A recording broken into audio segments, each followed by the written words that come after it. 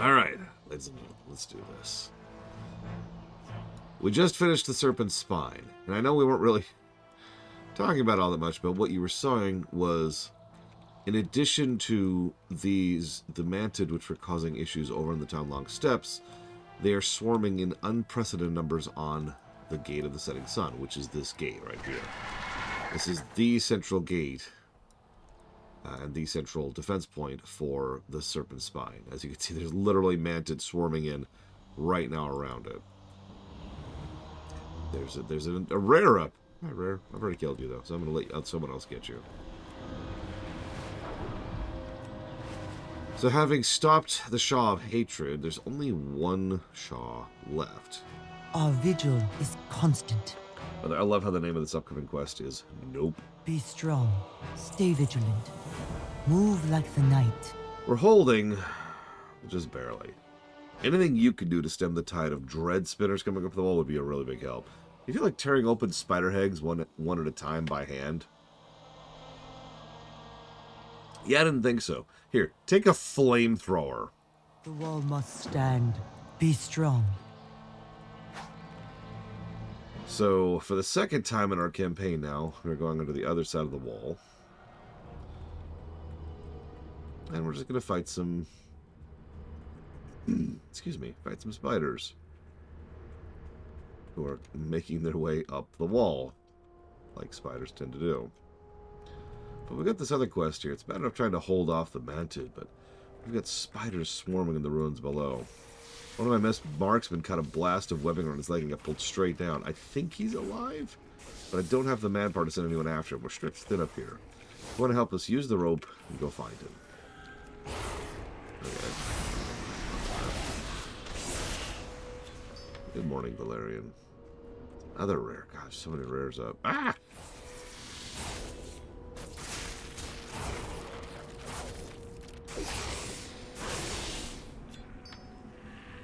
Yeah, let's do the only thing that is sensible to do to spiders.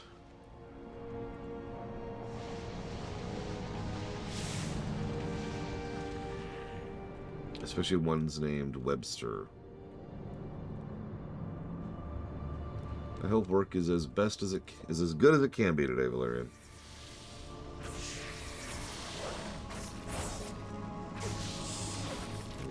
Okay. Come on. There we go.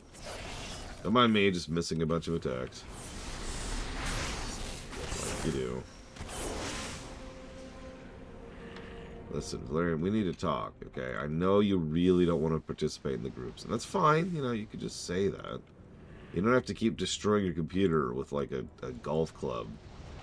Which is what I'm just picturing. You just go, whap, up. I can't group with you guys. I'm sorry. Sorry, it's just there's these weird it's hardware. It's hardware issues. I don't know what happened. It's the weirdest thing.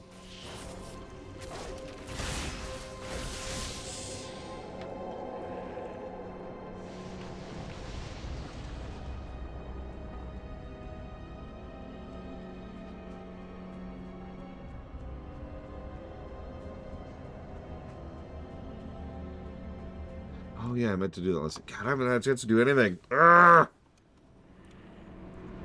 I am so worthless. You know what? I promised you guys the assassin build, so we're just going to sit here and we're just going to be really boring for a minute. We're going to switch to assassination right now. This is the best possible time for it. The hardest zone, with quests that are actually mean, doing a spec I know nothing about. This is going to be great. I'm looking forward to this.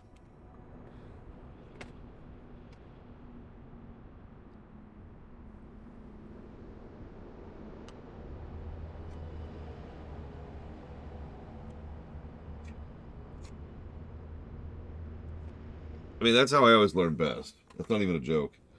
New spec? Alright, time to go to a dungeon. Fling me into the fire. So to start, what I like to do... I'll go ahead and talk this out. I like to do whenever I'm starting a new spec. I like to empty the bar. Just pull all that stuff off. And that way I more or less have to start from a fresh blank slate. Like, okay, so now I have no idea what I'm doing. What do we got? So, pretty sure the left tree is going to be more or less unchanged, so I'm just going to ignore that for a moment. So we start off with Deadly Poison. Now, that's an interesting thing to get as your very first talent for a spec, is a poison ability.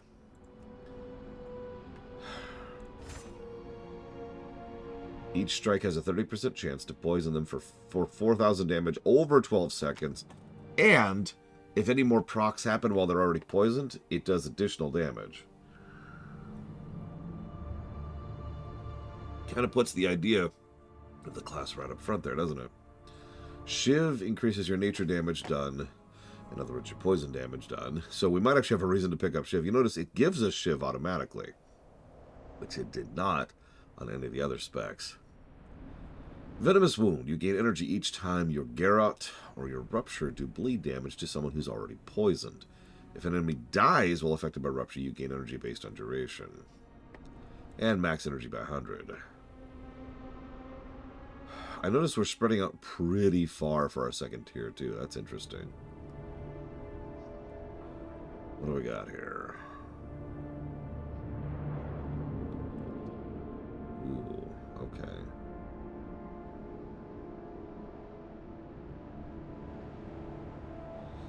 Yeah, I can already see that, Huthor. We've got bleeds over here, and we got poisons over here.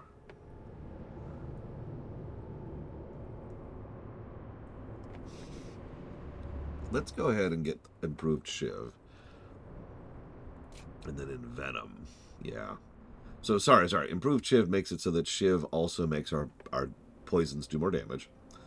And Venom, increase the effective in Venom. We'll talk about it in Venom later. Critical strikes that gain combo point, generate another combo point per crit. So do we want Crimson Tempest, which is an AoE bleed, Death Mark, which makes it so that our bleeds and poisons are doubled on a single target. You can also make Shiv even better.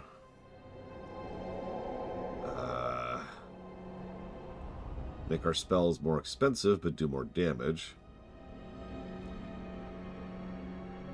Or crits increase while stealthed. See, I'm probably not going to go super stealth because we don't have an ability like we did on Subtlety, which allows us to be in stealth without being in stealth. Kingsbane is way down there, I notice. I want it, though. That's our artifact ability from Legion. Also, I cannot help but notice this is a fascinating picture for Assassination. Did you catch that? This is the Gates of Ahn'Qiraj. Why is the Gates of Ahn'Qiraj the picture for Assassination? Oh, shoot. Oh, shoot. Okay. Alright. We're just going to vanish here.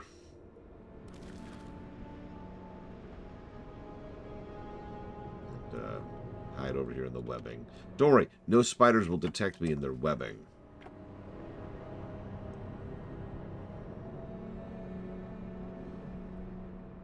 I'm probably not going to go down the AoE spec. So instead, let's grab...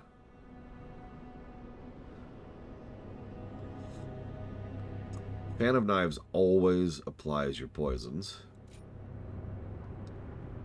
And then, oh gosh, what else do I want? So over here I can grab either Internal Bleeding, which makes it so my bleeds also do another bleed, based on combo points. Or I can do Caustic Spatter, which makes it so that my poisons also splash, doing AoE damage. I'm probably going to go with Venomous Wounds, Improved Poisons, and then Caustic Splash. Let's go and grab Increased Shiv, obvious.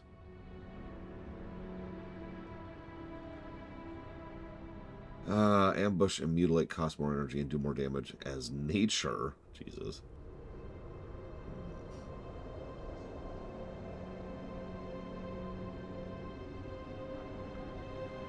Your poisons, nature damage over time, and bleeds do more damage to targets for each poison, nature dot, and bleed effect on them. Looks like it really wants me to take Death Mark.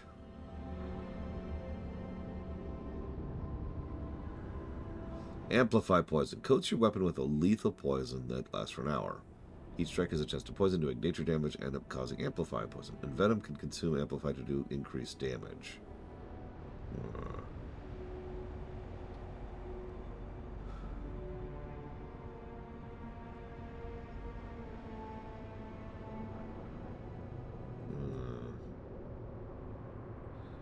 Alright, let's go ahead. Alright, let's go and grab Death Mark. The lethal dose and the fatal concoction. I wish that wasn't a lethal poison. I'm going to go ahead and grab it. And twist the knife. Envenom duration is now increased, and Envenom can now stack twice.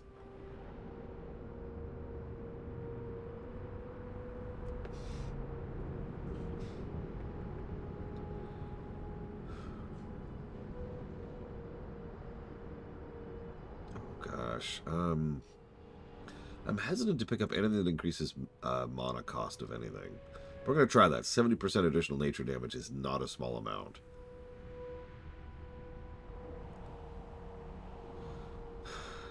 That also makes it so that Garrot increases the damage of ambush and mutilate.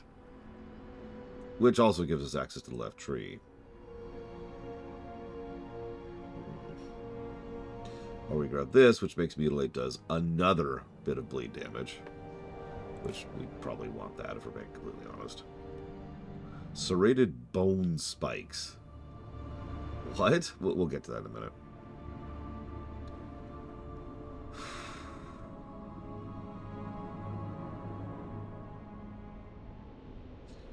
Yeah, this is one of the biggest reasons why I'm not sure if I'm giving negatives to artifacts, covenants, or covenants.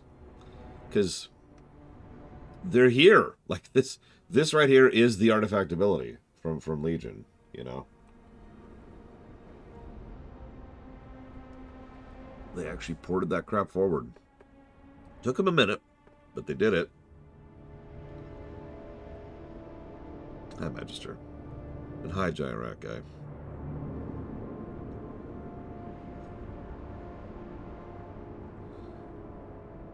Let's go and grab that. It really wants me to use Garrot.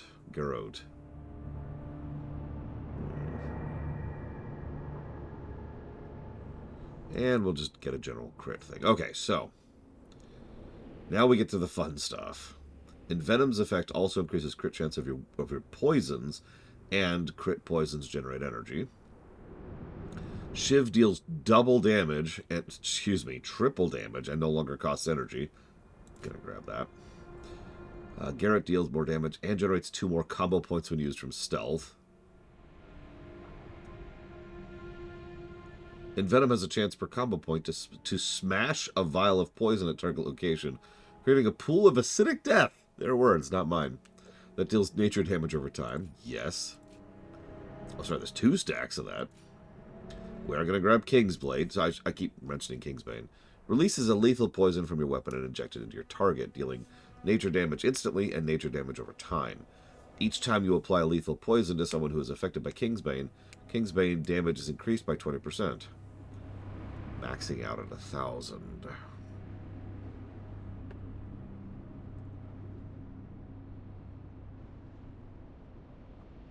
This makes it so our bleeds and poisons do execute damage. This makes it so that ambush and mutilate have a chance to make your next ambush free and usable without stealth. Oh. I'll think about that in a second. This is the serrated bone spike. So, prepare a serrated bone spike every 30 seconds, stacking up to 3. Rupture spends a stack to embed a bone spike in the target, dealing damage and bleed damage every second until they die or leave combat. Refunds a stack when the target dies. Yeah, that sounds like Maldraxxus.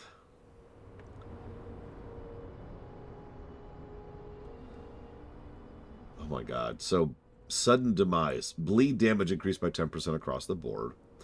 Targets below 35% health, that's your execute range, instantly bleed out and take fatal damage when the remaining bleed damage you would deal to them exceeds 150% of the remaining health.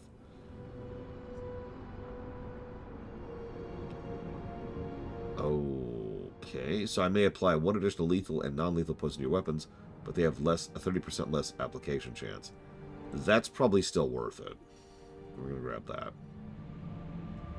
I definitely want the serrated bone spikes, obviously.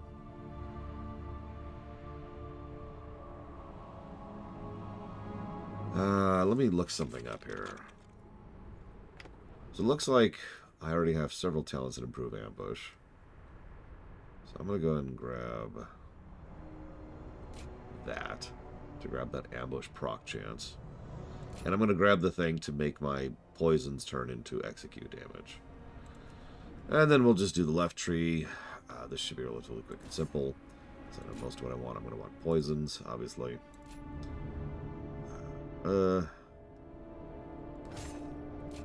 Sprint.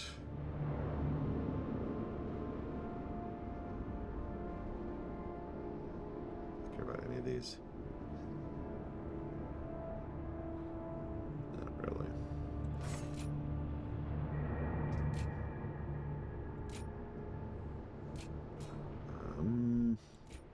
Increase healing, increase move speed. Physical damage taken reduced. Reduce casting time. Increase poisoning. Auto attacks generate more move speed. Feint has more charge. Ambush generates more combo points. Remember, we actually are going to go into ambush spec for that, so it's actually worth grabbing. Let's go and grab that. Go up Shadowrunner. And then leeching poison. Increase energy. Thistle tea. We always want thistle tea. And let's see, what else do we want?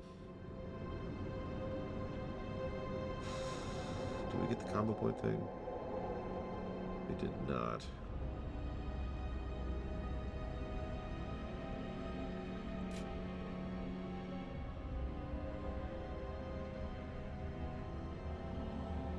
Let's grab some additional energy regen. And a little live.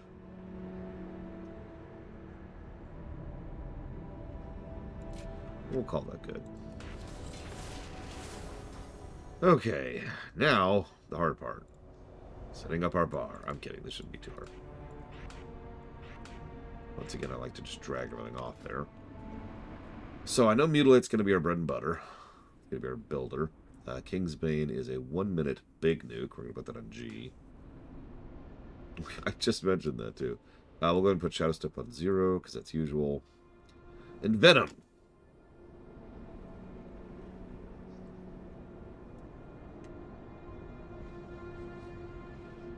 Okay.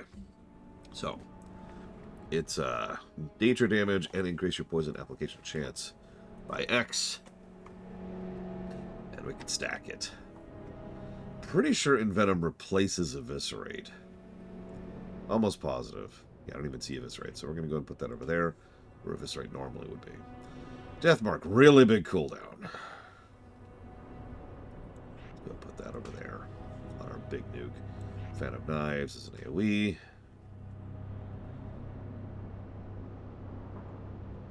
Garrot. Oh, you can use it out of stealth. I've been assuming this whole time you couldn't. That's interesting. We're going to put Rupture over there in its usual spot. Poisoned Knife can go over here. That's our Shuriken ability. Garrot, I'm not sure where to put that, actually. I'm going to put that on 4? No, let's put that on F. And then we need Shiv. That's what I'm not sure about either. So I need Shiv and Garrot to go somewhere. And obviously you have our poisons. Hello, Spartan. That's such a weird schedule. Slice and Dice will go on B, although I might not need it. If Envenom applies Slice and Dice, I can take it off my bar. Oh, my neck. Come on, Nick. Work with me. Is that it? That is not a lot of abilities. Wow, okay. Am I missing anything?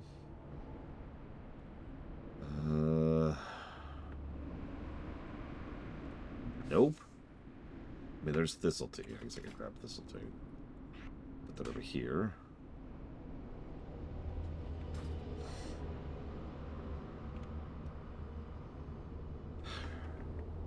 So Shiv...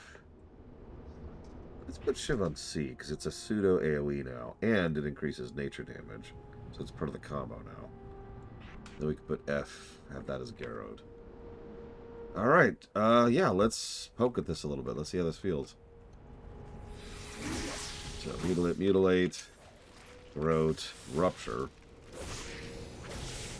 And ambush goes right where it should. Perfect. I should probably put some poisons on. So let's do instant poison. And amplifying poison. And yep, the poison that reduces the enemy damage. And the poison that is not even here. Do I not have it? I guess that is the one I took. I think I took the wrong one. I did. I meant to take that one. There we go.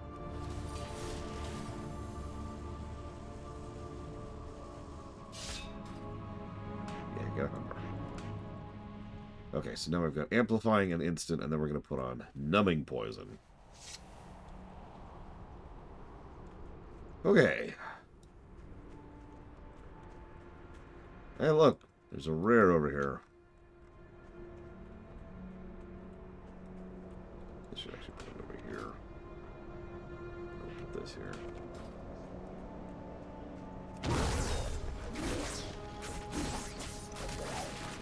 Okay.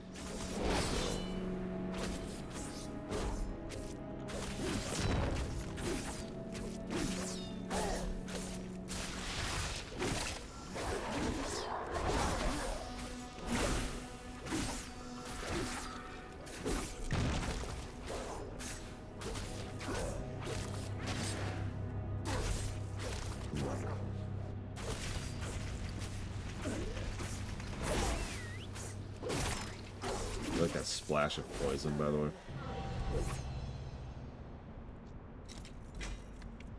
Interesting. Okay, we're gonna have to play around with this a bit to feel it.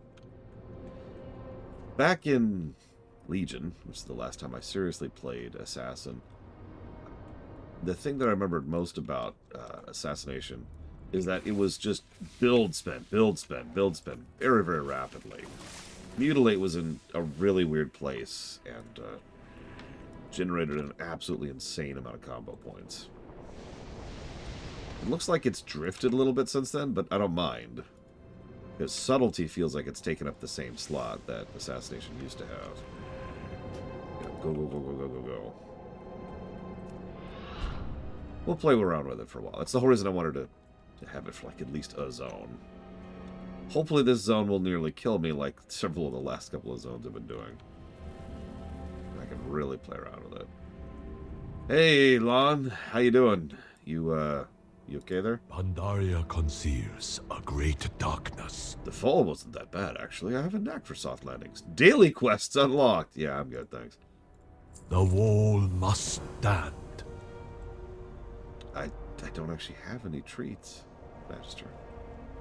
So I'll let him feast on all of these spiders. How's that sound? Nice work with the dragon gun. I did what I could down here, but arrows are only so useful against these things. Yeah, that tracks. Beware the western wind. You aren't going to believe what I saw. Two Mantid fighting each other, whipping some serious magic back and forth. One of them didn't look like any Mantid I'd ever seen. Different color and dress, some kind of oracle or something. The other was a psycho, splashing Shaw energy around like it was a keg of Storm Stout special. Look, I gotta get back to my post, but those two are still fighting in the cave behind me. I have a feeling it's a big deal. Watch the shadows. What's that? The MSQ hook? By all means, let's find out what's going on. I'm sorry. I love the Dreadwastes, and I hope that anybody who hasn't seen this before, I hope I do a good job of conveying the way this zone is structured. So just to rehash really quick, because I did just spend like 5 minutes building talents. When we approach Kunlai, the Yongle are attacking. We do a whole bunch of stuff, pushing back into the... Also the Hosen. The Hosen are attacking because the Yongle are attacking. The Yongle are attacking because they're fleeing from Townlong Steps. They're fleeing Townlong Steps because the Mantid are swarming up. But we're there to deal with hatred. once we're done with all that, we get a call to go to the wall, which we just left, right up there, and the gate of the setting sun. While we're there, we help out with the assault on the setting sun itself. And then there's this one random archer on the wall who says, hey, could you go down and help find my guy? And we're like, yeah, sure, we got your back, no problem. When we go back down there, he mentions there's these mantid fighting each other. Now, to be clear, that's essentially insane. Not just in lore, but think about it from the perspective of the player. Really think about our exposure to the mantid so far across the entire game. We saw one, if you're paying attention, one mantid in the Jade Forest, and they're mentioned a couple of times, but that's it. In Krasserang Wilds and in the Valley of the Four Winds, we see a couple of them, and they're all coming from the Stoneplow Ingress. And we have the big scene where we push back against them. When we get to Townlong, we fight a whole bunch of them, but for the first time, we start to see that there's actually coordination, organization, that they have an army, they have commanders, they have generals, they have military, they have architecture, they have hardware. And now we find out that the Mantid are fighting each other?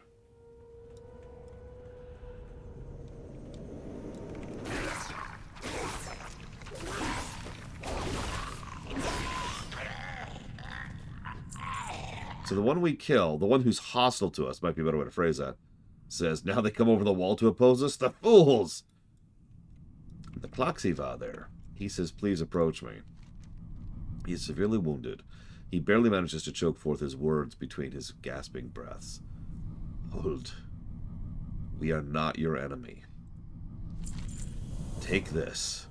He struggles to outstretch his arm. In his mangled grasp rests a metal fork with two long, thin prongs and an ornately jeweled handle. Awaken the Wind Reaver.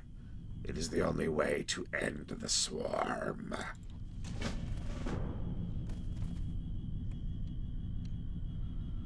And he dies. So, I don't know. Can I just pause and give a positive for this? Because this is just such a great moment. They have been building up the Mantid the entire expansion. Literally from the first zone. And it's been a trickle feed. Bit more, and a bit more, and a bit more, and a bit more. Until finally we get here, and there's just this mystery sitting there. Hovering. Because it's very clear something else is going on here. But what? There's still a lot of holes as to what's going on with the Mantid, who they are, what they are, why they are. And now it's finally time to start actually learning some frickin' answers.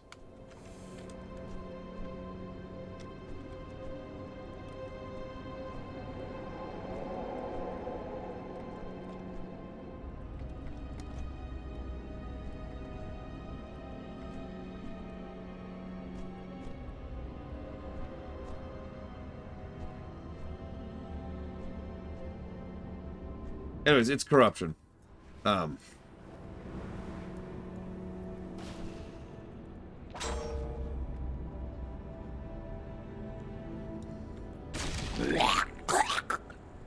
have returned.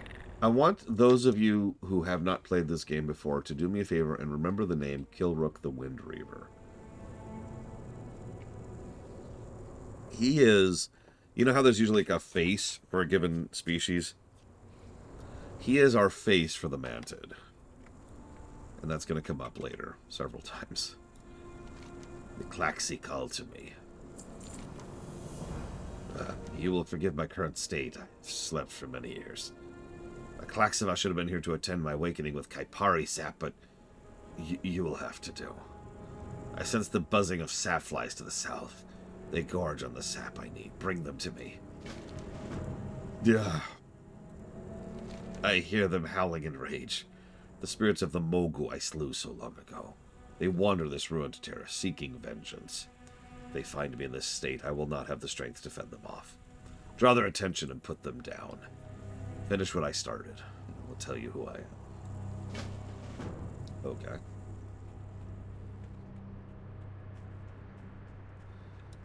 I can do that. Let's see how our AoE feels. Jesus.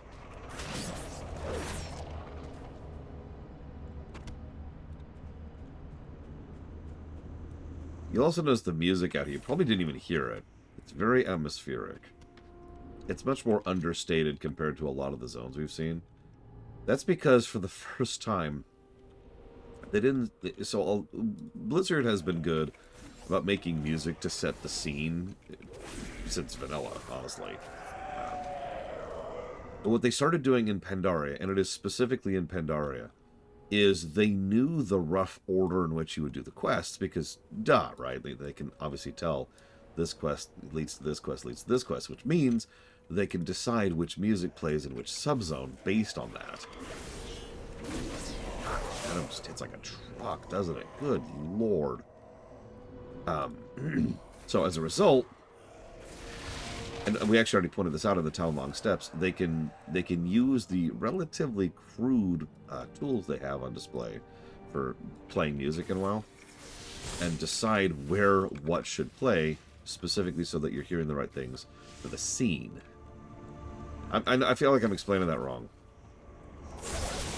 But you know how in FF14 songs will play for scenes or cutscenes or whatever? WoW didn't actually figure that tech out for a bit. Instead, WoW plays scenes based on subzones. You've seen that if you played any WoW or watched any of me playing WoW. So they're trying to like crudely affix that tech onto the story.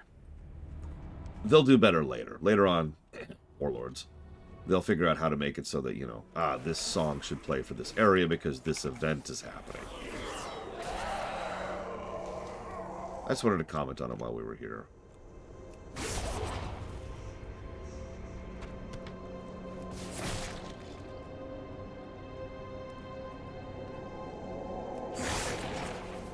I just realized I'm not going to be able to do any dungeons on this character, on Assassination.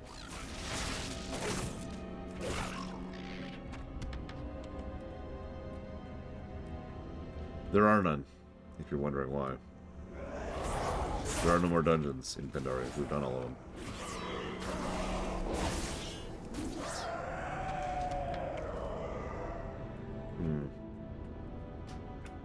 Anyways, I'm going to go quiet so you can hear the ambience of this area.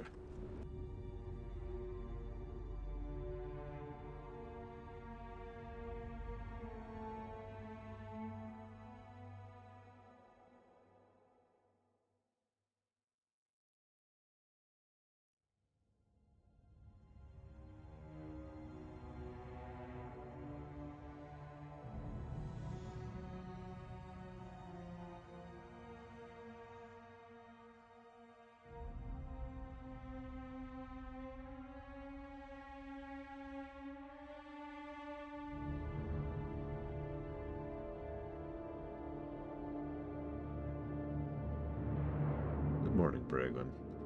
Part of the problem might be the fact that you're listening to... So, Pandaria in general actually has really quiet music compared to previous expansion stuff, right? Like, a lot of Kata's music was really big and bombastic, and we'll see this again in Legion, and Warlords, actually. So, that might be part of the issue? I don't know, we'll see as we keep going.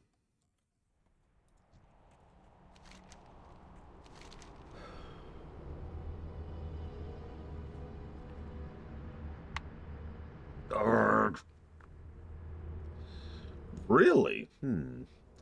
Well, again, we'll see. Like when we get to Frostfire, for example, if you can't hear that music, then I'm doing something wrong. Alright. Without nourishment, I will die where I stand. This will do. We have a common enemy in the Mogu. And perhaps others. We shall see. I must report to the Klaxi. They would not have woken me unless the situation were dire. You have not been entirely useless. For that I will spare your life. Counsel may even find a use for you.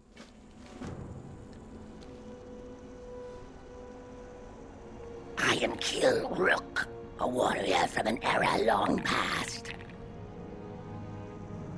In my time, this was a Mogu stronghold. It was my honor to paint the walls with their blood. For my deeds, I was named a paragon. A hero to be preserved in amber for a time when the Empire would need correcting.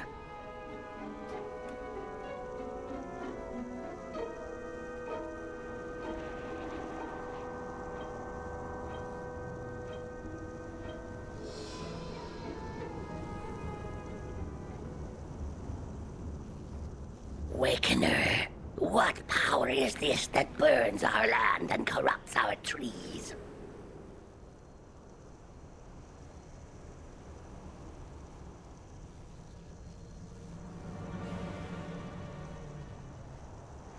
The palace. This is not our way. I see why the Klaxi have been forced to act. They are a council of our wisest cultural leaders. They serve to check the power of the Empress. Should the Empress ever fall to corruption or endanger our civilization, the Klaxi are sworn to unseat her. There are others like me, paragons of each era, frozen in time and buried safely beyond the whispers of the Empress. We answer only to the Council, and we rest only when their will is done.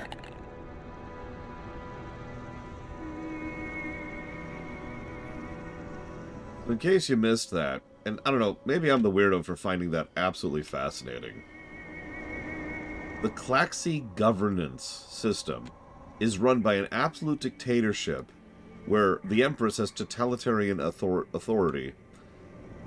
Unless she does anything that the Council, which is a separate entity, believes to be against the better wishes and betterment of the entire Empire.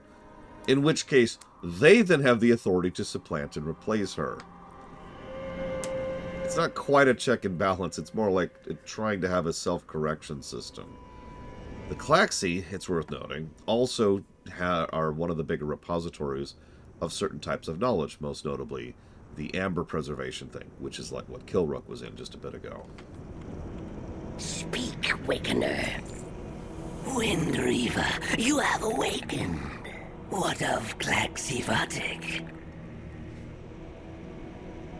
And what is this filth you've brought to our sanctuary? Hi, I'm Filth. The Klaxi Va you sent has fallen to an adjunct of Her Majesty. This filth defeated the adjunct and saw to my awakening. We do not need help from the lesser races. Dispose of it.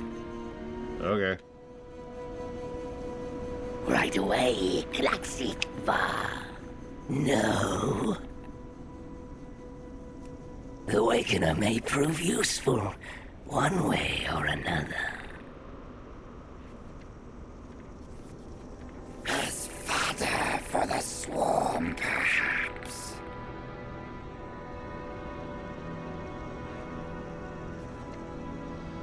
I've always kind of liked that exchange.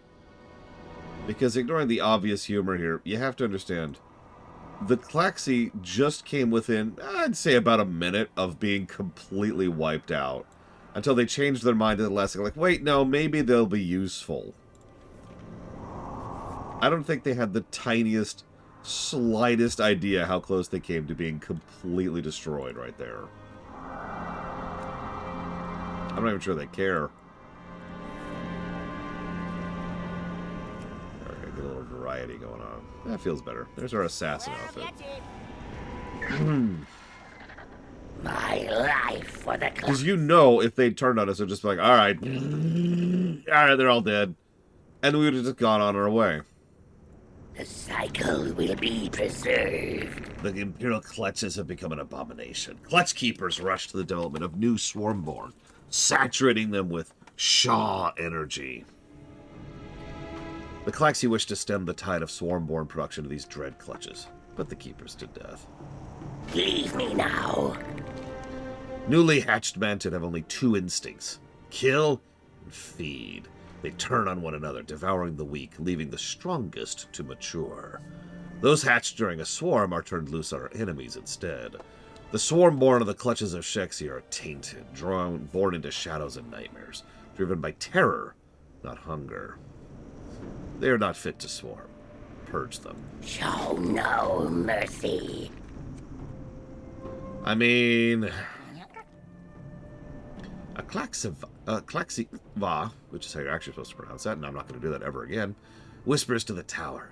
It carries the whispers far, to other towers, to manted paragons. The whispers bounce, and Klaxi hears all. They see all. A tower near the palace is quiet. This will not do. It must sing for Klaxi. It is my job to fix the tower, but if you serve the Klaxi, you could serve as well. You fix the tower. I will wait here. Okay.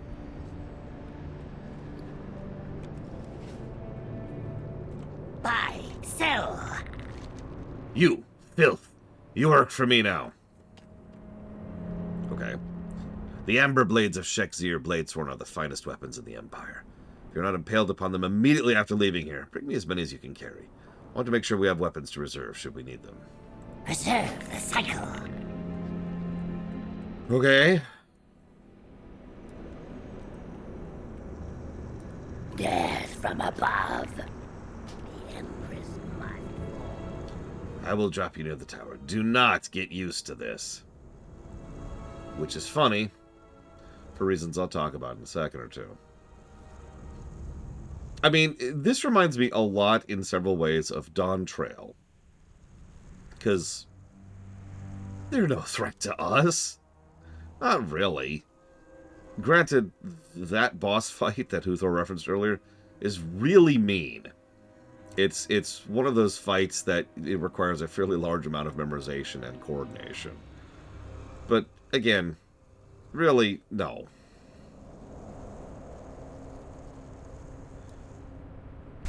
Hi. Did you notice that he threw us down and we did damage on impact? I just wanted to point that out, because I want you to be cognizant of it. That is actually a tutorial, believe it or not.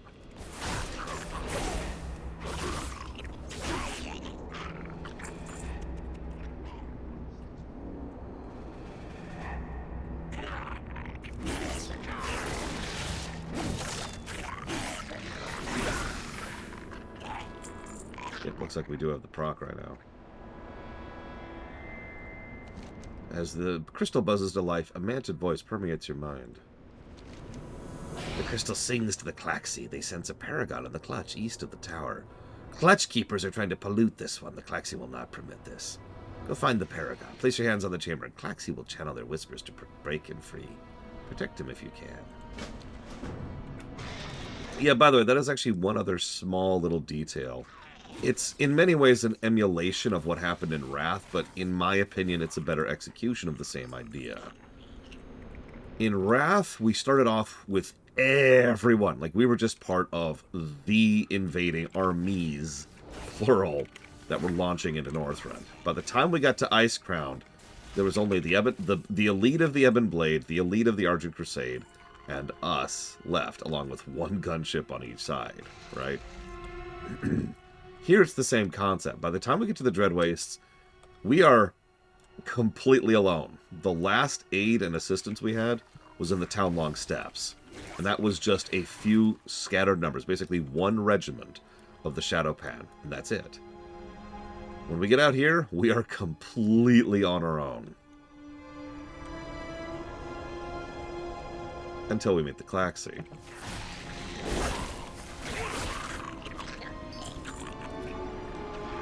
I've often wondered if the Klaxi were, my phrases, smart enough to recognize how good of a decision they just made in allying with us. Because, for lack of a better way to put it, it's possible they have no idea the significance of what they just did. They more or less just ensure the continuation of their species, if you think about this whole quest arc and where this goes. See, that's what I was thinking to Huthor. It's like, it's entirely possible. There's just not enough self-awareness there. One of the most interesting things about the Mantid in general is while they are definitely individual sentient sapient beings, they are very hive-focused. Like, not a true hive mind in what we usually think of there, but at the same time, they tend to not think as individuals at all. And there's some noticeable, let's call them holes, in their thought processes that are a direct consequence of that. That's true, Magister. That's the other reason I think this is a better execution of the Wrath idea. In Wrath, it took the second Lich King himself to flat out tell us that we were the best fighting force on the planet. His words, not mine. Here, we feel like the best fighting force on the planet. Because we're out here hanging in deep in enemy territory with no gunship, no crusade, no ebon blade, no nothing. Ah, there it is. So do you see how Kilrook just came down and attacked them with us? So let's talk about the unique gimmick of the Dreadways, because for as much as I keep talking about how we're alone, like I said, there's kind of an asterisk there. This is brilliant, in my opinion, and is a fantastic gameplay and story integration concept. Every Paragon that we rescue gives us another special power. Some of those are usable, some of those are passive. But in all cases, they give us just some extra little something we can do to navigate and interact with the zone in question. So Kilrook, the only guy we've rescued so far, he gives us Angel of Death. I can even mouse over it right up there. When you gather at least 2 enemies within 10 yards, Kilrook will assist with Reeve, cannot occur more than once per minute. Reeve instantly hits all of them, doing a fairly huge amount of damage. 100,000 damage, to be clear. And it also bleeds them for another 100,000 damage over 10 seconds.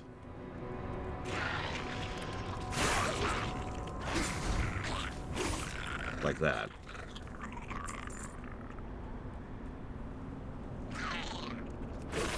I'll be pointing out these Paragon abilities as we go, because it's a brilliant idea. And probably...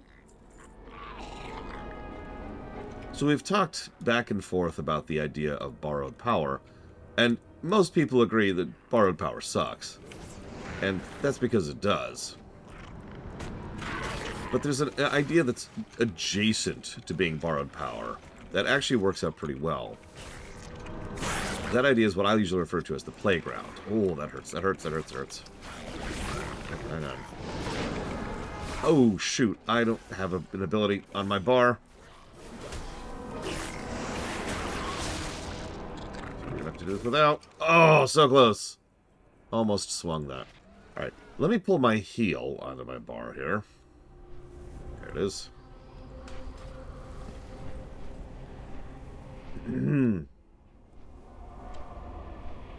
Anyways, almost had that.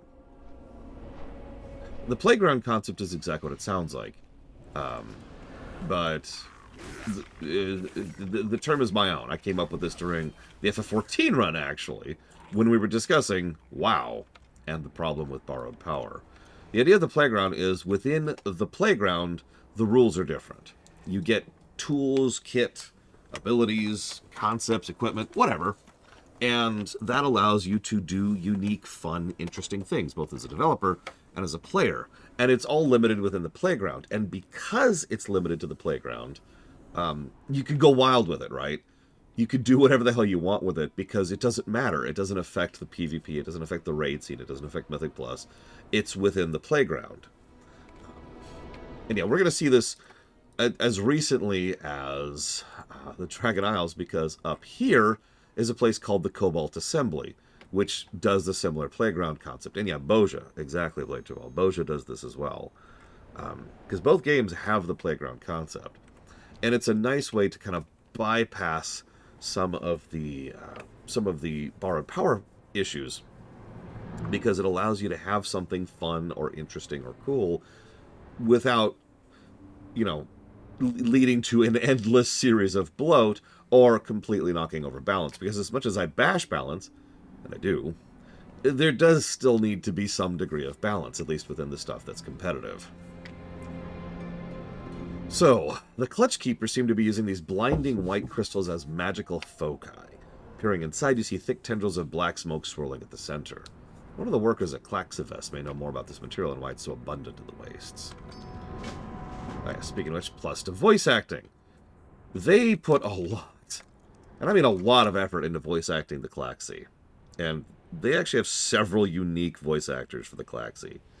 I want you to think about what it would be like physically, being a voice actor, sounding like one of the Klaxi for just a second.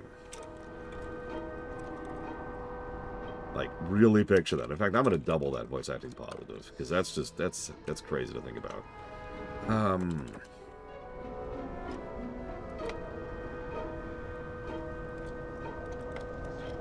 Yeah, no, Pandarian's a noticeable bump in voice acting. IMO. Give me a second. When I finish this quest, I'll go back to town, and you should be able to hear a few. Give me one moment, please. I want to write this down before I forget.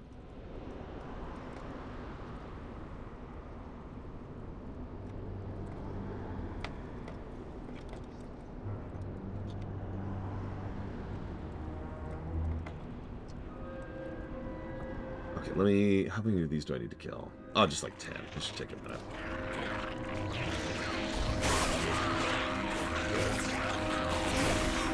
Okay, now I just need to kill 2. I just need to kill 1. This is going to sound weird. I'm already kind of liking Assassin, and I haven't even been able to use it properly yet. Like, I haven't been able to properly slide Shiv into my rotation yet, or Mark of Death. It already feels kind of nice. I still think I prefer Subtlety, but then again, Subtlety's crazy good, so that's whatever. Hey, Kennex Cow. I mean, Wakener. So, this is Malik. So hopefully he'll talk in a moment, but this is our second Paragon. If you're paying attention, the Mantid we just killed here, we're all trying to do something by pouring Shah energy into it. So they're trying to corrupt the Paragons with the essence of the Shah. Interestingly enough, though, and this is kind of a key point, they were failing. Which is why he's fine by the time we get here. Amber Tech is no joke. I keep calling them the Klaxi. The Mantid are actually quite advanced, magically and technologically, with their audiomancy.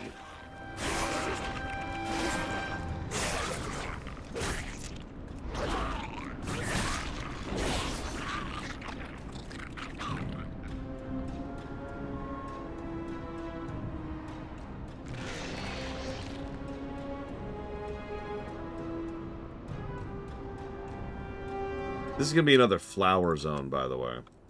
And I am returned. I heed the call of the Klaxi. Okay, that wasn't a great example of Klaxi voice acting, but that is kind of what they sound like. The Kilrook is probably the best one. Despite what Huthor might think, I actually like the flower approach to quest design as long as it's done well. You know me. What I really care about at the end of the day is if something is good. And I think that Dread Waste is a good example of good flower design, because a lot of these quests are going to involve going to Klaxivus, and then branching out to, like, say, down here to Soggy Gamble, over here to the Muck, up here to the village, and up here to Koraves. And that most of those then end up going right back to Klaxivus before you get the next branch.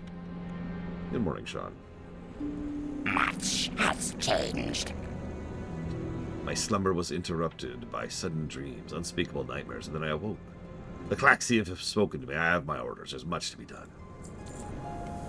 I noticed, by the way, these are giving an absolutely insane amount of rep. I'm getting 1,500 rep for these quests. Their death will be swift. Be a leaf in the wind. The Empress must fall. These eggs should have basked in the warmth of the sun for the song of a million wings for 10 more years. The Empress will pay for her crimes. They might have Huthor. So, I have 2 characters who I grinded the rep out for 5.1 in advance, because I felt like Landfall was a sufficiently important narrative beat that it was worth showing off regardless, right? But I'm not going to do that initially, because I have a weird suspicion we may not have to. Yeah, no, that's exactly. We're going to do Landfall on this character, and see if we just get the rep we need to by doing the quests. Because that would actually be pretty awesome if they pulled that trigger, and that would remove a negative or 2 or 3 that I was already chewing on. Leave me now.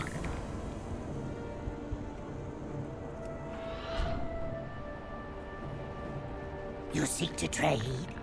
The Bladesworn carry their swords with pride. I want them on my weapon racks. We are done. If all goes as planned, the Claxi will stop the Empress without your help. Still, it is my role to be prepared. The will of the Claxi is eternal. You have an idea what this is? It's amber, but it's polluted. I would not expect an outsider like you to understand the consequences of this. We are done. Amber is power. It brings life. This dread amber you've brought me has been twisted. It is concentrated by fear.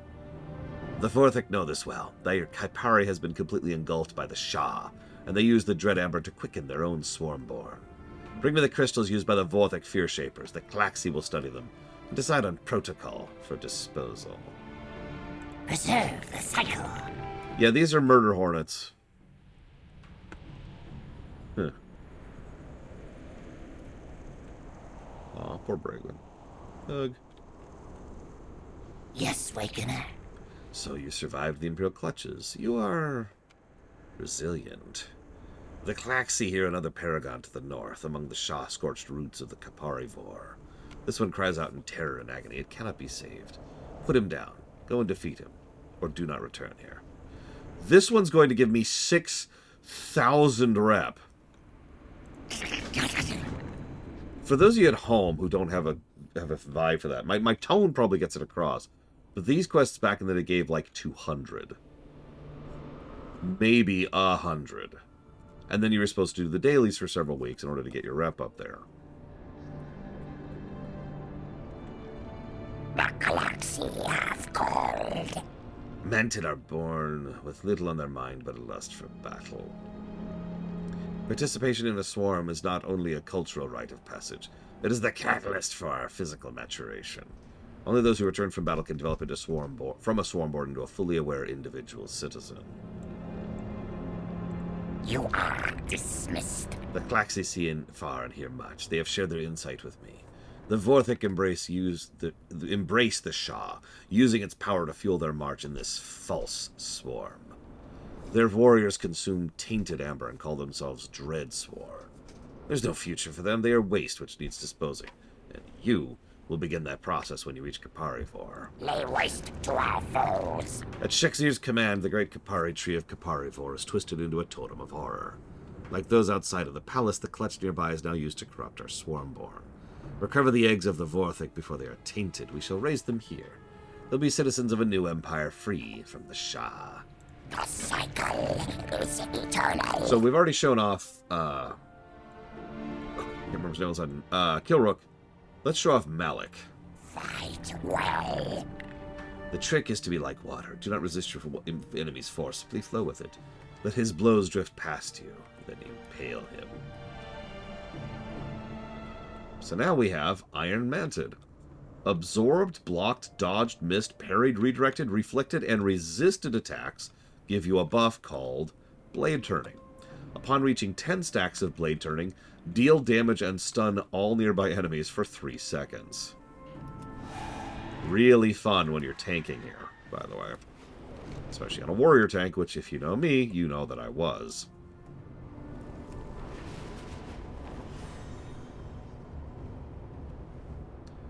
Peekaboo.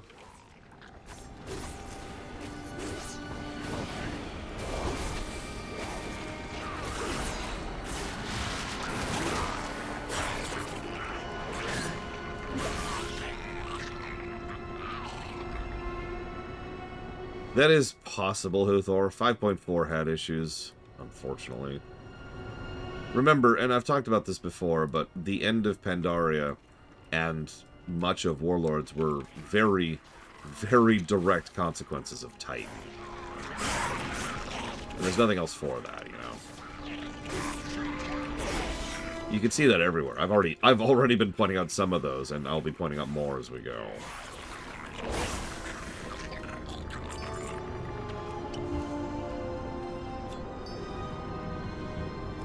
At least a little bit Triaxia. I wouldn't be surprised if it was inspired thereby.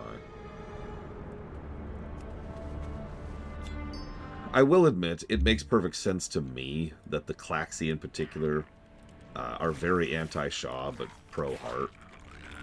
The reason why is because their whole shtick, the Mantid culture, is very, very focused on purity. Which makes sense, they're evil. And so, you know, obviously, anything that is purely of Yasharaj, sure, we're totally cool with that. So, they're cool with the Heart. But the Shah? That's just one little tiny fragment of the Heart. That doesn't even count. Is that even a real, you know, is that a real force for the old gods? I don't know. So I have deliberately not answered that question, Act. And I'm going to continue to not answer it until we get to a point which I think we'll actually reach because of the rate at which we're getting rep.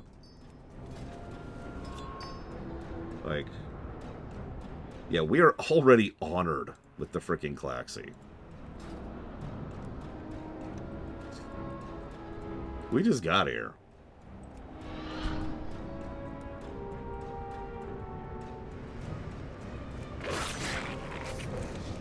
Again, that is not a complaint you hear in my voice. I get why they do rep grinds, but for the record, I'm actually 100% in favor of them, like, as a standard policy, doing this kind of a thing after an expansion is no longer current. I've talked a lot about the old content team I would put together for MMOs like this. One of the things that I would probably do is have a team that goes through and say, okay, let's smooth out some of these things, right? And making the rep grind just go away, essentially, when the next expansion comes out is another thing I would do. So that people can actually experience the content, because a lot of these rep grinds hide lore, hide content, right? Like the one we're currently doing. Like the one we're about to do once we finish the Dread Wastes. 5.1. Hell, 5.1 actually has 2 rep grinds. One for the Alliance and one for the Horde. Also Throne, while we're on the subject.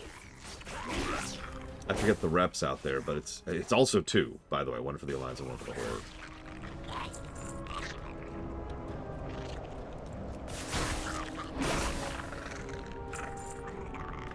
I'm not sure what else I would do. Oop, okay, you're stuck. Enjoy being stuck. We're gonna go over here.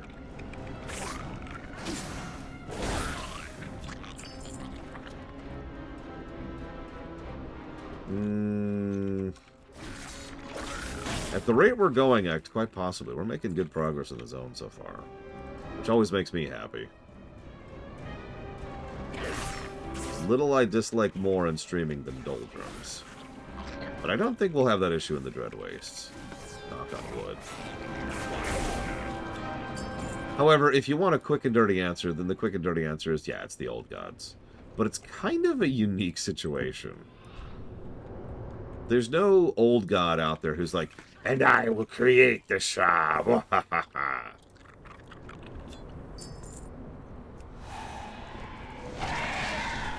A lot of us back in the day speculated quite a bit about what exactly was going on with the old gods and the Shah. Because there's some very clear parallels between the two. And even back in Pandaria, old gods and Void were very strongly connected. The problem was, by our knowledge, back in Pandaria, there's only one old god left, N'Zoth. Now, I'm going to spoil something for you. There is only one old god left, really. And that's N'Zoth. So, what the hell's going on here? Do you have something of value? The will of the Klaxi is eternal. Old gods came from the Void, but not all Void is of the old gods, Act. Do you have the crystals? Preserve the cycle. What happened, I wonder, if you ate one? What would it do to your soft, pink insides? We have mutual goals. In disciplined hands, the spear is the perfect weapon. Hey, he gets it! Only the weak would augment it with sorcery. Oh, never mind. We have no need for the weak. The cycle is eternal. Parivor was once beautiful, rich with amber, and surrounded by prime hunting grounds. Lay waste to our They are foes. large. They will hatch soon. Good, we may need them. Fight well. So just to do a catch-up thing here, we are currently at 7,500 rep into Honored. Okay? What? How did... The Death Caller was a legendary hero. He must not have fully awakened. You are fortunate. Okay, so now we are at 7,500 rep through Revered. We are almost Exalted. We're about halfway through Exalted. Jesus Christ. Again, not a complaint. Let's do the side quests first before we... Because we might actually be outpacing the MSQ a little bit here. The beacon in Amber Glow Hollow seems to have been tampered with. Right before the signal cut out, the Klaxiva picked up a signal for another Paragon nearby. They believe he is hidden in that wretched little swamp, Duskroot Fen. I'll meet you in the Fen to set up a temporary beacon until I can get the Amber Glow operational again. You will wake the Paragon, and then you will help me. The will of the Klaxi is eternal. We have just also intercepted a message that you're supposed to get at a later rep point. Yongle laborers have unearthed a Paragon of Amber in the quarry at the side of the island. We must get there immediately and free him before the Xanthic destroy him. Preserve the cycle. This is great if they keep this in, legitimately. Yeah, no kidding, Huthor. Because, yeah, you'll notice I am Exalted with the Shadow Pen. On the very verge of Exalted with the Pearl Fin. Halfway through Revered with the Lotus. And I don't have much with the Celestials, but... yeah, I could see that, Blade Deval. It makes me wonder where Tor was in terms of release relative to Pandaria specifically. I'll be right back.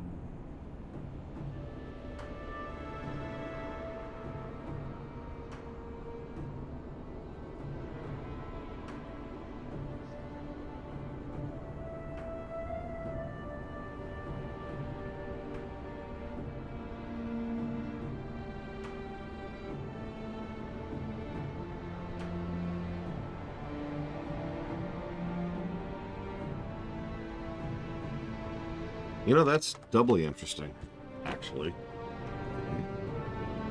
Because, like, we have... whatever. Speak.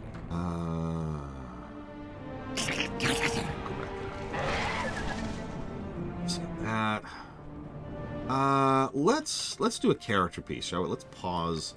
We're just suddenly flush with options because we're not rep gated at all, which is great. So before we go with Hisek, the dig. Hey, look, There's a Pandaren camp in the Dread Wastes. Now, how many of you remember when they mentioned this? I imagine it's none of you, and that's fine. I am just legitimately curious.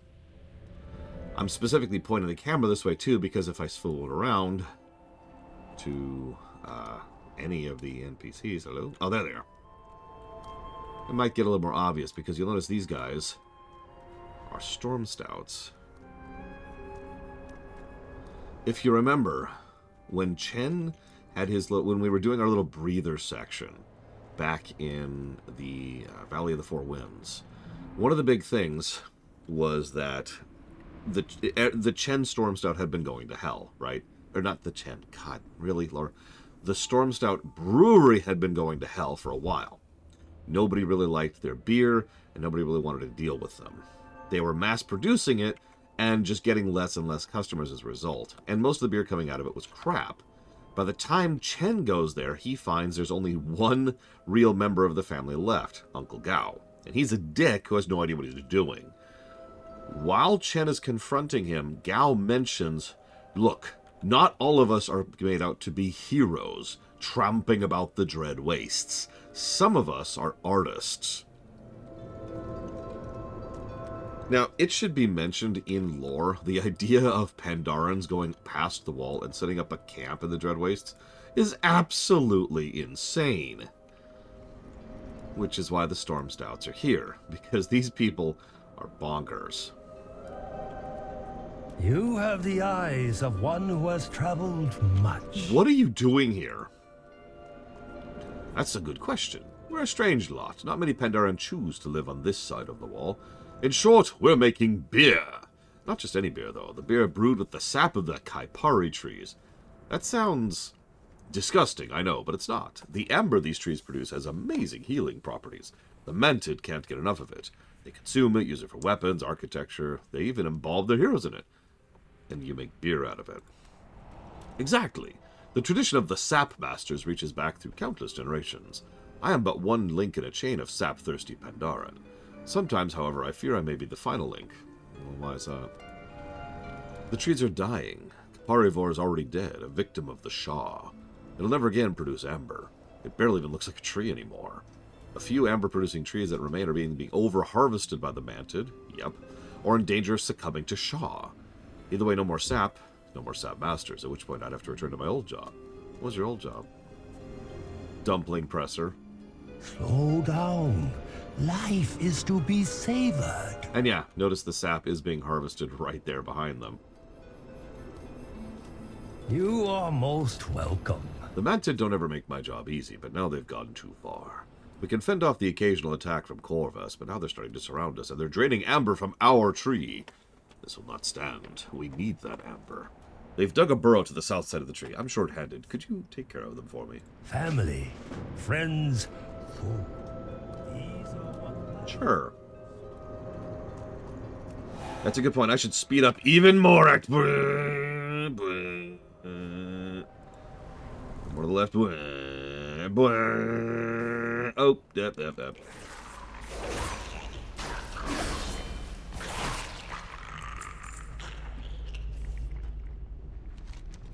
When the horror comes arising and the heavens hum with war, our great vessel of salvation must be broken from its core. Honestly, yeah, the Storm Stouts in general are not really, we're just going to chill for a bit kind of people. Why don't I rearrange these? Let's do this, and let's do this while we're being assassin. That feels a little bit better.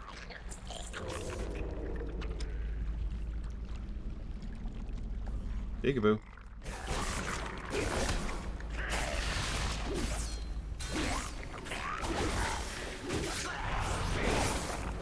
Okay, I didn't want to fight everyone in the world, but I think I can manage that.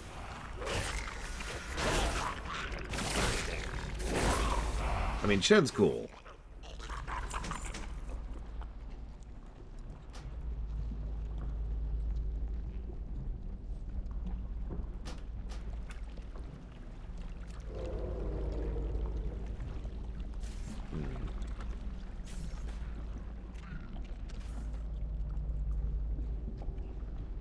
Need to look up something really quick. Rexar? The next... okay, so Rexar shows up briefly for Legion, because everyone shows up in Legion. Seriously, at this point, it is legitimately more rare that a character does not show up in Legion. However, he does show up one time after Legion, where he will be getting negatives, which is in BFA. Oh, also he's in Warlords, but that's kind of an asterisk. Is Arthas in Legion? Do you really want me to answer that? The answer's yes. All right, let's see here.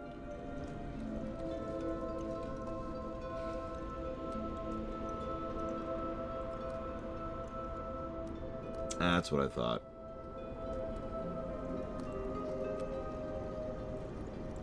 What's the ending of WoW? I mean, Legion. At least for the story arc that came from Warcraft 2. Is it really him? That's more complicated to answer than it probably should be. Tell me of your travels. May you find We're not here to hurt anybody. We just want a little bit of brew out of this tree sap. Is that so much to ask? May the red crane. Yeah, but hang on. Found you. Yeah, Takoida's probably right. If WoW ever actually becomes a gacha game in any format, then it is officially dead. No really style. If it comes out in the phone, that's the first death knell. It's one of the reasons I'm so scared about FF14 right now. Welcome. Is it some kind of scroll? Mind if I take a look? May your days bring you joy. This is terrifying. I hope to see you again soon. Hi, Chen.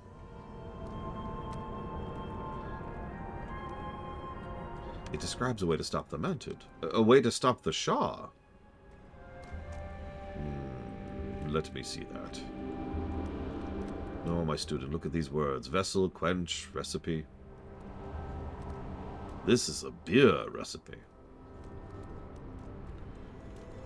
You are wrong, teacher. Silverfur, you'll help me to stop the Mounted? Ignore her, Silverfur. Help us brew this beer. You know I can do both, right? Like, I can multitask. It's cool. I got 2 daggers. Well, that's fair, Huthor. What I meant is Legion is the end of the story arc of Warcraft. Which it is, and there's no debating that. What wisdom do you seek? BFA was the beginning of Chapter 2. A chapter that lasted a grand total of 2 expansions. Before Dragonflight, which is the beginning of Chapter 3. May you find mastery. About that scroll you found, I keep looking at the line, bound with wooden shade. The shade in particular intrigues me. I must admit, I've often considered taking some of the area's residual Shah and incorporating it into a brew.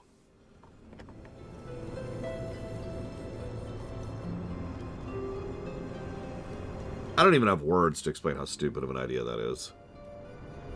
Probably is Miristar. Family, friends, food. The recipe said rending daggers of great ones. Mushan, that's it.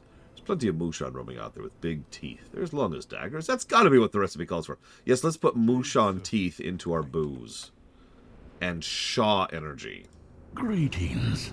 I have failed my fellow brewers. I took out supplies to the clearing east of here and left them there. And now with the Shah corrupting the land and the Mounted on the prowl, it's too dangerous for them to bring them back. If you could find them, perhaps I could regain some lost honor. May the currents be... No, exactly, Bladeval. Endwalker was the end of FF14. And now Dawntrail is the beginning of Chapter 2. And so far I'm with it. Oh, hello. Forget about them and forget their brew. They have real work to do. The scroll mentions rending daggers of the Great Ones. I've got a feeling I know where to find them. A pair of mounted lieutenants patrol the Horrid March. Each one carries a ceremonial dagger. Bring those here. We may be on the verge of something big. Farewell. Yeah, but listen, I need to go talk to Chen over here. So, got any stories? So far, yeah, but I can't say that yet. Again, I've said this before. My memories of BFA are simply too tainted. So, I'm not sure how BFA will score relative to Dawntrail. Dawntrail was pretty recent, so we don't need to audit anything for that. So that's just going to be a one-to-one comparison. Silverfur, it's great to see you healthy and traveling so far. It seems our paths are quite tightly intertwined. I'm here looking for my family. I'm told several Stormstouts came across the wall to face the Mounted. I mean to find them and join them. Have you seen anyone named Stormstout around here? Actually, yes. Tell me of your travels. Travel safe. Greetings, Wanderer. May the mists protect you. You have the eyes of one who has traveled much. May the red crane live forever. Sit down. Big Dan, Han, Evie, and Mama, I understand. It seems like Dan will be safe here. I'll go look for Evie, Han, and Mama. Take care. I travel well. It is great to see you again. I would stay longer, but I need to find out what has happened to the rest of the Stormstouts. I sincerely hope our paths cross again.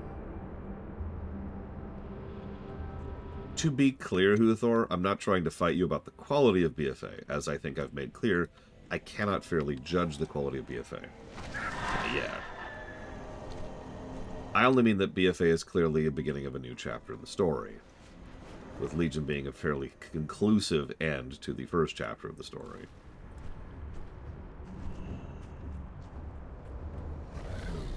Unless maybe the jailer was behind everything from the very beginning.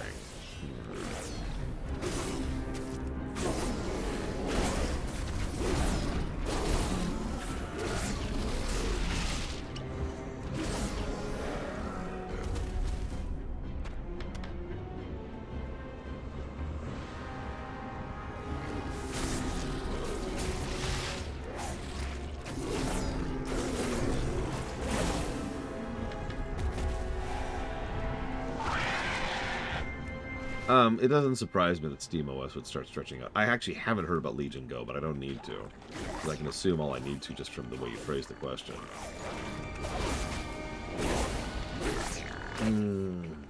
I feel like, theoretically speaking, sure, Thor. I'm not going to argue with it, because, and no offense on this one, you're just wrong on this one. It's like you told me that the Earth is flat. I'm all for tolerance and understanding, but no, the Earth isn't flat. That's stupid. Sorry.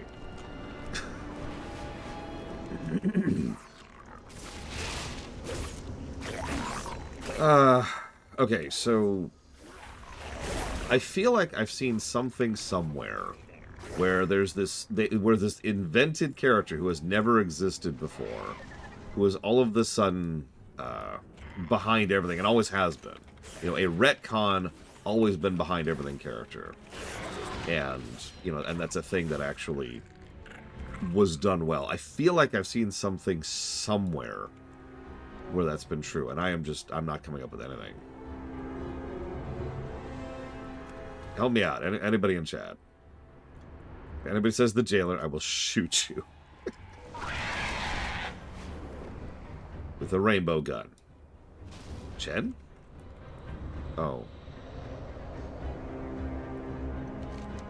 I was too late. She was so small, and I was too late. She should be given a proper burial. A little warrior like her deserves better than this.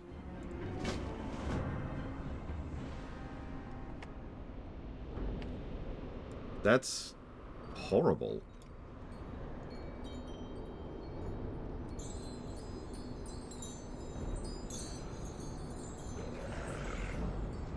I mean, I guess we could argue Palpatine.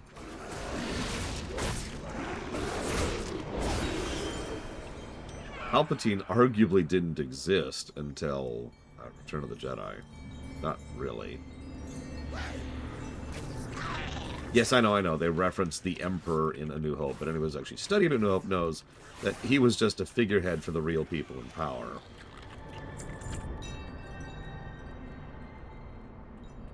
And in Empire, they decided to crudely connect the Emperor and the Lost Dark Jedi together into one character, more or less at the last minute, as a desperation move.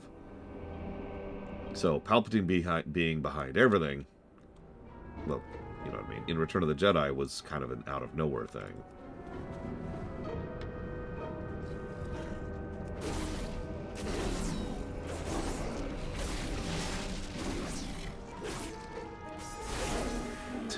Funny you say that, Blade or Act. Excuse me.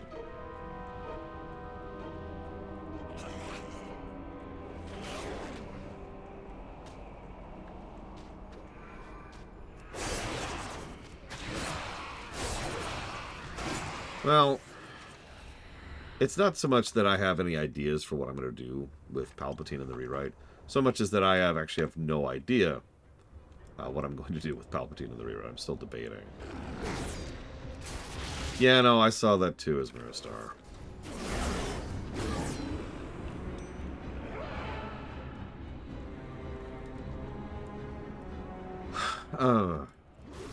Palpatine's a weird one. I have a pretty good idea what I want to do with, excuse me, with a lot of the major characters in the rewrite of Star Wars, but I'm not undecided when it comes to Palpatine itself. Because the problem is, and Dakota just alluded to this, Palpatine is more like 3 or 4 characters who are all happen to share the same name and face, but are functionally 3 or 4 different characters.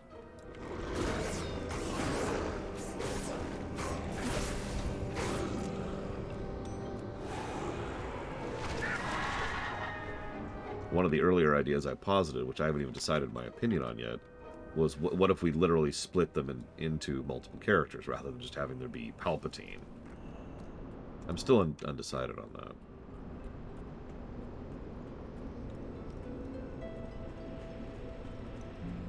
They say your name was Evie. They say you were a sweet girl. I never knew you, but you were family. May your journey in the next world be filled with joy and beauty. Farewell, Evie Stormstout.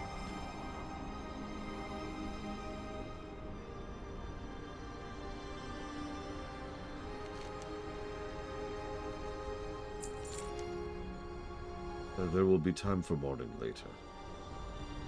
For now, there are other Stormstouts to be found.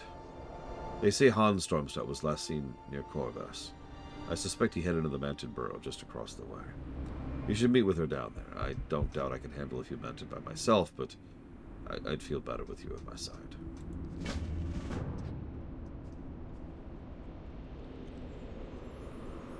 She looked like Lily.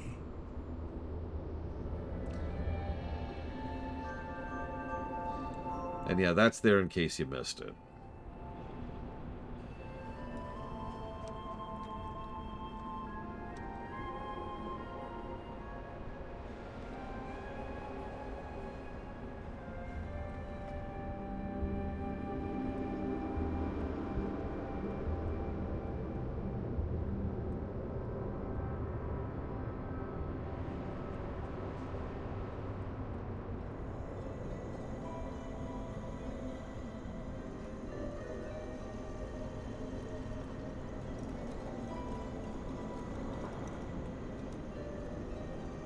Yeah, it's worth noting that, a couple of quests in Wrath aside, resurrecting someone is not actually all that easy to do in setting, really.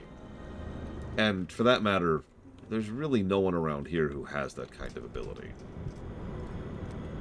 The only possible exception is the player character, and as we all know, the player character is a smuggler.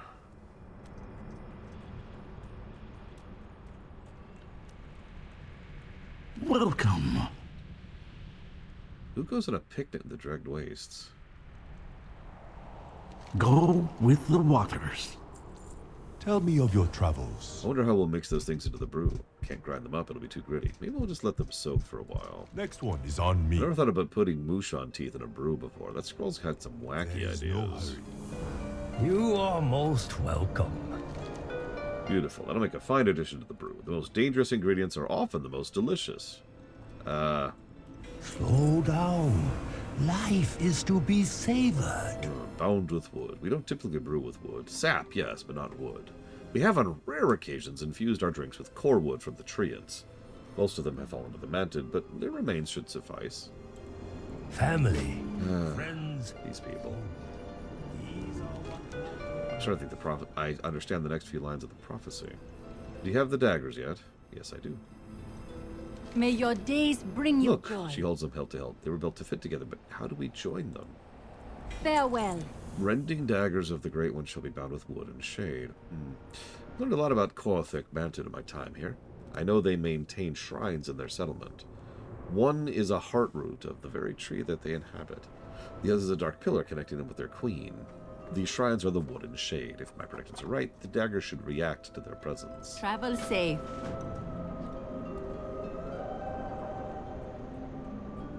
Speak up. I'm no brewer. Just looking at those heaps of ingredients makes my head spin. Just put the brew in front of me when it's finished. Thanks. No, I'm here to make sure that the brewers don't get cut in half while they're trying to make the perfect brew. It's not an easy job. The Korthik Mountain across the basin have been attacking us nightly. If you're already heading over there, why don't you return the favor and attack a few of them? Until next time. I can do that.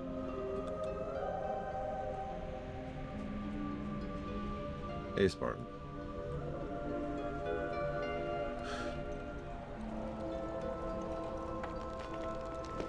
So, have you read the Hand of Thrawn duology, Leiterval?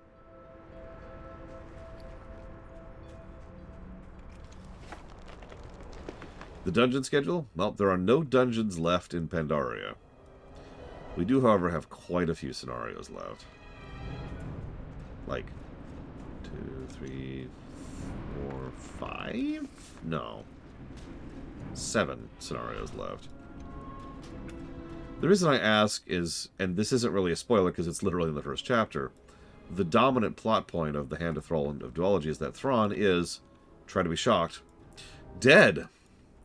But a combo of people, the Triumvirate, all joined their expertise, resources, and knowledge in order to try and emulate the one person, Thrawn. I always thought that was interesting for several reasons. On the one hand, either Thrawn really was that good and it actually takes 3 people to equal up to the one guy, or, and I like this idea better, Thrawn's rep is so good that it takes 3 people to equal up to his legend.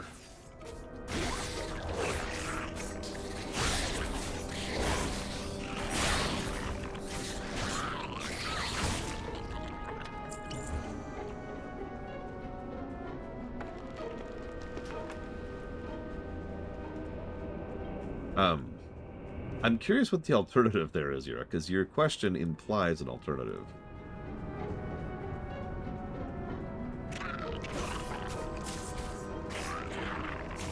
Let's pull way too many mobs together, see how well this goes.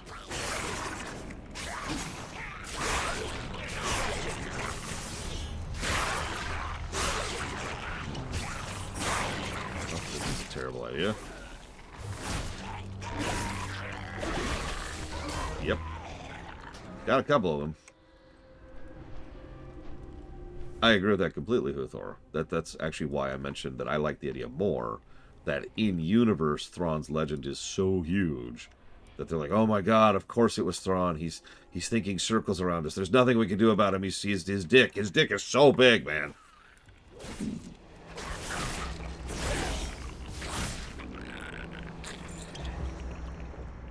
There's even a tidbit in the second book where one of the captains of one of the Star Destroyers, which is part of the sneak attack, is just sitting there going like, it's okay, even though everything seems to be going wrong completely. I know that this is all part of Thrawn's plan, so I'm going to go with the plan completely and not adapt to the situation, which the captain could have salvaged if he decided to take action. But nope, he trusted Thrawn. And then, of course, when things actually go to hell, his reaction is basically, like, I'm going to have a long talk with that guy when I get back here. What the hell? There's also a bit where Leia, I believe, flat out mentions that there's no reason to try and outthink Thrawn because he can't do it. And she is corrected on that. Again, I apologize for pseudo-spoiling, but again, it's literally the first chapter. The beginning of the book is, you know, it's actually the premise. There's a reason it's called the Hand of Thrawn duology, and not the Thrawn duology, unlike the Thrawn trilogy.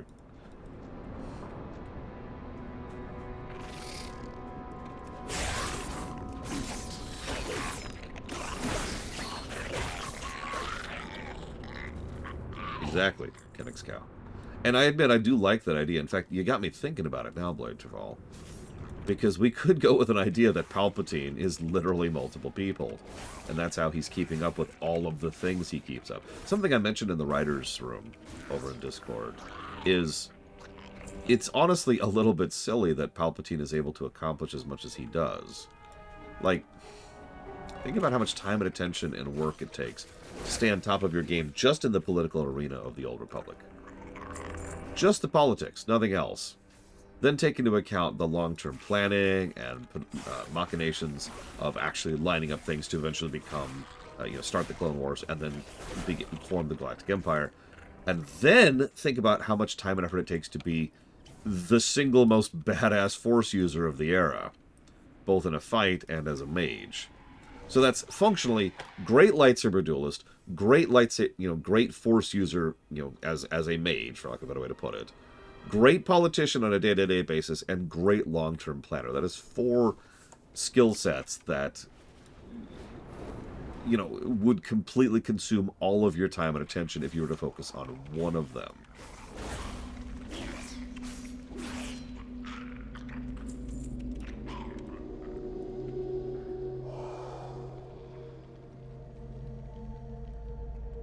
He's completely OP.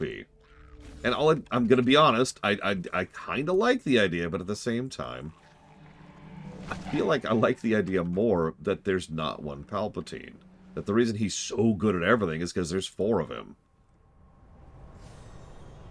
I don't know. I'm not sold on that idea, but I'm going to chew on that, because that's an interesting thought. Ooh, Pillars of Snow? I've never heard of that character. Is he from the movies?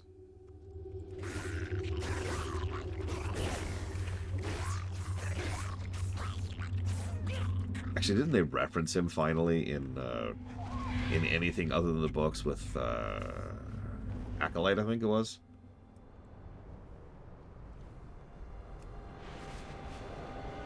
It's here, right? There it is. That's a lot of Dead Manted. Yeah, I think that needs some refining, but I think that's the germ of a good idea. Maybe it's Palpatine's clones. Maybe it's... This is interesting. Maybe it's literally just different people, who are just working together. I don't know. I think there's some potential there.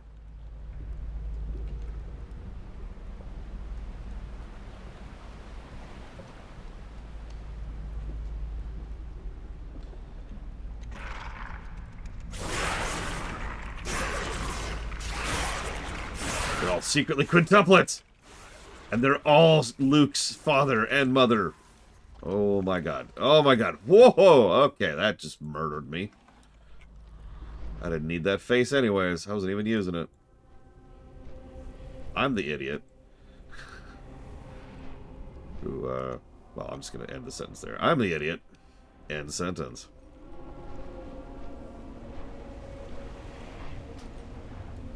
I only killed one guy in that nonsense.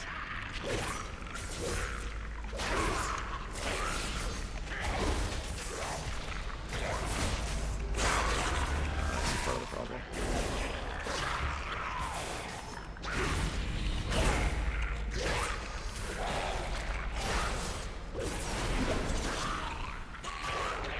Holy crap. Okay. Put our Venoms back on here. That's true. We gotta subvert expectations.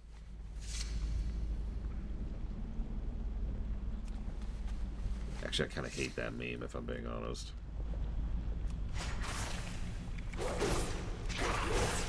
A lot of people forget that subverting is and can be a good thing. It just matters if you do it right.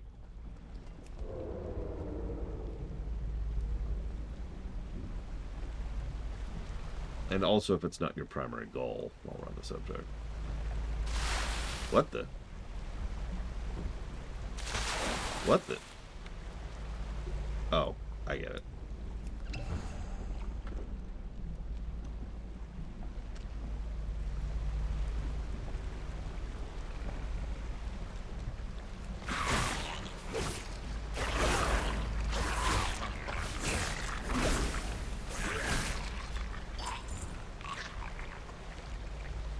You okay there, buddy? Oh, he's dead.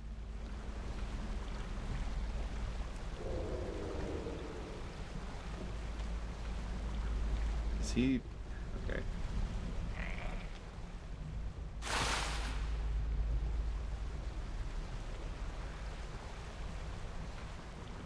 Well, I mean, that goes back to what we've talked about a few times, Uthor.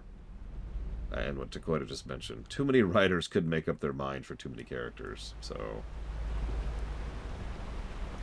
Ah, hey! First Evie, now Han. I was too late again. May your journey be long. Another one. Lost.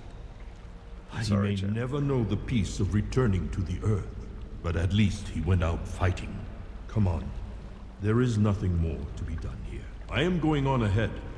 They say Mama Stormstout is still out there somewhere. How are you carrying that?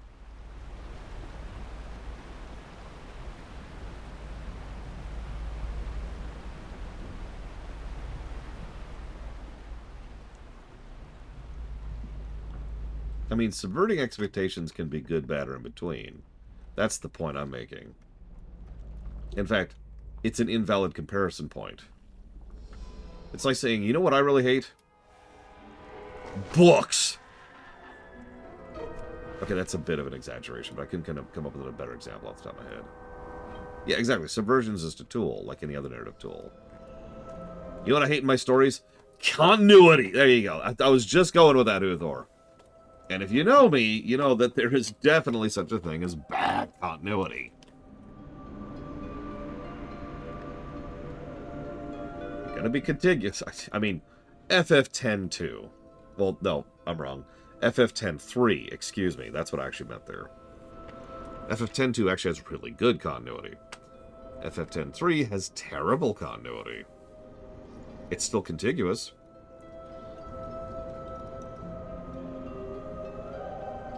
It's fine as Mirror. It's fine. Don't worry about it. Don't worry about it. Hmm? You've got the makings of a fine guard. Let me know if you ever get tired of the whole rogue thing. Not likely, buddy. White Tiger watch over you.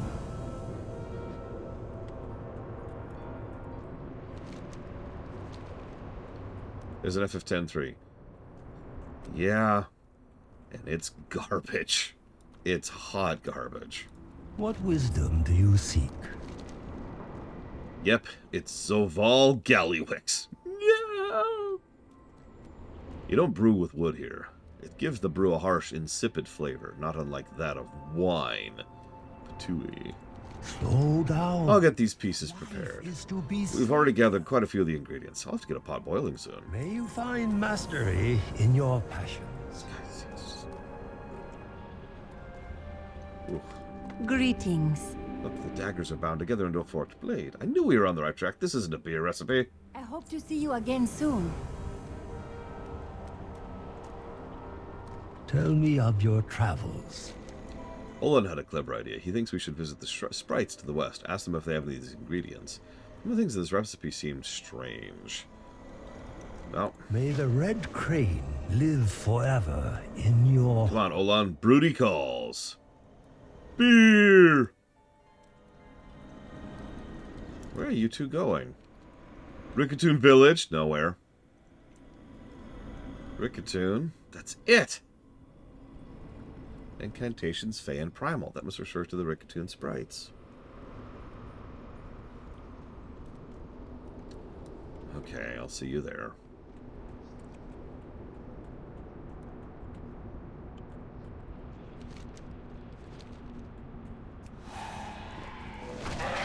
I mean, if you ever actually pay attention to the older Thrawn stuff when he first was introduced, his big shtick, and this is not even me being facetious, even in the book, his big shtick is he's not a typical Imperial officer. In other words, he's not a stupid, evil moron who constantly self-sabotages. Not that impressive, really, when you think about it. You are most welcome. It's been a while since I brewed on the road. Slow down. Life is to be savored. I think that old paper said something about fiery wings. Those little dragons around here have wings. They're kind of fiery in a way. You're quicker than me. Try catching some of those dragons, or at least slapping the powder on them. No point in killing a harmless little dragon. That's true, we shouldn't kill dragons. Next one is on me. Yeah, exactly, Blancheval. We are protected from the mounted. Such was the agreement made so many millennia ago. There are forces which are not safe, however. The Kuiperites beneath the ground to the west will haunt us, chase us, and even eat us. Help our people, defeat our enemies. Yeah, no, exactly, Valerian. It makes so much sense that, considering that what Palpatine... Let me walk that sentence back a bit. What certain versions of Palpatine wanted wasn't an empire that worked, but an empire that was under his control. It makes sense that the party line is rewarded, and thus, you know, morons are promoted up. Tumbling upwards, you might say. Welcome. I suspect we're going to need the help of these sprites. We have 2 enchanted daggers bound with wooden shade. Now we need someone to perform an ancient incantation. Before we ask favors, let's show the sprites we mean well. I heard their leader talk about a pair of mist lurkers that kidnap several of their villagers. If we slay the fog beasts, we may get the incantation we need in return. Farewell. Exactly, Uthor. Pro tip, because this is true in real life. The best possible tactic and tool that anyone who wants control over you is going to use is to distract you from them. I know what you and the girl Panda seek. We can perform the rite for you in time. First, I require aid. The seeds fall from the Great Mother Tree. It is our responsibility to collect them, even in dangerous times like these. Escort my chanters to the seeds so they may bring them back to the collection ship.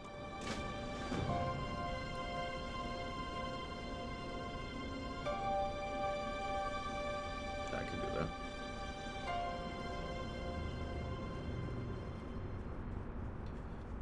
Yeah, if you actually think about it, the Galactic Empire lasted a pathetic amount of time in lore, for considering how long empires tend to last in Star Wars.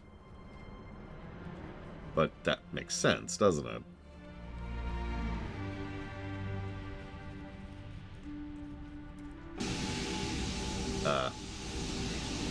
Okay. Hang on, I gotta engage the tractor beam here.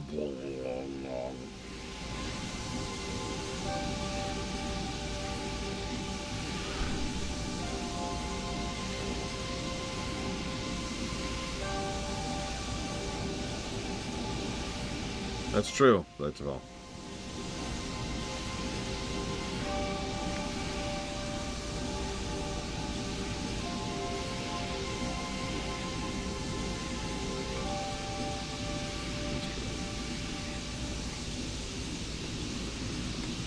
There we go.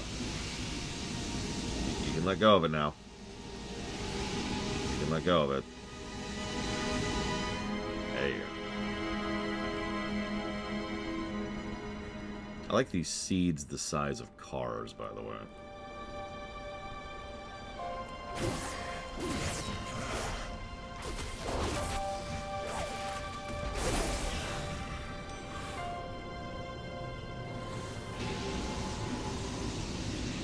I mean, it makes sense. Kapari are huge.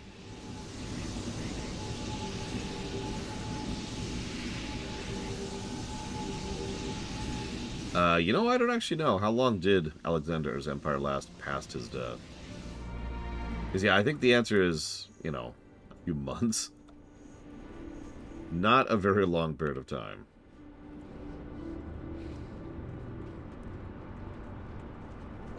I didn't get any of that, did I? There we go, there we go.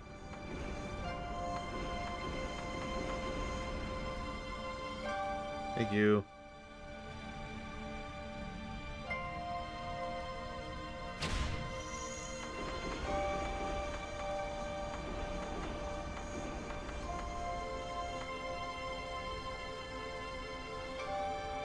Charlemagne's empire lasted approximately 0 seconds after his death. Immediately chopped into 3. And that trio fell apart within, what? 1 lifetime? 1 generation?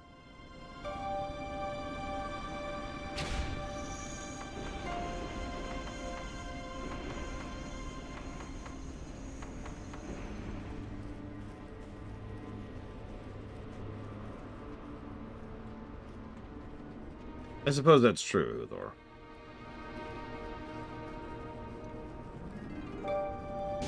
I suppose the point I was making is not the immediate split into 3, but rather what happened immediately after the split into 3.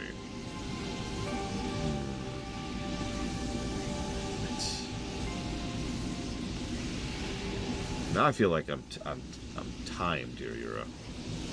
Luckily, I have an in-game timer I can use. I'll leave that up there to remember when we get to Siege.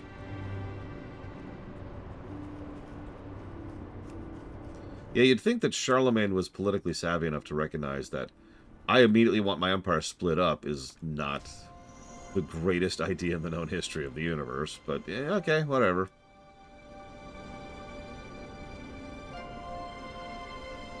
I think maybe he didn't care. Like, listen, I want my emperor to be split up amongst my cat, my pet sharks, which are not pets or alive, but legally they're going to be the new emperors, collectively, of course, and Bragwin.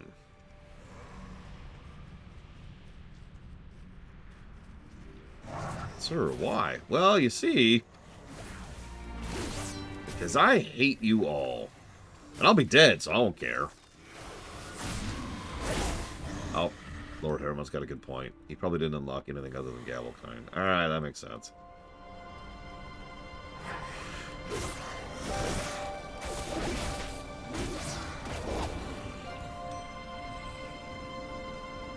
See, this is why we should just do things the Ottoman way. Alright, I name Echt as my successor. Echt immediately goes out of his way to mass murder everyone else who might have a claim to the throne. Legally. Okay, they're all dead. Now that he's murdered all possible rivals, time to roll.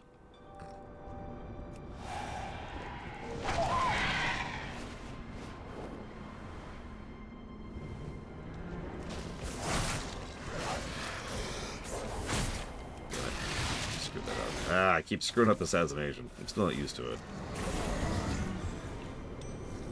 Be free, little villagers. Be free.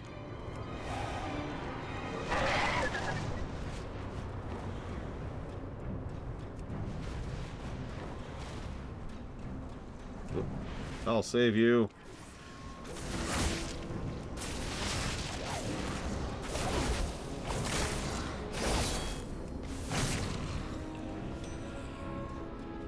Five good emperors. I will actually freely admit I've never studied Rome enough to form what I would call a defined opinion on that. And that's probably the best answer I could give there. I can only speak from ignorance. Wait, I have to think like a politician and talk about something I know nothing about. Okay. As you know, the 5 great emperors were emperors of Rome. And every single one of them had one thing in common. Bread.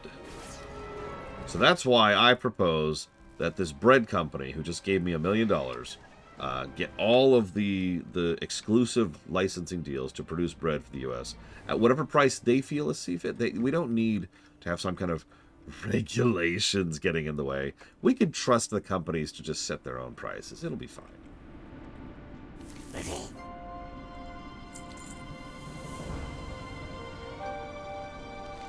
Good to have someone of your colossal size in our village. You have many uses. Thanks? I'm gonna go with thanks. Ah, Welcome.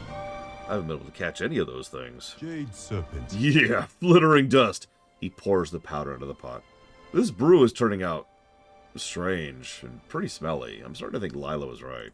There is no hurry. Nice work. I've heard the sprites talking about this. We're getting our attention. Travel safe.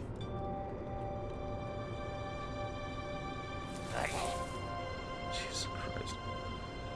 It's been a very, very long time since our tribe has been called in to perform this rite. I will do the best I can. Thank you.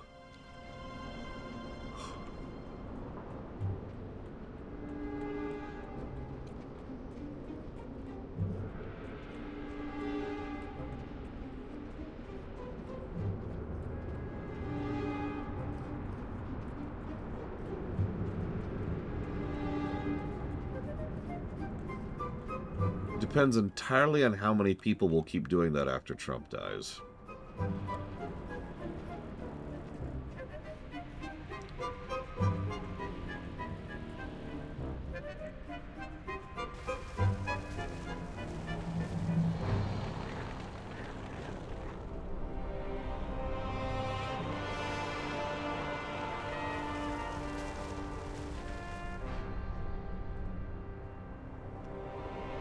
I actually legitimately think that he's qualifies as insane at this point. I don't mean like as an insult word. I mean more as a demonstrative. Like, I legitimately think that his brain is no longer functioning properly. And he just got one of the biggest ego boosts in the world, and he was already a narcissist.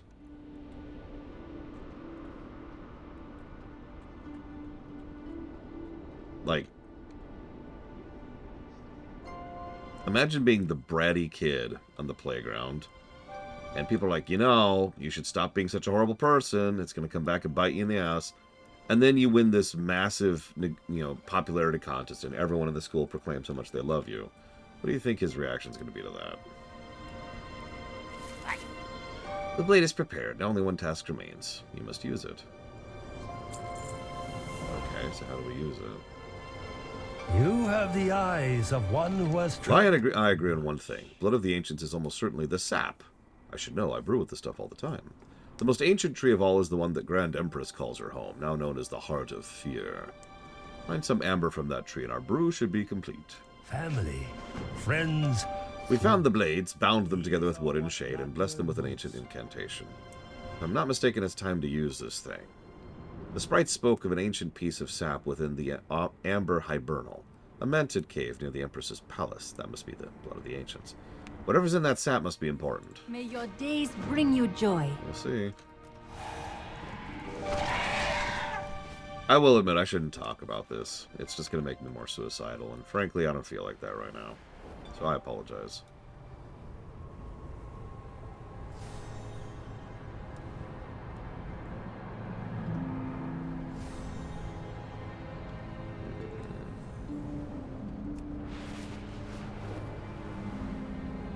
Is it further down? Let's talk about Napoleon. I still haven't really studied Napoleon all that much.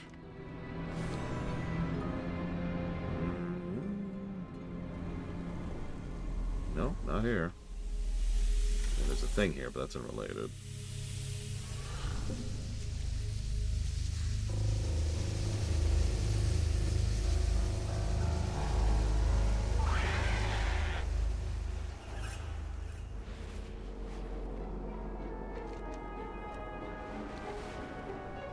Yeah, Napoleon... I don't want to say he wasn't intelligent, that's not here nor there, but he was extremely lucky.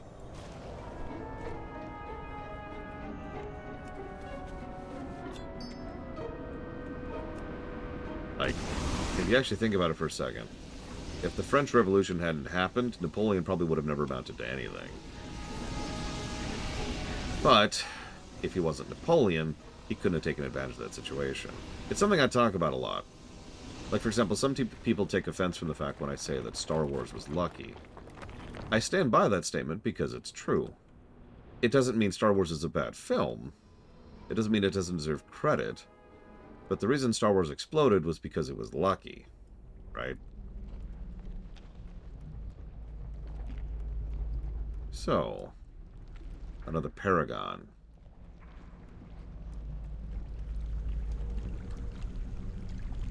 This one's Iokuk the Lucid. Oh, okay.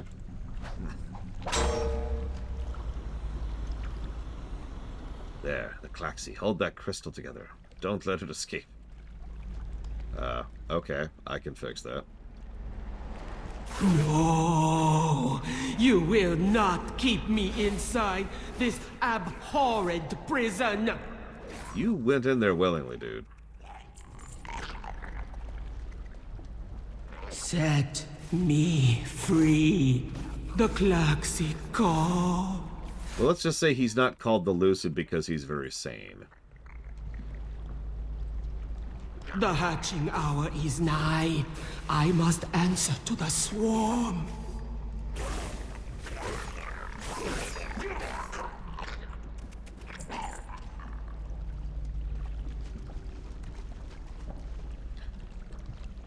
For 877 years I waited in that crystal, watching shadows pass through the cracks, counting decades. Now I am needed elsewhere. What? Where? What is going on? You were being mind controlled by some sort of malevolent ancient insect creature. Oh, that. Bah! I've been through worse. And who exactly are you? I am Chen Stormstout, from the Wandering Isle. Stormstout? No, you're fooling. Really? A wandering isle Stormstout here on Pandaria? Where's the rest of the family? I will explain on the way back to the Sapmasters. So finally some freaking good news.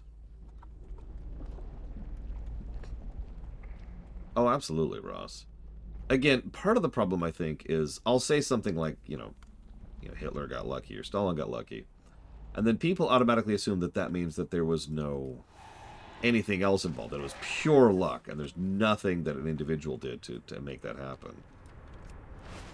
Luck means nothing if you don't do anything with it.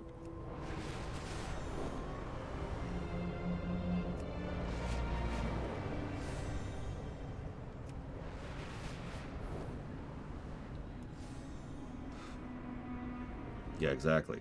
Luck gives you a roll of the dice. Luck and ancient religions mean nothing next to a good blaster. Tell me of your travels. May the red Any luck? crane It is a beautiful piece of amber. It doesn't seem like it would be very good to drink. May you find mastery in your passions. Family, friends. All right, let's try this booze. These are what matter most. Yeah. Yep. This is pretty horrible. I think I'll call it Dread Brew. You want to try some, Laya?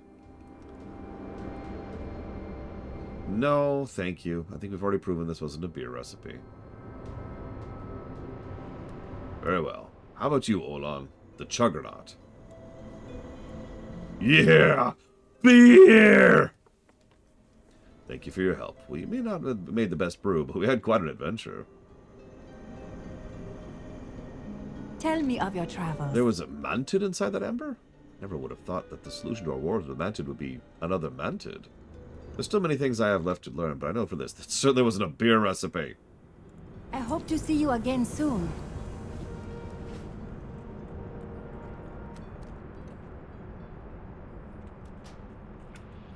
Where's Chen?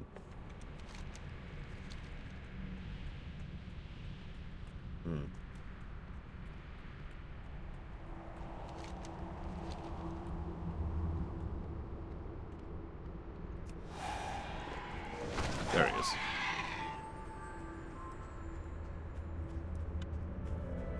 You seem a little parched. Come back with some stories.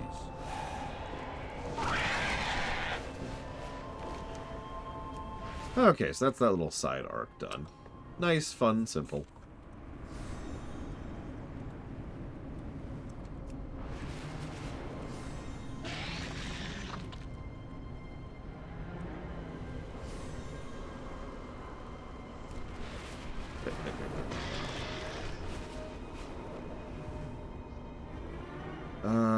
Let's go get this one out of the way while we're doing it. Kind of finish up some of these side questier things.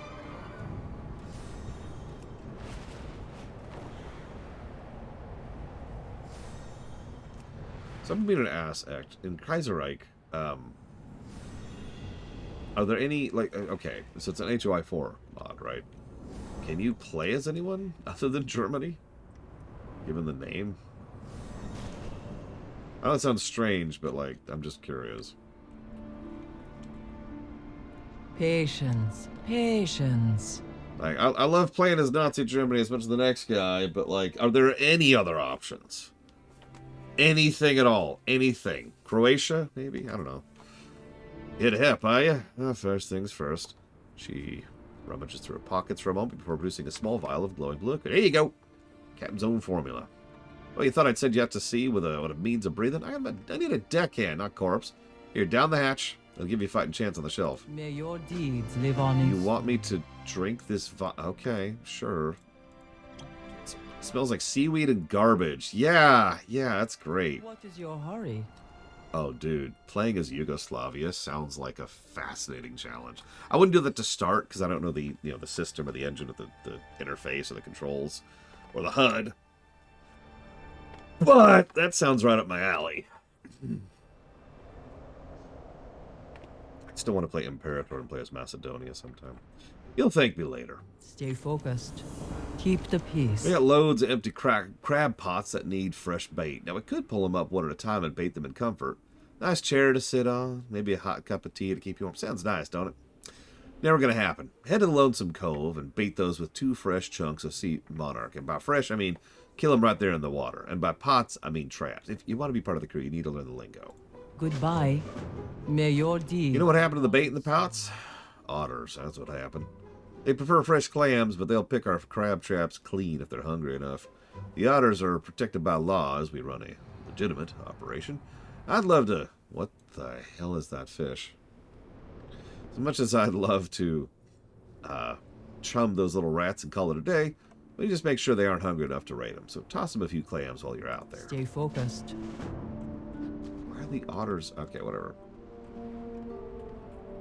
It's a bat situation all over again.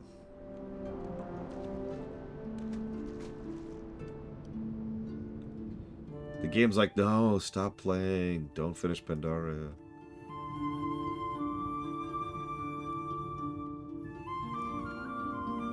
Well, knowing my luck, we'll probably end up making a Death Hellscape. You probably weren't there because this is a while ago, Act, but back in the day we did a playthrough of Stellaris where I definitely was not ending up... whoa, there... Definitely didn't end up, conquering other worlds and then turning all of the people of those conquered worlds into food. So I don't forget that it's there, Magister. So that when we do the Siege of Orgrimmar, we can time it. Siege... Yeah, Siege takes a minute.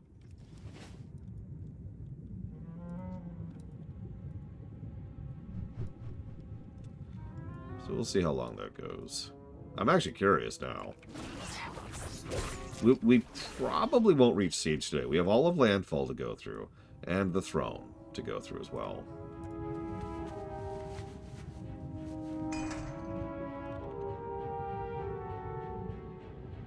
God, Stellaris has moved so far beyond me. Like, at this point. I have so many expansions behind. I don't even think I own them all yet. Still.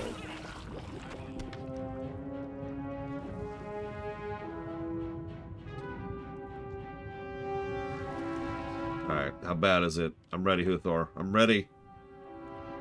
But no, Magister, no. I didn't turn an entire population... Okay, in my defense, what actually happened was I conquered a hive world. Now, in Stellaris, I don't actually know if this is true anymore, but back in the day in Stellaris, hive populations that were disconnected from the hive became plants. Functionally, no sentience, right? And I had to get rid of them somehow. So, I turned them into food.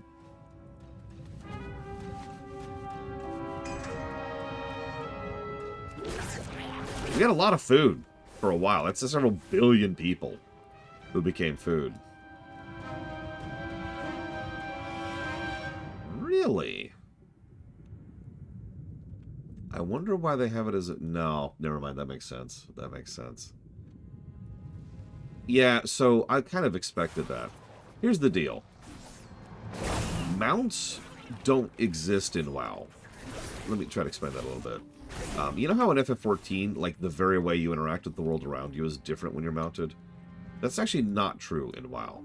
A mount is just a buff in WoW. It makes you move a little bit faster and it changes your appearance, but it's just a buff, nothing else. A vehicle, by contrast, is a whole other interface, which has no real difference in what you can do in it. Or, not difference, no limitations in what you can do in it, right? Yeah, exactly, Blatchville. You are actually your mount. In a vehicle, however, you are segregate from the vehicle in question, which offers a lot more potential, and it's why they lean on vehicle quests so hard and have ever since Wrath. Yeah, flying mounts were literally just swimming for a very long time. Dragonflight finally changed it with the Dragonflight. And actually applying a different physics. So it's one of the first times that flying, as to say, mounting, is actually anything different than just wandering around, but with a buff on. Like this right here, this is flight. Except a little faster.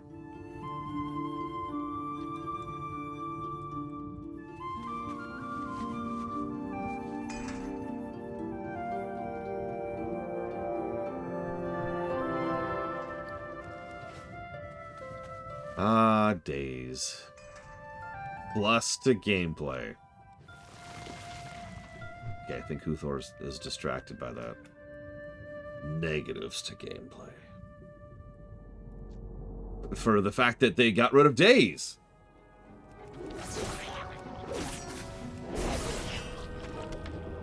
Okay, I think Huthor bought it. We're safe, everyone. We're safe.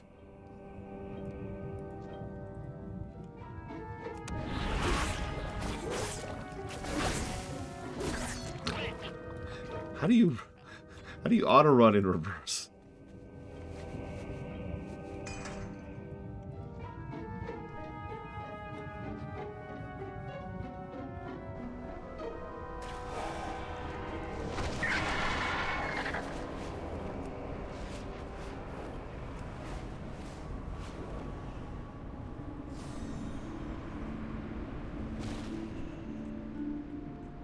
Hello. Keep the peace. Not bad, Green. Not bad. Goodbye. That should keep the whiskers, them out of our whiskers for a while.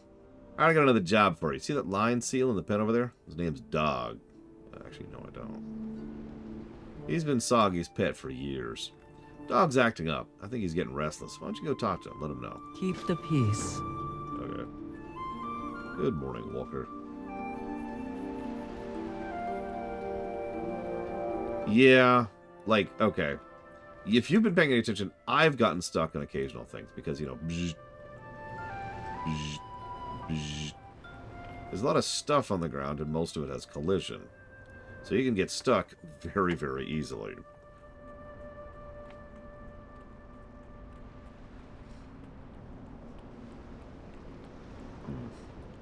Which expansions after Pandaria? Warlords.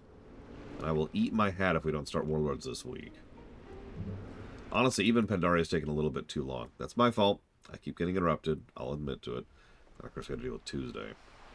What wisdom do you seek? New deckhand, huh? We'll see about that. I run a tight ship, even if she's at the bottom of the sea.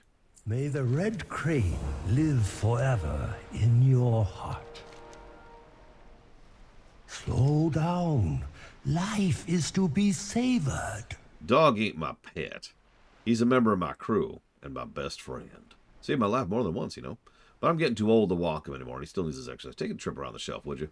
He has to leave his mark on the dead whale. Oh, he'll want to visit our old shipwreck. He likes to reminisce. May you find mastery in your passion. Look, I ain't got reason to trust you, but there's a task I can't give to my crew. I need you to search the wreck of the old ship, the Misthopper, and bring back the charter. It's sort of incriminating. I can't risk the crew finding it if they decide to visit the old girl. May the red Okay. crane live forever in your heart.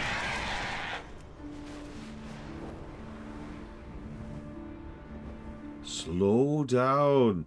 No! Wait, what? This guy appears to be fishing. I think that's the definition for what this guy's doing.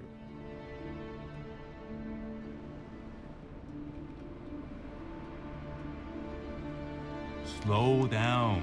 Oh my god! Crabbing is our big moneymaker, but we send all kinds of goods around the ball. Oils, plants, rare minerals. Sees a bounty over here. Right now, the big craze in the markets is thresher teeth. Apparently they make necklaces. Goodbye. Okay. Enjoy your fishing. Hang on. Slow down on that fishing, man. You're fishing too fast.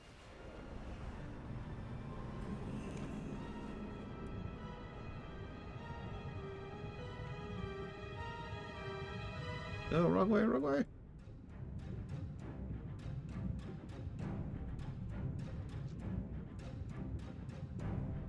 Oh, God. The clicker would be broken by now. You're right, I should have. I'd do a commander one, but they only say it like 5 times. It's just a meme because everyone hears them be like, commander. Oh my God, sold, Uthor.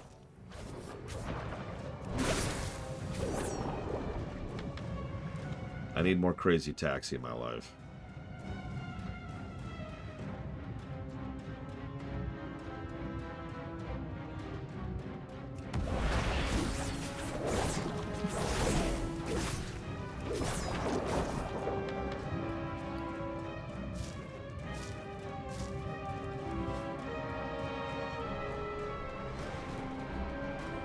Shipping and handling. Ha!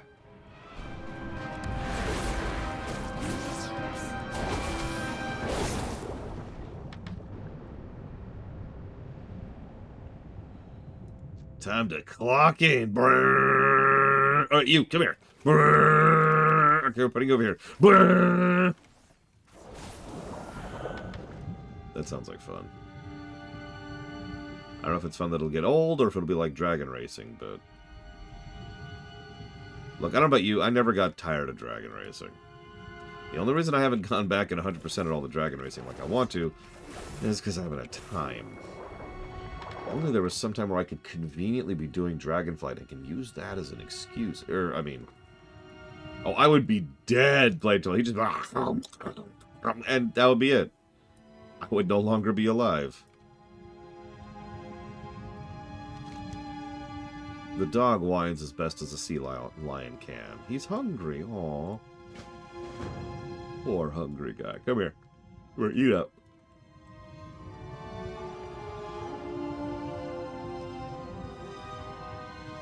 Come on, boy. Come on, boy. Don't make me kill you. I'll kill you. I'll kill you. I'll do anything. Anything to kill you.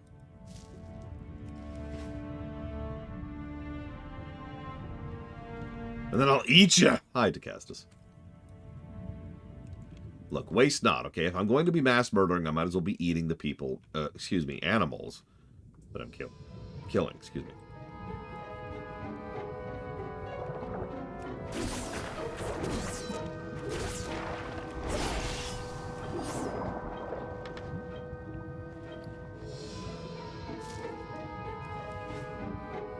I actually have not, Uthor, but I'm well aware of them.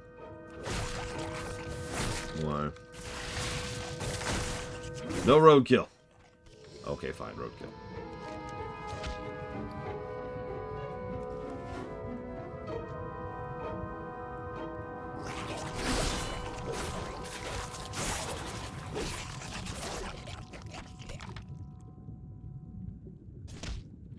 The first big national global event I can remember. Well, you say that yours is seeing the Berlin Wall fall on TV. Mine, by complete contrast, is seeing the Berlin Wall fall on TV.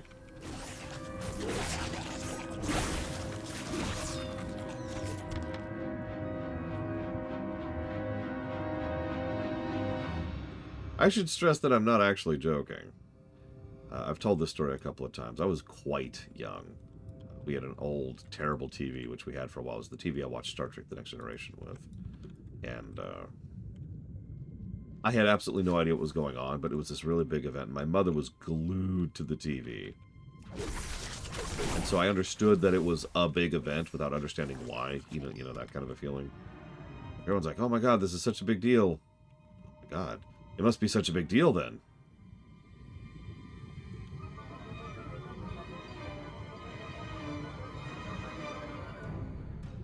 It wasn't until I was substantially older that I understood even a little bit the significance of the wall coming down.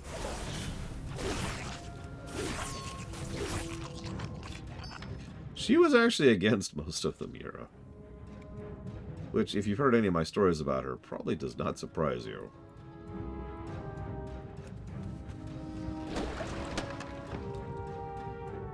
Ah, the Challenger disaster.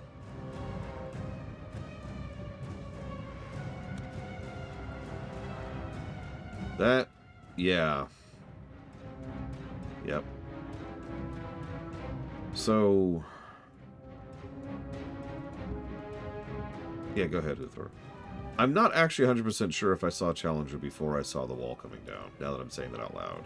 Because I'm not sure of the timing. But I actually saw both. Challenger I saw in school. I imagine several of you can relate to that. Because it was a big deal. Like, it was on the TV. The school TV.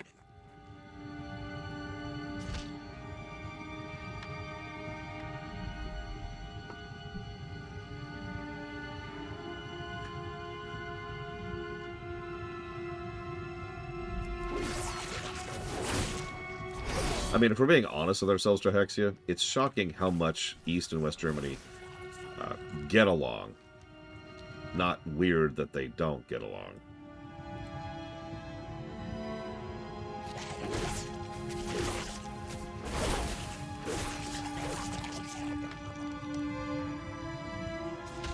I have no idea, Kennex Cow.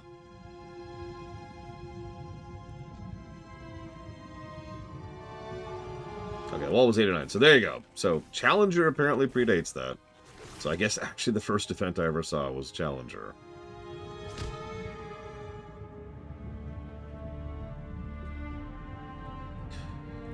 I suppose that makes sense.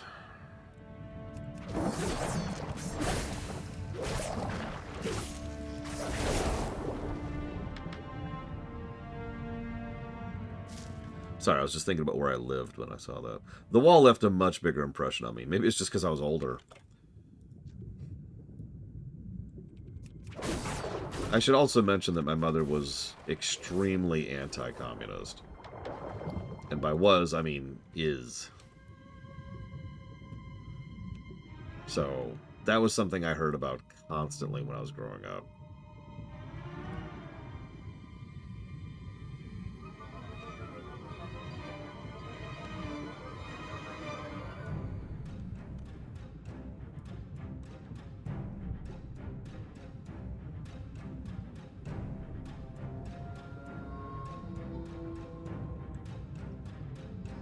Oh my god, Uthor. I just read that.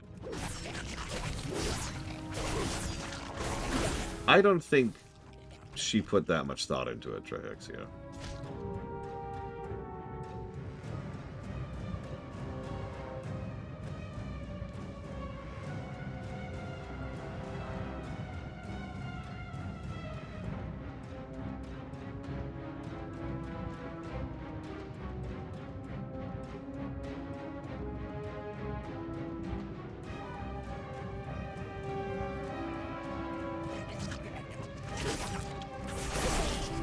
Yeah, exactly. They were the enemy. End statement. Just like I am the I mean, Savicom. No, she's not here. I can't make fun of her. Like Bladerball is the enemy of WoW.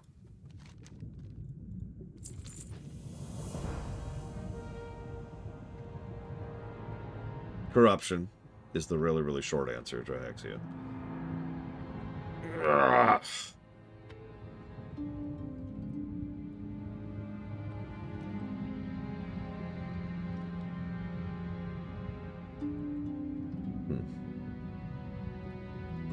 Alright, here's your stupid whale corpse.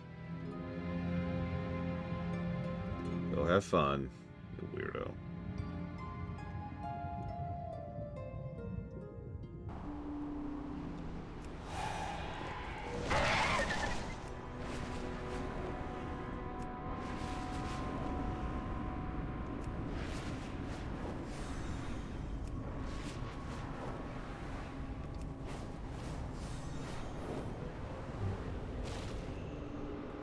Come, speak with me. Goodbye. Having actually seen someone get eaten by a thresher, I'm not sure why you'd willingly string their teeth around your neck, but whatever. May your deeds. Oh, these are live on perfect. in Just story. put them down over there. I'd rather not touch them myself. It creeps me out. Keep the peace. I just got word that a string of pots we dropped this morning hit it big. We're on the crab! Problem is the rips are getting stronger and we lost track of the pots. They're sitting there filled with spiky blue gold. May your deeds live on in story. You'll get your gold in a minute. Jeez. I do actually like the Dreadway Skybox. It's probably overall the best Skybox, you know, in Pandaria. We've got that Nightmarescape, of course, but also that. It's also the only zone where the entire zone is so infested with Shaw energy that you can't get away from it. Guess I need to slow down. You have the eyes of one. Yeah, okay, anyways. How'd it go? Hope it didn't cause too much trouble. No, that's fine. To be honest, I hope the grouper ate the old charter. Wait, it might end up here anyways. Dang it. That's the charter tube, alright? I guess you'd like to know what the fuss is about, huh? Might as well get it over with. He opens the tube. What the? This ain't the charter. It's a letter. In Ares' handwriting.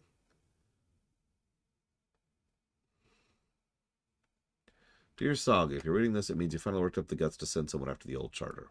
Well, you're too late. We know the Misthopper wasn't hired to venture this far beyond the wall. We know it was supposed to be a routine job off the coast of the Jade Forest. What should have been a week of easy fishing turned into a wild misadventure that ran us in the ground in the most dangerous place on the continent and nearly got us all killed because you couldn't stop chasing your hunches. We just wanted to say thank you. Thank you.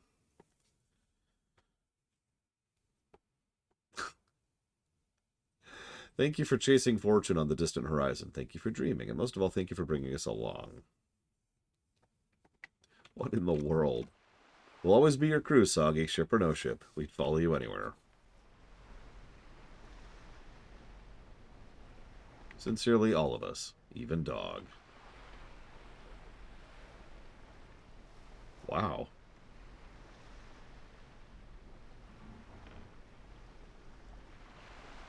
Would you excuse me for a moment? I've got something in both of my eyes. Yeah, sure. Fucking weirdo. You should have just told your crew, hey, we're going to go try something. But no, you had to be a weirdo about it. Why has everyone got to be a weirdo about it? God. I even missed a quest. Now I got to do this area again. God. It's okay. This should be a quickie.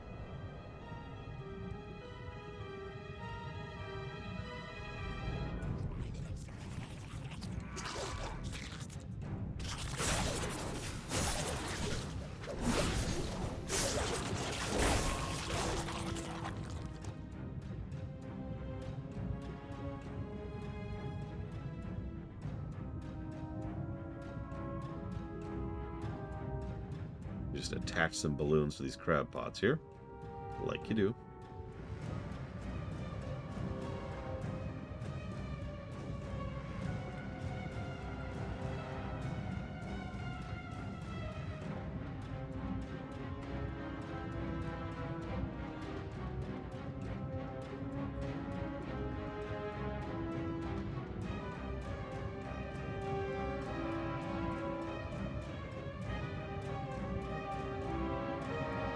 Hey, Fife. Surprisingly good. It's very weird going straight from subtlety to assassination, but I've been enjoying it.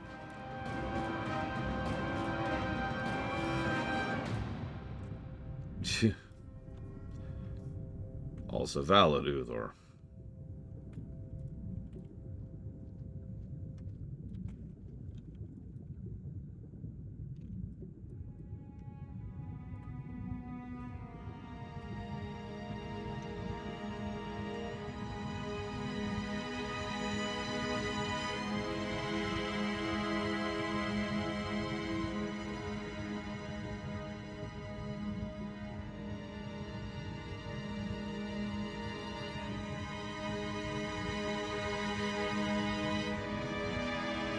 Yeah, notice, for those of you who don't pay attention to such things, we have an energy pool of 300. Literally triple the default.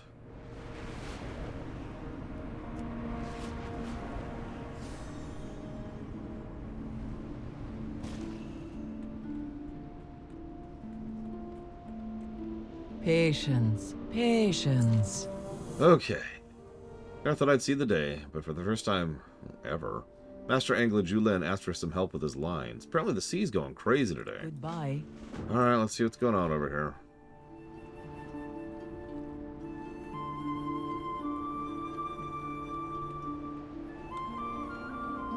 Well, for example, Mutilate costs 60.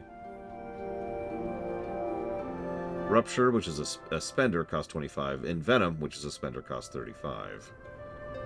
Kidney Shot, which is a stun, costs 25.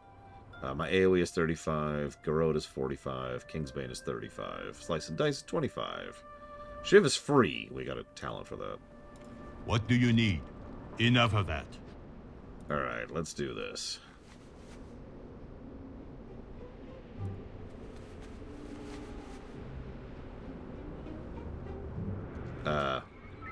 Okay, these are very normal things to fish up, I'm sure.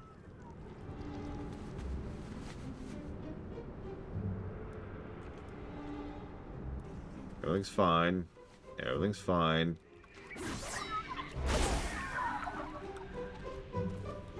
Huh. Uh-huh.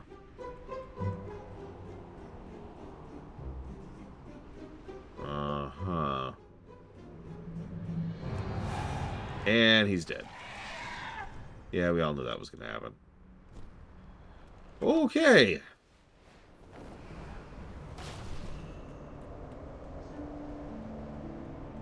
Come, speak with me. What happened out there? I heard a scream, and the next thing I know, this nasty thing comes rolling on the waves. Stay focused. I should have slowed down. Tell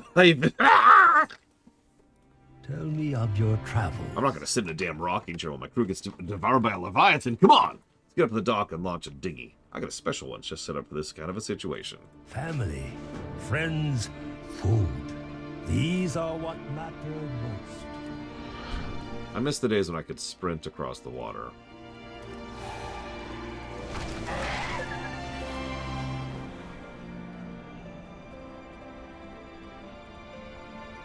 Alright, let's do this. Hang on. Technical difficulties, please stand by. I remember the days when I couldn't show the login screen, because the login screen would always show your email, and I didn't want to give away my email publicly. It was such a pain. I had to constantly work around that when streaming. Wow, it was very irritating. Okay, try that again. There we go. Die, monster! Yes, this is how we shoot harpoons! Dozens of them at a time.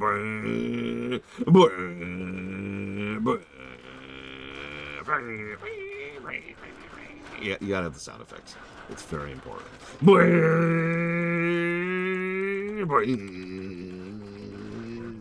now we wait.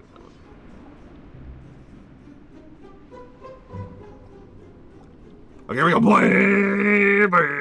I was thinking of the same thing, played them all. Missiles, missiles, missiles.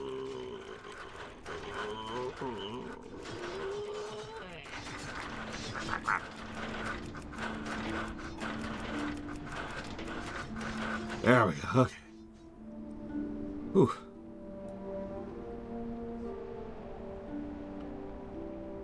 Now what? Oh. You're just gonna oh my god. In the mouth! In the mouth. What do you say to that, you old squid? Get out of here.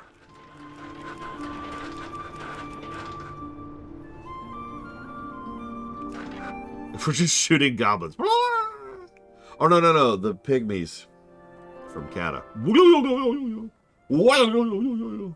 Except you just hear dozens of those every second. What wisdom do you seek? Nice shooting out there. I knew we could do it. Never met anything that can't be killed with enough harpoons. I mean, yeah. May you find mastery in your That's passions. some amazing work you and the captain did out there. It's an honor to have you in the crew. Oh, and Julien survived. He swam ashore just after you started letting the harpoons fly. He was raving about a gigantic egg or something. Will you check up on him? Bye. Yeah, sure. Let's see what this gigantic egg is, shall we? Oh, yeah, no, that makes sense. Speak up. Hey there. Oh, I'm fine. I've had worse spills than that after a night at the chum bucket. Would you look at this thing? I spotted it peeking out of the seafloor when I went under. Not sure what to do with it, but you can have it. It looks pretty valuable. Sure thing. So you want to, I don't know, roll it away or something? Nah, don't worry. I got this. Is he going to let me? Wait, is it moving? Ping. Tremble, fools, the locust has awakened. Blah, immediately throws up. Oh, nasty. You okay up there? The locust is fine. Locust, it's fine. Get off me, you insolent crabs. The Claxy beckon. I like Karaz. He's a funny one. Well then. I'm guessing you know something about what just happened? Yeah, so I kind of hinted at this earlier with that flower design thing. Even this little side quest with the fishing people was still about finding one of the paragons.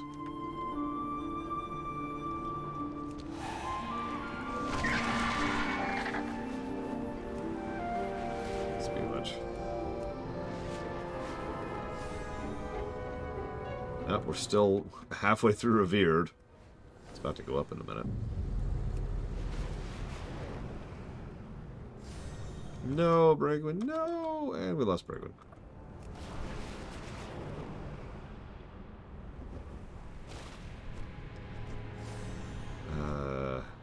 Where's... So, let's get the buff from the Lucid, shall we? Yes, we can act.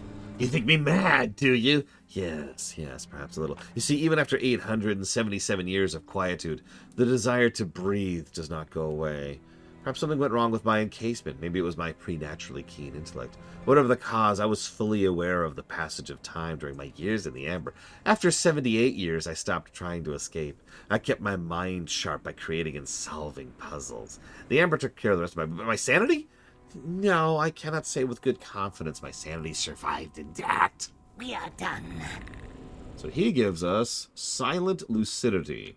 My spells and abilities have a 25% chance to trigger lucidity. Cannot occur more than once every 8 seconds. Certain class abilities and skills only incur a 0.5 second cooldown under lucidity. That is exactly as mean as it sounds. I am called to serve. Oh my gosh, so many quests. Okay, hang on. Show no. What do I want to do next?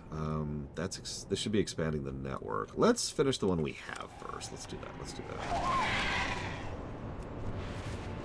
So let's go do this far one, because it's kind of less story relevant. Now that we have lucidity! By the way, you may or may not have noticed that we just gained lucidity by mounting. That's because, again, as a reminder, mounting is a buff, which means using a mount is actually casting a spell. Now, for the most part, this doesn't matter, but over the years, there's been a couple of funny little things you can do to proc something by mounting. Like I just did.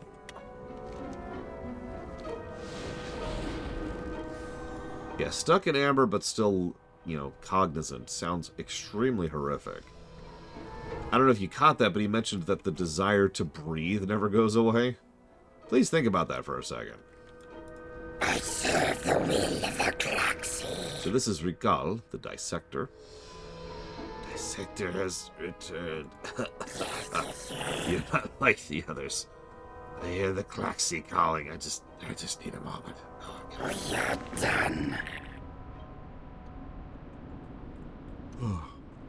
You gonna be okay there, the Dissector? Oh, hang on.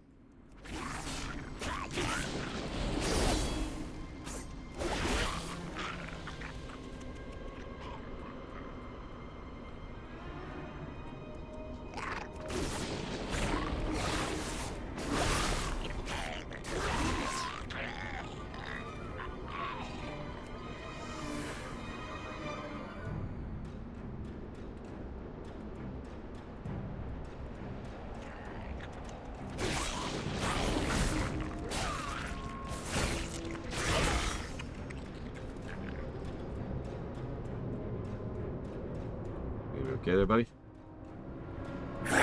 Look at you. Many parts and pieces, yes! And all of them so good at killing. I must pick your brain sometime. And trust me, for a guy named the Dissector, he means that. It is the will of the Claxy. So that's a quick and easy one. That's why we got that out of the way. Next one should be the Paragon, if I'm remembering correctly.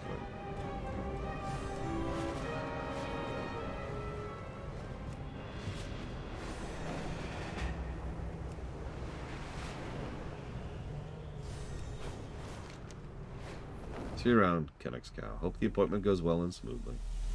Is this the one that's here?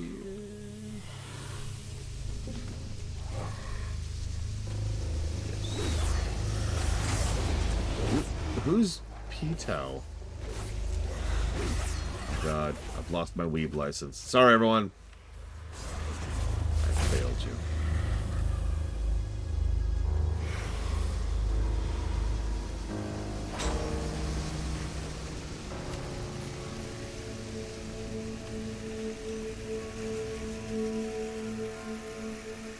Let's see which one this is. Come on. Kisek the Swarm Keeper. Seems my work will begin immediately. You've come to a dangerous place, Awakener. Today you'll learn that no one can be trusted in times of war. Even those closest to the Klaxi are susceptible to corruption. Who knows how long this traitor's been corrupted? He must be destroyed. You appear confused. Do you not see the traitor in our midst? Allow me to adjust your vision. What do you... This may disorient you momentarily. It's always difficult the first time your eyes truly see.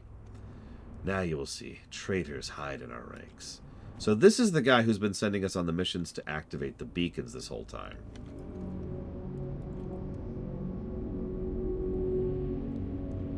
Korik, how long have you worked for the Empress?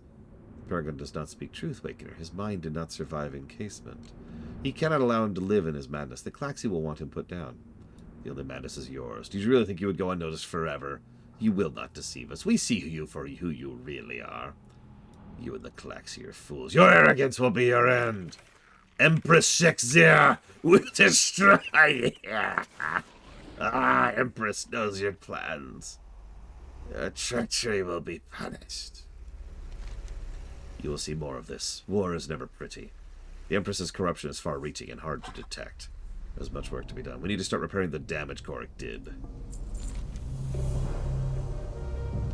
Korik has been sending signals to the Empress for weeks. Everything the Klaxi has done, the Empress knows about. That stops now. Kapari Ilk will be the first to receive news of Korik's defies. It would benefit us to make sure the message does not make it to the Empress. Destroy the Whisperers and beacon there. Kapari Ik is just one of many locations that house some of Empress Shekzir's offspring. In their juvenile state, they are young and reckless and difficult to control. They are also deadly. Swarmborn are attached with a highly toxic venom that diminishes in potency with age. The venom can incapacitate even the strongest and most skilled fighter. Bring me some. I'll remain here to examine his remains. I will meet with you when you have completed these tasks. I think the reason he outed himself, or more accurately why they knew he was a thing, was because of something that would come up a lot more in War Within. Scent. It was obvious he was a traitor. Because his scent was wrong. His, oh God, I can't think of the word all of a sudden.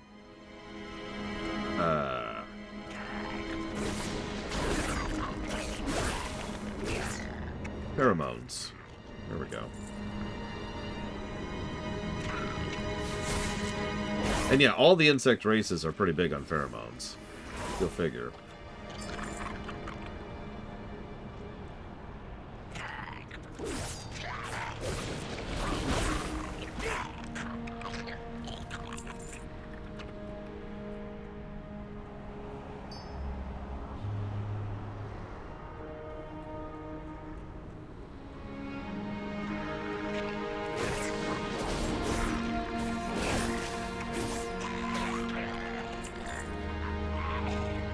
That's also why when he augmented our vision, the first thing we saw was the scent trails on the guy.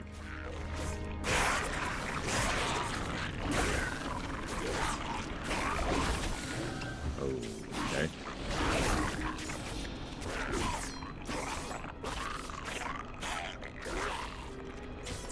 Wow, I actually ran dry on energy. That took some work. Almost died from it, too.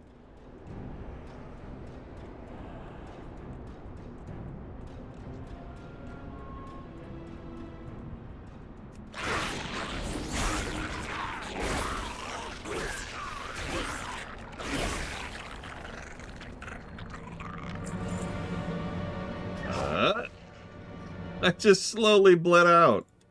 Wow.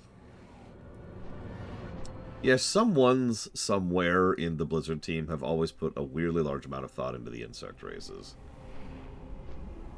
The Nerubians are pretty well fleshed out, and honestly, so are the Mantid. Oh, speaking of which, plus the story.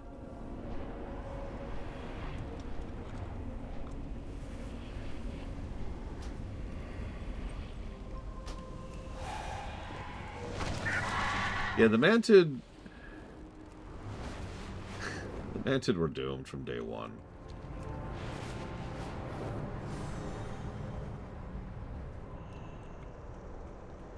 So, we had the Lucid's buff, we've had Kilrook's buff, we've had Malik's buff.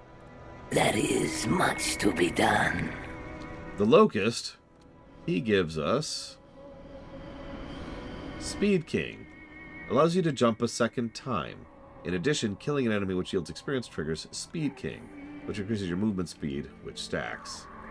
That sounds like a minor thing, and if it does, you've never played a Demon Hunter. Having that second leap is actually weirdly useful for just fighting and navigating.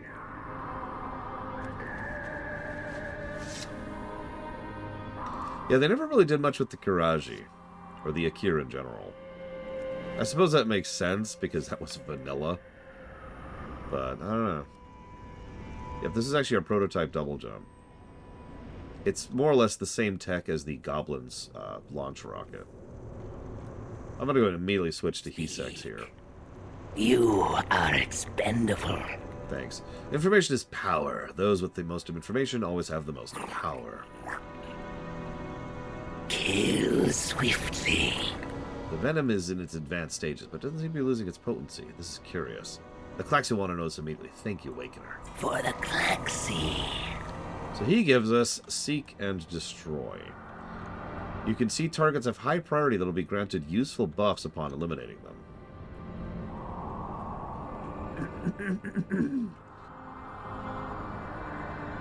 I mean, 3 in many ways is a prototype for 5, so that tracks, but let's just know. I'm curious why you liked 2 more, though, if you don't mind sharing. The will of the Klaxi. Vector. Okay. Alright, Kilrook, what do you got for me? My life for the Jesus Christ. Klaxi. Be a leaf in the wind. Alright. The cycle will be preserved. In order for our efforts against the Mantid Empire to continue, we require more amber. There's a great deposit of amber underneath the lake to the south, but the area is inhabited by a savage Saurok tribe. I cannot spare anyone else. You must go and test their strength. Thin their numbers, eliminate their leader, who's probably hiding underground. Surely this is not too great a task for you. Our efforts to secure the shallows before Zanves have paid off. We have spotted another paragon buried in amber, hidden in the waters to the southwest. Adding another paragon... which is vital. Another champion from our ages past could turn the tide in our favor. I would go immediately, but unfortunately I'm needed here. Since you are already Awakener, you can carry this out in my stead. The Klaxi have detected the existence of another paragon. This one was well hidden from us, and for good reason. The Empress already has possession of this one, and her adjuncts work to destroy it. We hold Klaxivus. You must go in our stead. Find the entrance. And here's some directions. And here's a ghost ship. Don't mind it. It's just a ghost ship.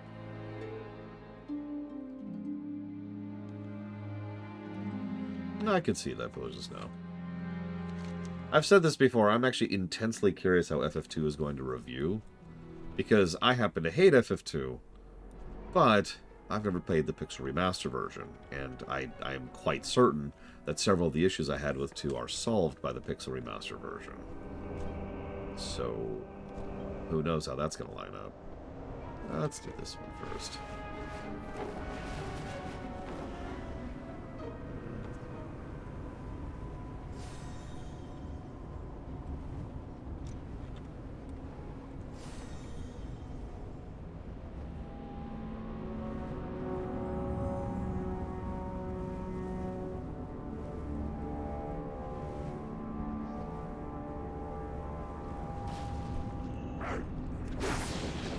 exactly.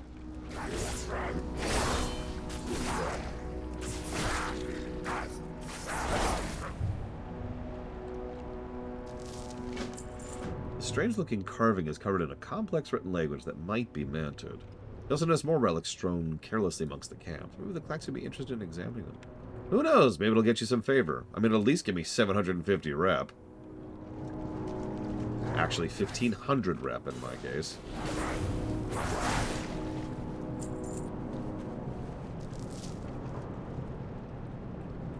No, the Magister of Quel'Thalas hates playing as Blood Elves. See, the name is ironic, right?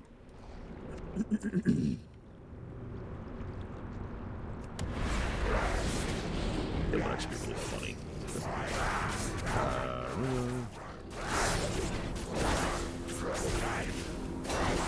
He plays a troll. Perfect.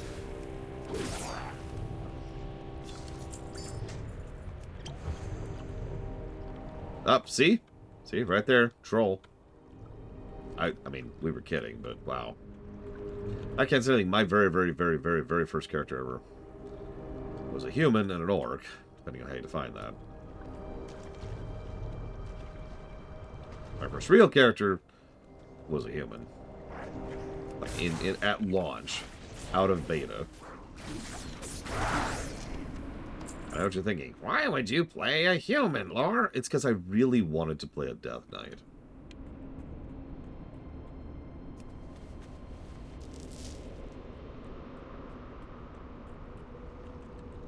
I'm serious. That was it. That was the reason.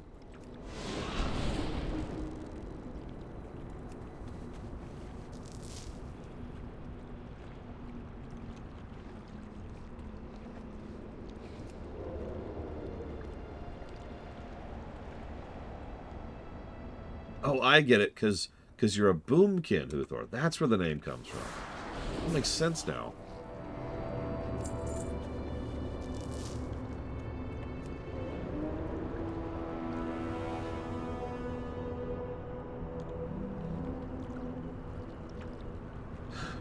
If we're going by mains, my first was obviously a human paladin. Silverfist.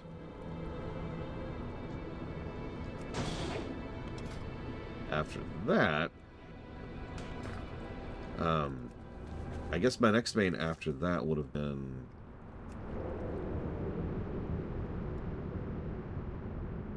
probably my priest. That's who I raided with back in BC, excuse me, on the Alliance. Then I quit the Alliance, switched over to the Horde, and then my hunter became my main.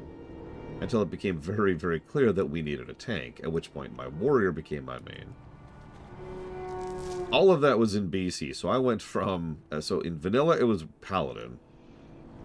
And then in BC, I went from paladin to priest, and then priest to hunter, and then hunter to warrior. Then I made warrior until BFA.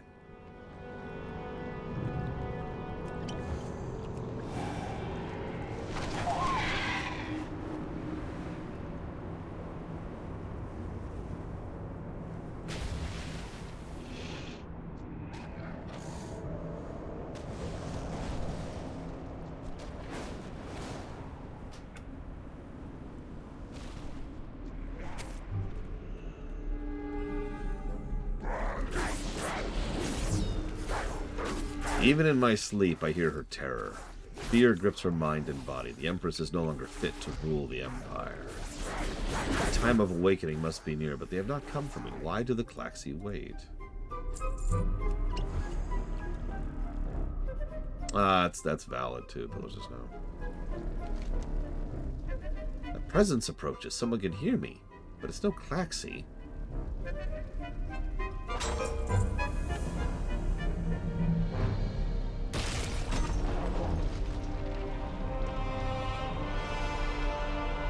Last. My time has come. It's Corvin. I used to use his ability a lot.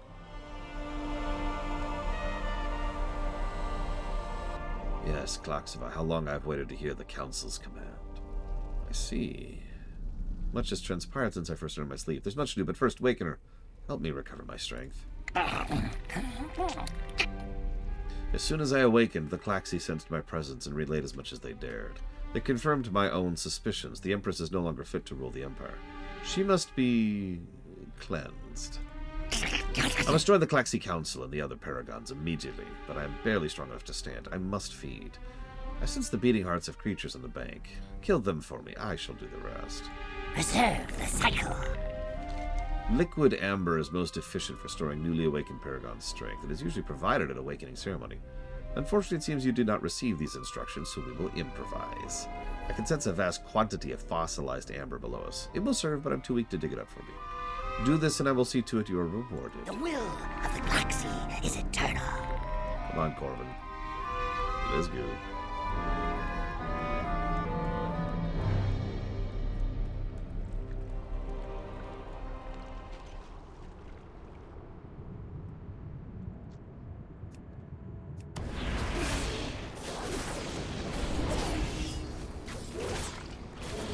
Ah! I mean, also never happening, but lol. Then again, Trudeau did just resign. Which I'm not going to comment on. Trudeau? God, I don't remember how to pronounce his stupid name. Nobody cares. Nobody cares. So, do the Mantid need a queen to reproduce? Yes. However, there's a couple of asterisks there.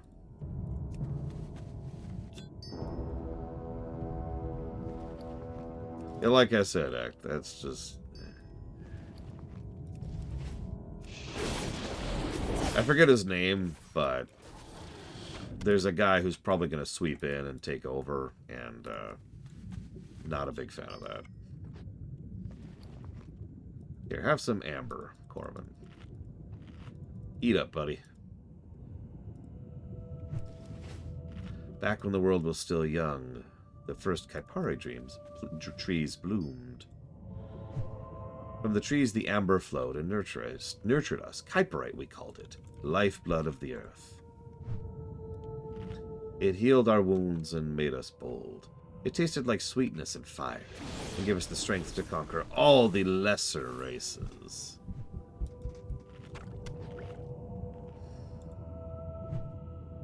Many were the threats to our race. After the usurpers remade the world, narrow was the path ahead. It was I who suggested our greatest warriors be cast in amber to sleep, to be awakened at the swarm's times of greatest need.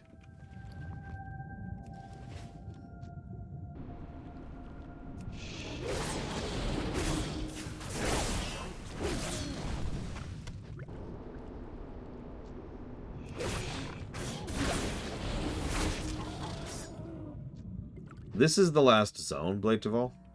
After this, we have two chunks of patch content, which are pretty meaty, admittedly, but we'll knock through them relatively quickly because I've done a lot of prep work for those.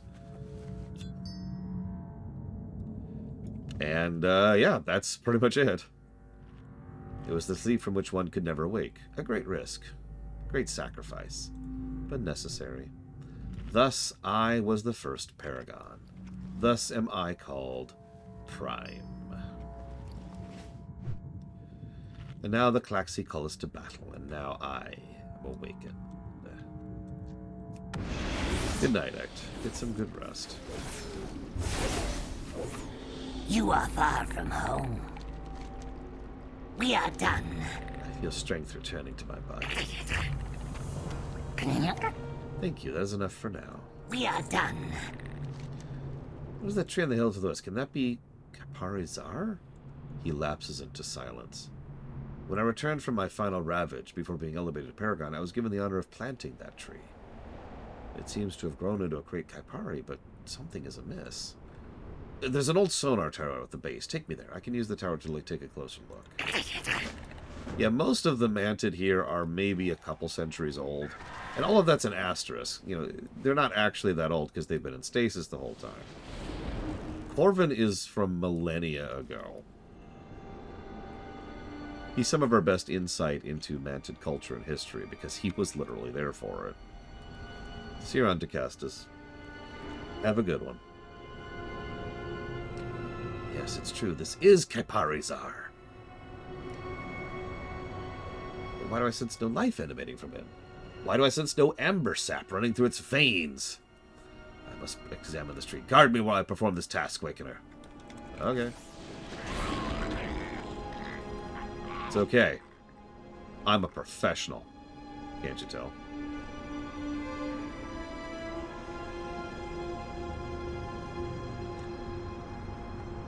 I'm not sure Mantid have a lifespan limit. Due to their very nature and culture, they don't grow old in the strict sense of the word. They either get fed through the thresher, that's part of their life cycle, we'll talk about later, and then the ones that are really venerated are put into paragon status, like Corvin here. But past that,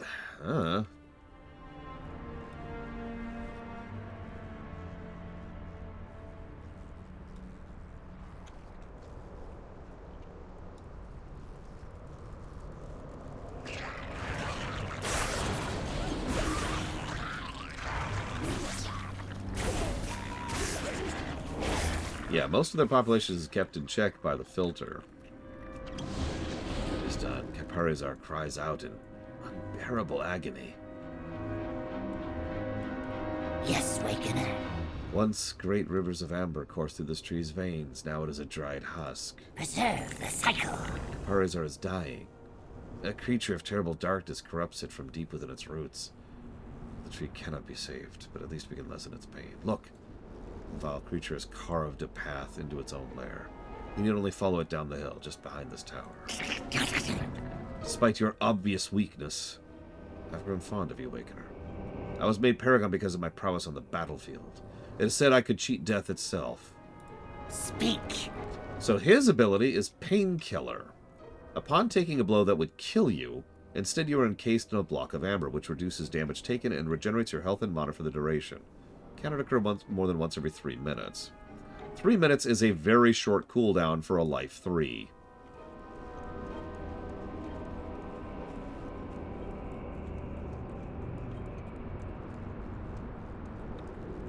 So yeah, back when I was doing this proper, like, I used to run pretty much just with that exclusively. Just gonna navigate the sea of eggs here, excuse me. By the way, very minor bit of visual storytelling. The matriarch has actually killed most of her own children. Most likely in fear, given how Shaw-infested she is. Thank you. Kaiparizar can now dream in peace. However, this beast was merely a vessel. The true corruption lies deeper. The will of the galaxy is eternal. I feel strong enough to continue on my own. I must report this Shah to the council immediately. If we meet again, it'll be at Klaxivas. Oops. And then he actually helps me kill some of the ads. That's funny.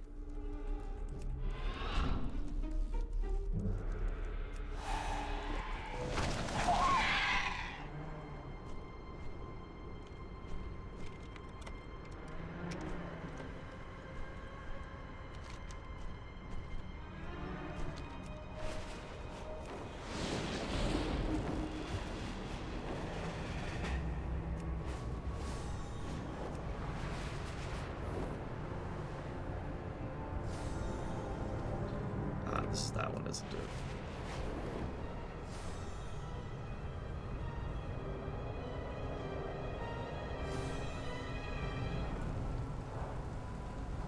Yeah, I was gonna say, I'm almost exalted, I think. Nope, I am exalted. I didn't even see when it happened. Oh, it just happened right there. Just hit exalted. That's funny. Yeah, I actually like the title, The Awakener. In fact...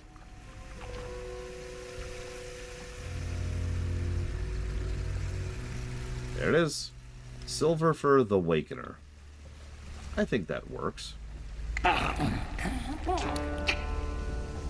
You are far from home. It's good you showed up when you did. The Klaxivas sings to the Paragon now. Soon they will know where to send you, for there are other tasks. The stinging trail nurtures young Kaipari trees. The Empress drains the saplings too early. They must grow before the amber can be taken. Klaxivad demand punishment for this crime. It'll please them if you rain death on the harvesters. We are done. The will of the Klaxi is eternal. It's a crime to harvest the young trees, but a much bigger crime to waste the amber. Young amber is not as strong, but the Klaxi need it to continue the fight. We will bring more, and they will sing my praises. Gather the young amber. Yeah, I love this, by the way. So she's killing off their homes, killing off their primary resources, killing off the source of new resources that they have by killing them before they can actually grow stronger, while constantly killing off her own people. That's incredibly self-destructive. And I find something vaguely amusing about the fact that they felt the need to come up with a substantial and extensive in-lore reason to explain such flagrant stupidity. Because nobody could ever possibly be that self-destructive and self-sabotaging in real life. For no reason.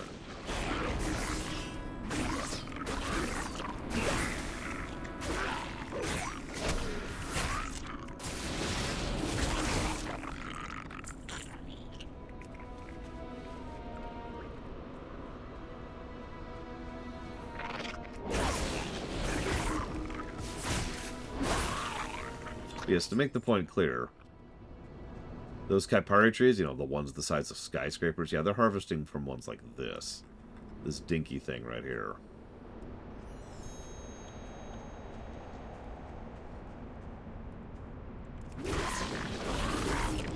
Yep, the Shah are so terrifying they make people act like this is real life. I'm sorry, I'll let it go. I'll let it go. I've said it before myself, and I'll say it again. Real life is not an excuse for bad writing. I actually like the fact that they came up with this whole reasoning. Like, they're not even quiet about it. It is clearly the Shah of fear. This amber is watery and lacks the bright hue of aged amber. Yeah, that tracks.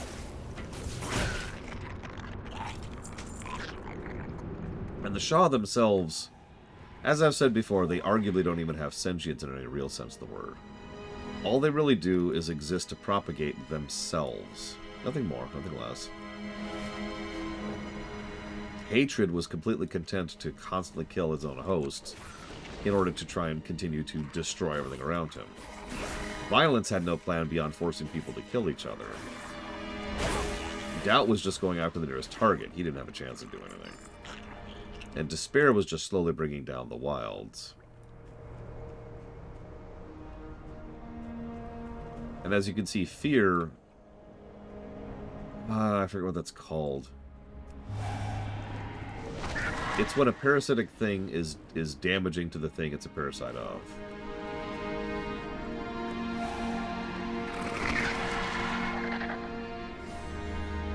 You know, a virus that kills its host.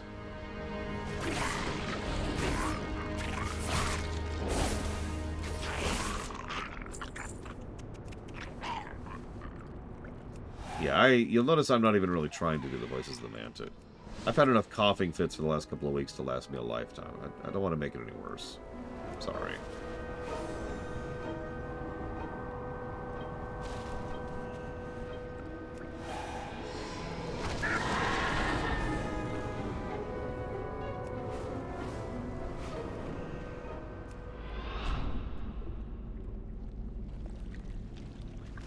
Speak.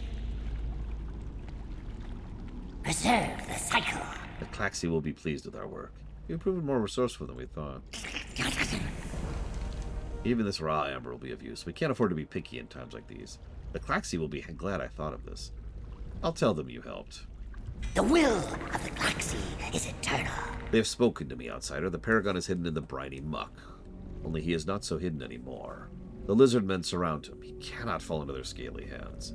You will find him. You will awaken him. Do not return without him. If you do this, the Klaxi will be pleased with us. Uh-huh.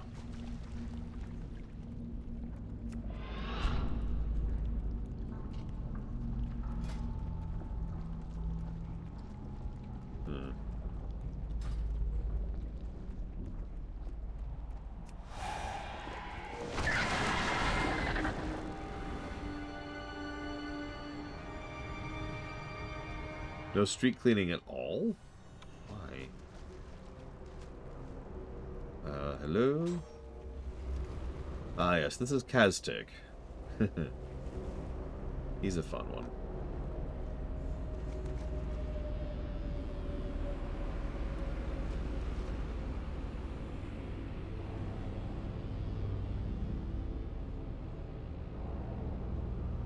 He's gonna... There you go. Go ahead, get it all in your system. There you go. There you go. What sort of creature are you? You awoken me. You are far from home. You look at me and see I am no great warrior. Why was I chosen to be a paragon?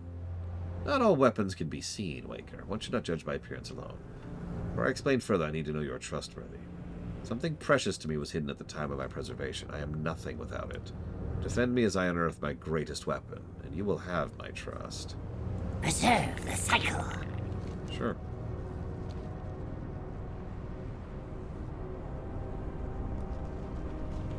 We'll have to work quickly. This area is not safe. Sure thing, Kaztik. It's either Kilrook or Kaztik for different reasons, Papaneeks.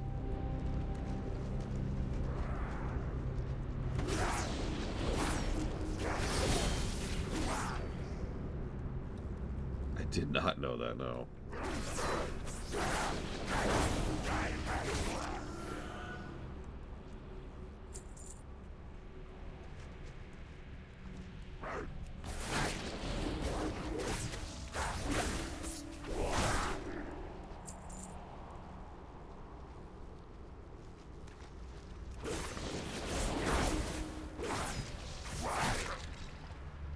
Your mind is strong. Even now I struggle to communicate with you. Controlling you would be nearly impossible. Right. Maybe this isn't the guy I like. I thought this was him.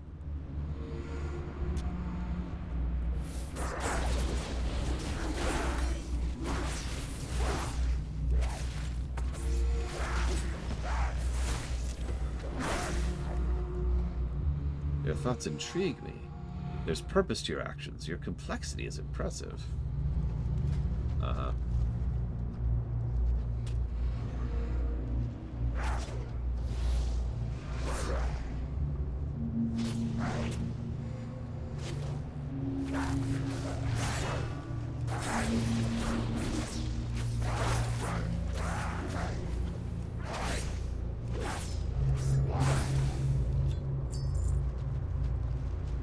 Your intelligence will come in handy later, almost as much as your skill for battle. I see much potential in a mind like yours, Awakener.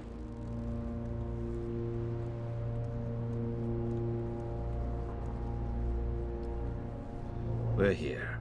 With this weapon we will lay waste to the Empress's army. Okay.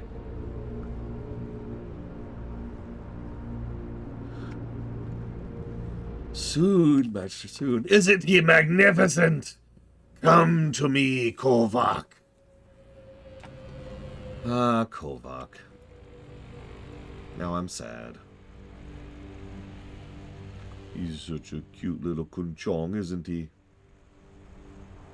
Kovak is just as impressive as the last time I saw him. He will ensure great victories for the Klaxi. We are done. Yeah, we've seen Ultralisk. This is a tiny Lisk. To really connect with Kovak, you will need to challenge him physically and mentally. You must respect his strength and intelligence. Only then will he allow you to train him. The Mudscale tribe may prove an adequate test. Additionally, this allows to decrease their numbers. The will of the Klaxi is eternal. After years of working with Kunchong, I developed a theory. Raising one from infancy would strengthen the bond and therefore strengthen the sonic connection. I had just begun training Kovak when I was chosen for encasement. He's still very young. He will need diligent training to reach his full potential. I am entrusting him to you, but be warned.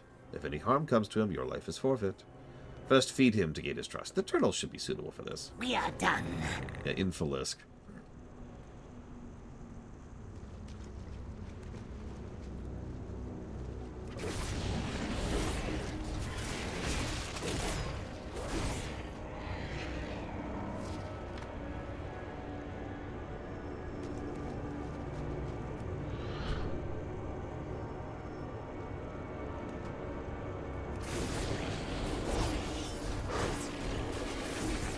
Yeah, this drop rate has never been good. It's pseudo shares, so that's nice. But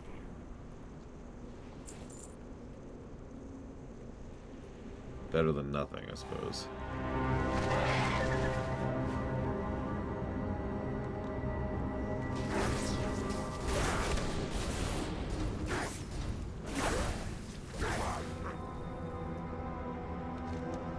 Why would the Saurak have amber? More importantly, why would the Oracle be protective of it? Sounds like this came from the heavily guarded Xanvis. Where'd it come from? I'll have to look into that. For now, we have to kill people. Yes! Yes! I will stab them and hug them and call them my own. I mean, that's pretty much exactly what I mean. Yeah, since we hit Exalted before I even got finished through the zone, I can go ahead and show off the conversation that I was hoping to, show off. Go figure. I really hope they do that with Throne as well. That's going to make that a lot smoother if they do. Although if there's one rep in the game I could pick for them to do that with, it would actually be Suramar. Now, here's the funny part. They might have. I haven't had time to do proper tech tests on that, but we will do that when we get there.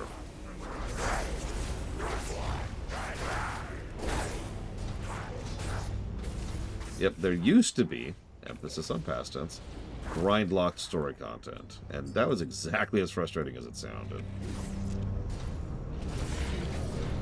They've smoothed over this one for Pandaria.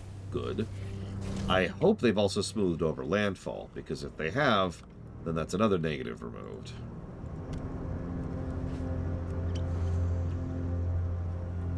And the final one will be Suramar. Those are the big three. Everything else is bonus points. They kind of stopped doing story behind rep a while ago. Well, I guess that's not true, is it? Because then there's the... I forget what they call it. The not reps.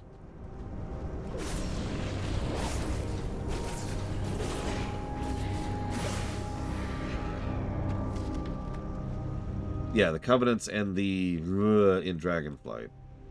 But the thing is, and I could be misremembering, I thought they patched that out when Dragonflight finished. Someone check me on that, because I swore I read that in a patch note. Renown, thank you.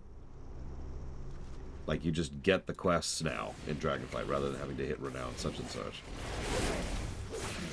Yeah, I'm not sure either, because I maxed all the reps out. I can actually prove that, because I've got them right here. Renown 20, Renown 20, Renown 25, Renown 30.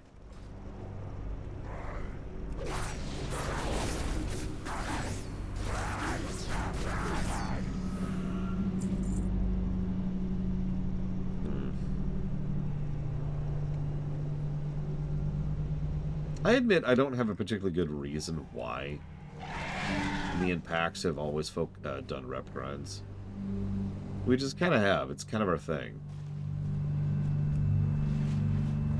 Every expansion, we do all of the reps within reason. And, end statement. Like, if I got on my main right now, you would see a gargantuan sea of Exalted. In fact, most of those used to be super Exalted, which is a concept that doesn't even exist anymore.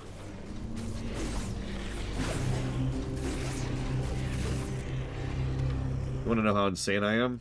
I have Exalted Xiaohao rep. Now, hang on. I'm not that insane. We didn't do that until the remix.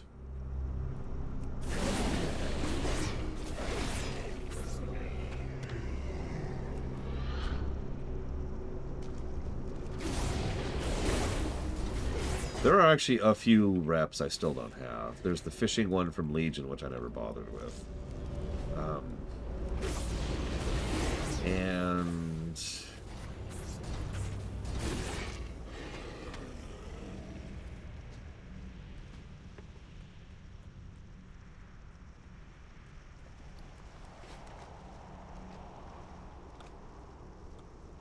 obviously, I'm not counting anything in War Within.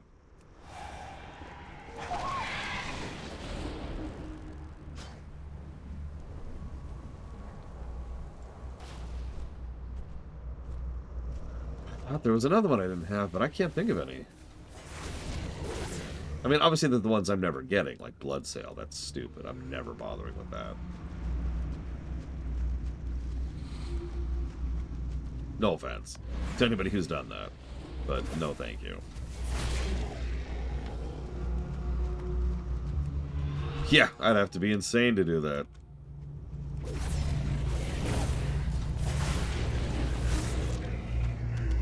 There we go. Have some food, little guy.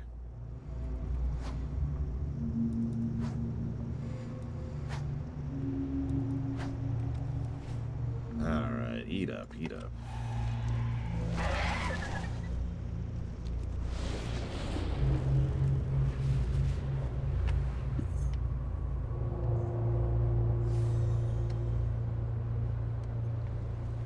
I've mentioned this before. I hated the Timeless Isle. Just absolutely hated it. I have no idea what I'll think of it this time around, but I doubt we'll spend much time there because there's nothing to actually do there in any real sense of the word. Not now. Not comparatively. Is it not down? I thought it was down. No, it is. It's right over there.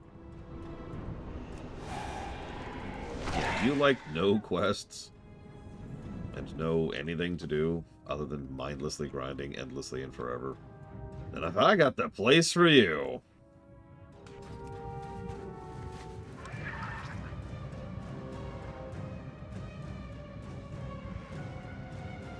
That's why they call it the Timeless Isles. You just keep grinding there forever.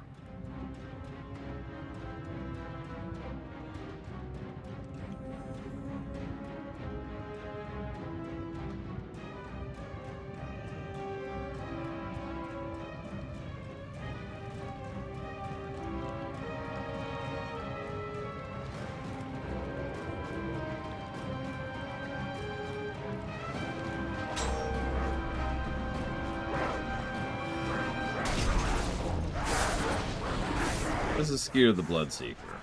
If I'm remembering correctly, this is Pax's favorite Paragon buff. Yep, get it all out. I know. Y'all have to throw up the moment you wake up. I get it.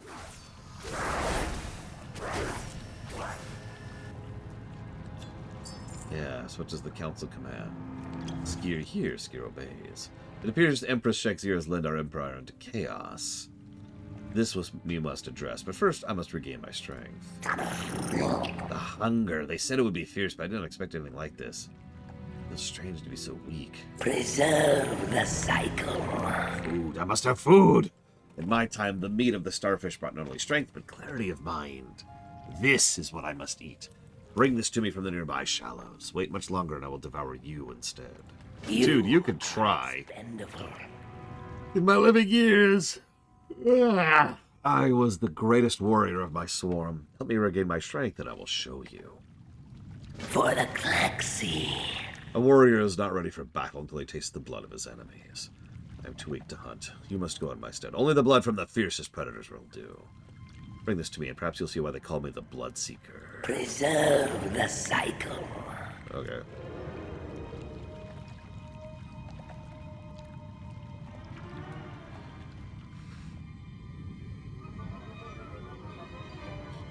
Yeah, you just kind of wake up and it's like, huh? Yeah, several of these make it pretty clear that being encased in amber is not very pleasant. And even ignoring the actual process of being encased itself, there's that eternal fear that exists in real life. Well, real life. It's a more mundane fear of, you know, if you go into suspended animation, you have no power over anything. You know, power outage, or someone tripping over the cable, or someone smashing it in, or nobody paying the bills anymore, or you being thrown, you know, into a trash heap, or the sun going supernova. You don't know. You have absolutely no ability to do anything. You're just in suspended animation. You may never wake up again.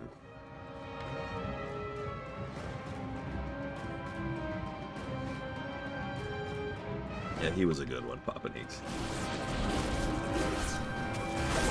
That was, oh God, I can't remember what his name was. We've already met him. He was at the fishing village.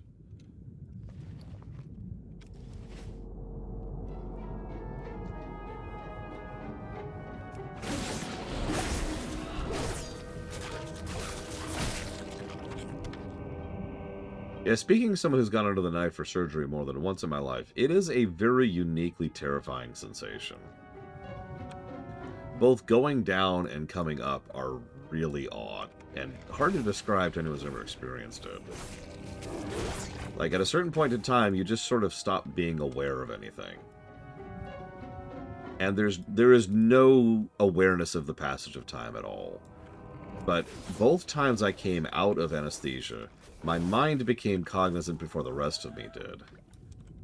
Oh yeah, your mouth is extremely dry. Like, hurts to breathe kind of dry. One of the first things I asked for both times was just water. But yeah, like, your mind wakes up, but your eyes don't work quite correctly yet. And your ears don't work quite correctly yet. So you're awake, you're mentally active, but at the same time, you don't really feel like you are. It's very strange. And like then everything just kind of slowly turns on as you're trying to become more and more aware of what's going on. And even if you're at a good hospital, most people probably don't notice that you're awake yet because you're not giving a lot of signs that you're awake. Because, you know, you're just sitting there cognizant but not moving. Yeah, exactly, Brig. It's just so strange. It's interesting because it's also a lot better than it used to be. You rewind time 1 century, maybe a century and a half, and surgery was a lot more terrifying. Nowadays, we've got a pretty solid system and a decent amount of tech to back it up. By the way, speaking of which, yeah, good fortune, Star.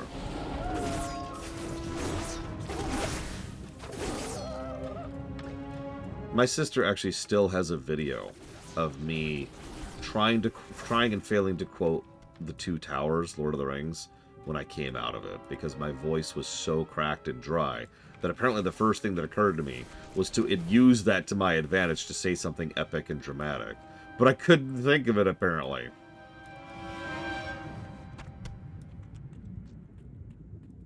You know, where's the horse and the rider, that speech.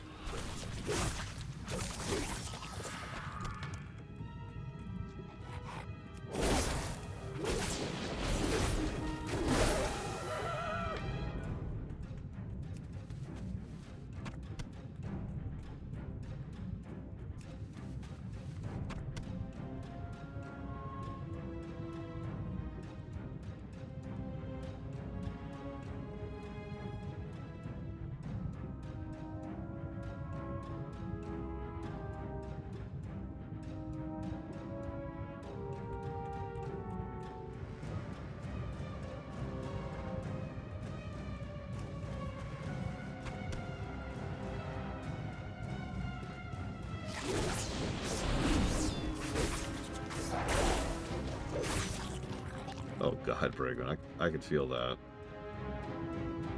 My second time, for my nose, I went down on my back and came up sitting upright. And one of the weird thoughts that was just stuck with me is, how am I sitting up? When did I start sitting up?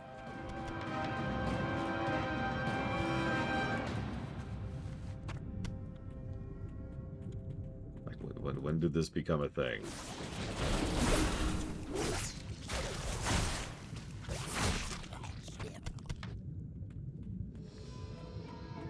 I mean, that would track, right, Five?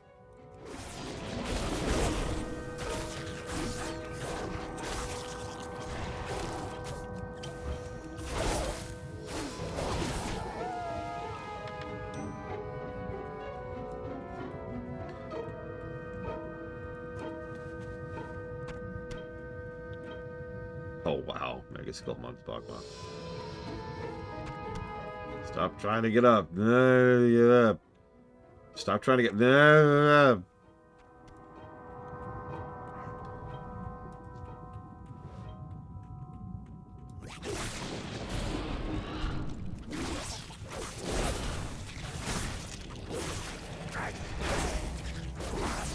Yeah, I didn't dream anything, like I said. It was just boop, and then I was at the recovery station. In a completely different room that I didn't recognize. Little freaked out.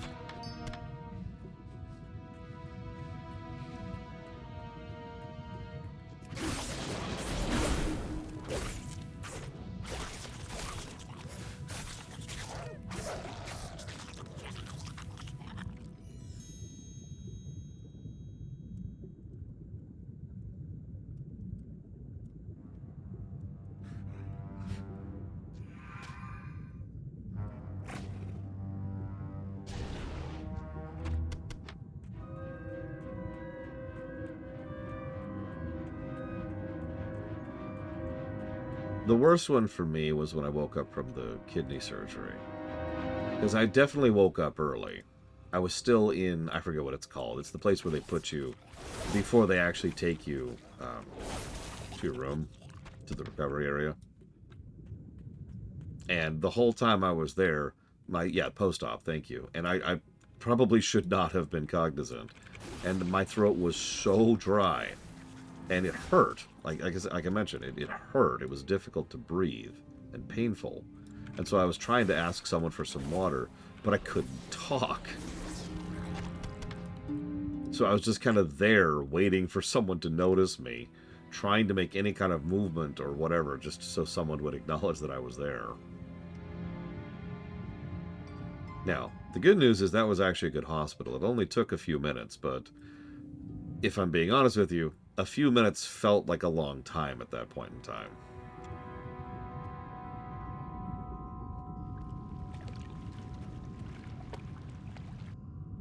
Anyway, sorry. The reason we're wrestling sharks is we're getting food for this guy and building another negative to gameplay. I like the Dread Waste, but some of these quests either require too many things, have too few drop rates, or both. Yes, Wakener.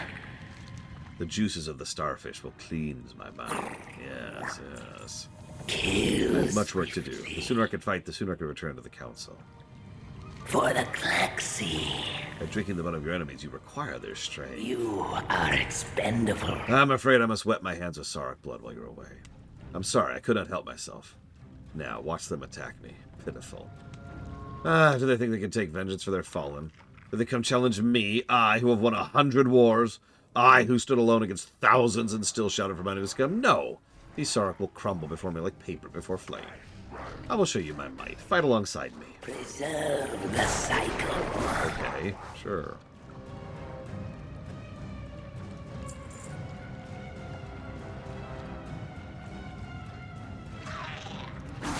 Oh, yeah, that does not sound particularly pleasant, Dakota.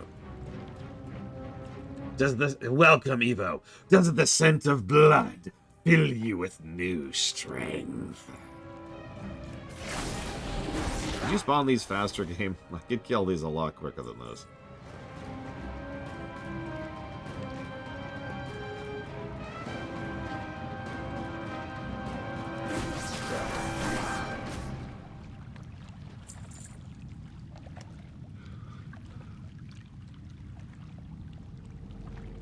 Congrats, Mega Skull Munspockman. Hope you enjoyed it.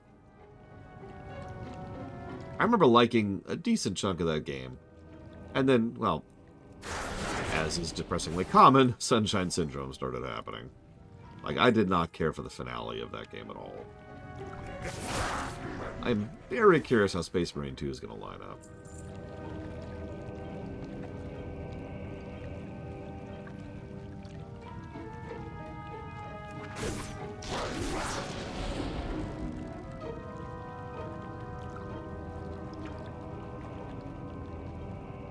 We're making good progress, Evo. We might not finish the central quests, but the rep grind has been increased so much that at the very least I can show you a cutscene.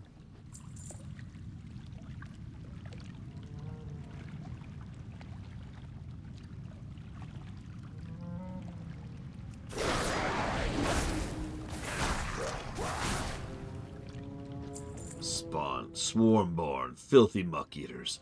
You defile our grotto. You will not escape.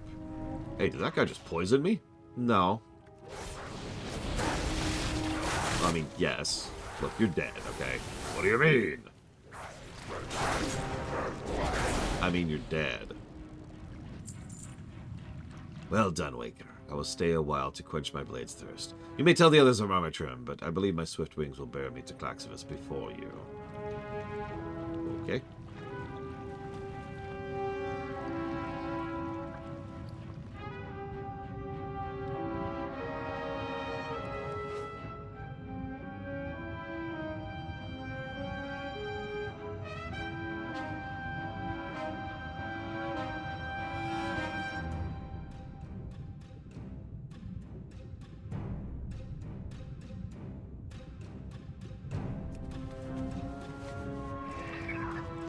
I think you know which zone this is. You've even done this zone.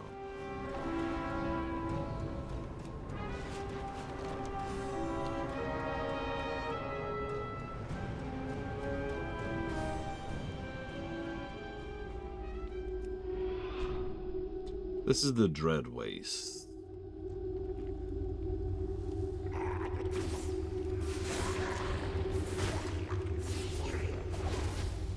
I need to get better about starting my combo with Shiv. Especially for anything that actually has health. It does kind of have that old Star Trek vibe to it. I think it's the horns. I believe we only have 2. We're staring at one of them. Actually, this might be the last one, because we already got what's-his-face.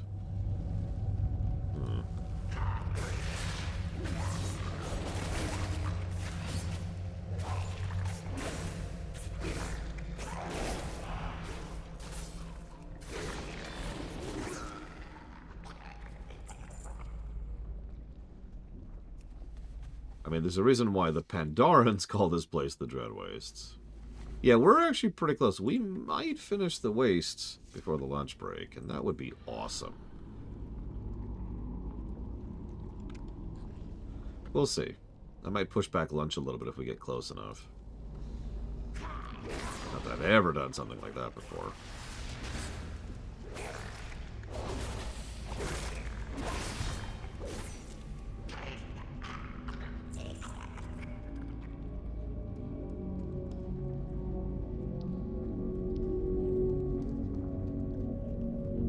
It is actually funny.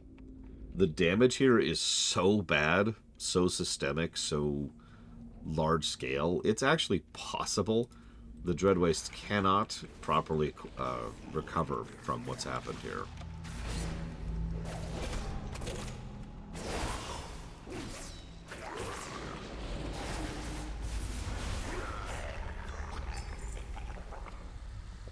Alright, Zyril. The Poisoned Mind. That's his title.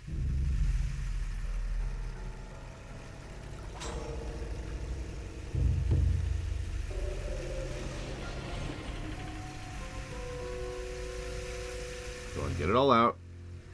You came out a moment too soon. The adjuncts would have destroyed me as I slept. Even in my dreams I could hear their thoughts. Her dark thoughts. The Empress fears her own undoing, yet fear itself is her undoing. She is beyond the edge of madness. Wait, the Klaxi speak to me. Yes, I have heard the Empress's intentions. Her reign must end. Tell me no more. I will see my old home with my own eyes. I will gaze upon the ruin that Shexir has wrought. There's much punishment to deliver for the Empire's crimes. We have no time to wait. Meet me outside. I mean, I guess my point is, without external influence, I don't think this zone is reclaimable. Now, this is a setting where we have shamans, druids, and lots of technology, so it's actually entirely possible that with external help, we could actually help the Dread Race recover. Will we? We've got a lot of other things going on right now. What do you want? You've done your duty well. Remember your place. The cycle will be preserved. We are done. If we are to strike against the Empress, we must arm ourselves with weapons. My own choice of weapon is a particularly toxic design. The scorpions that wander produce a deadly venom from their tails. Give me their stingers, and I will show you how I earned the title of Paragon. I require another ingredient. It's nearby. Scarabs. Kill them and bring me their wings. The last ingredient is the deadliest, a dreadshade flower that grows all along the hills. By eating these poisonous plants, the local wildlife has become venomous.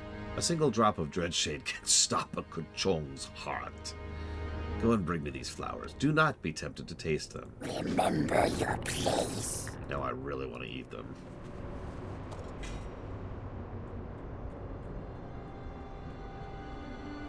I wonder if... Ah!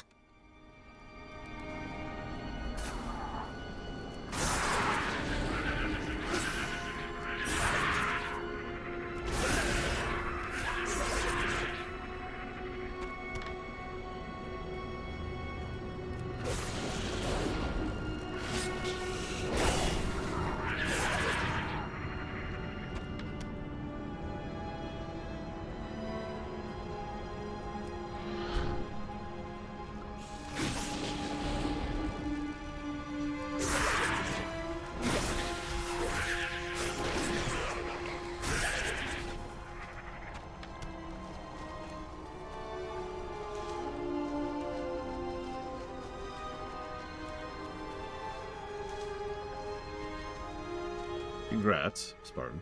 Sorry. I used to get most of my clothes from Goodwill. Nowadays, I get most of it from GDQ, which I think started yesterday. Wait, no, GDQ started like 2 days ago, didn't it? Oh my god.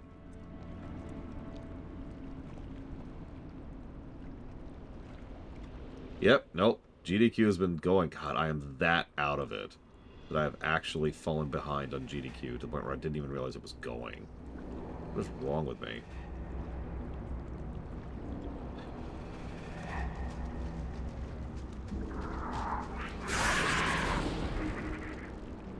Hello, Colbram.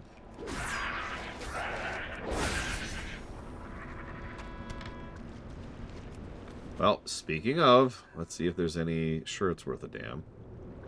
Ooh. I already see several. There's a bass, Proto Man, and Mega Man shirt. There's also one for Mega Man X3, which I might pick up.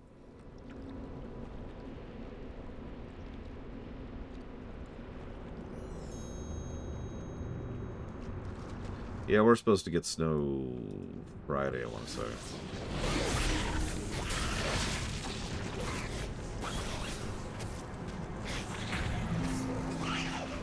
Here we go. This is what I want.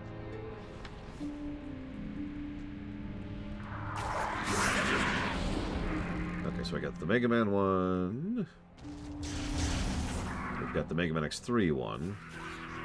I don't know what that is. Oh, it's Kirby Racer. I don't know what that one is either. I don't recognize several of these. There's a weird one with Mario. There's a really weird one. There's one with Samus punching Ridley in the stomach. There's one of a guy playing an NES version of Tears of the Kingdom.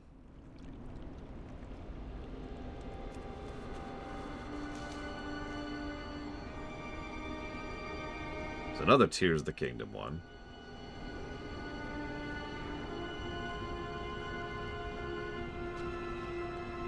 Mario World one. And it looks like that's it.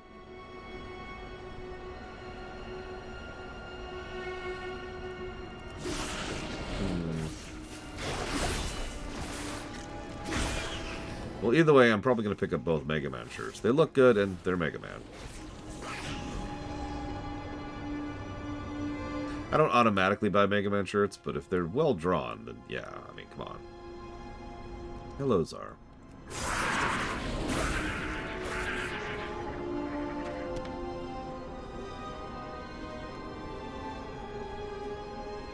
I was just looking at the GDQ shirts for the year, I guess, Disco. 6 month, biannual, I don't know.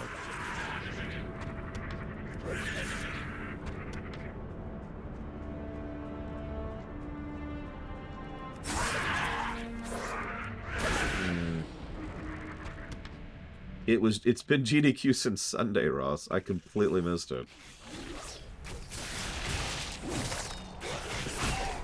They have 2 Tears of the Kingdom shirts.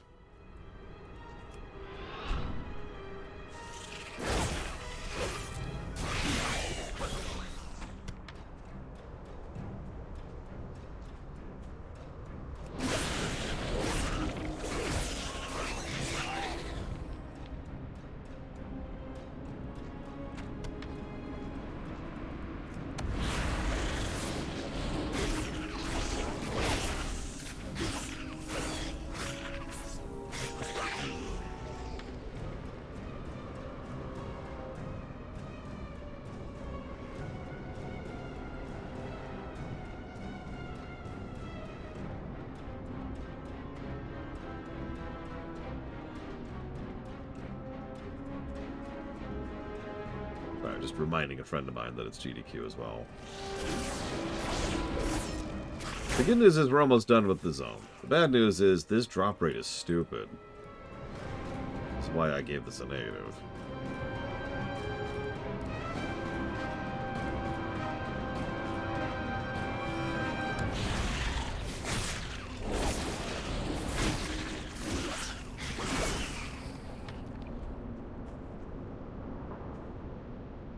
Wait, they're doing Superman 64 tonight? Oh my god.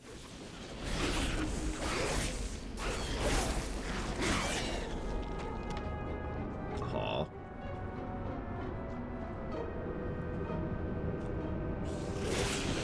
I even know the hoodie you're referencing, Bregman, because my brother-in-law has it. If it's the one I assume it is, I suppose. I should say.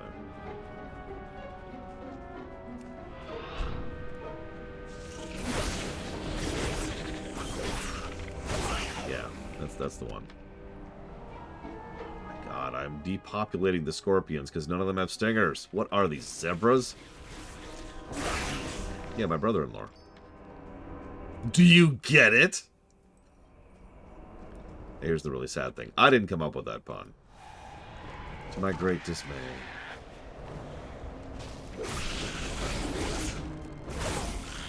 Evo.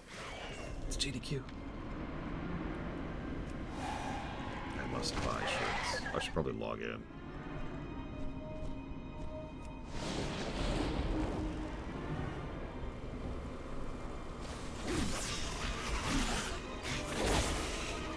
What are they playing right now?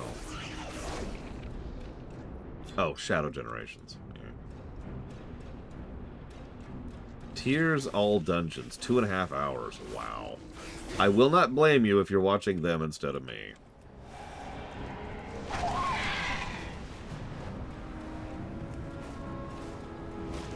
Yes, Waking One.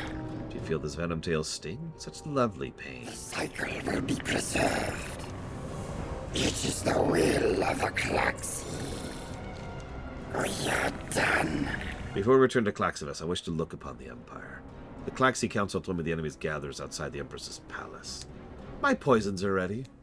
What better way to announce my return than with death and destruction? Just don't mix the two serums. At least not while you're holding it.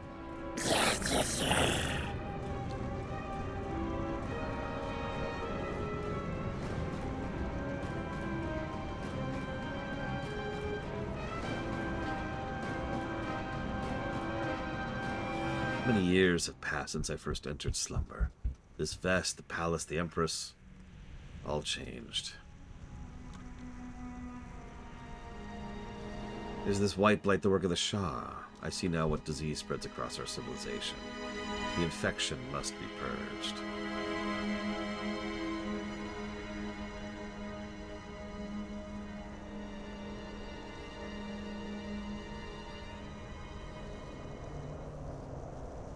Look at the mansion below us. The Empress orders the swarm much too early.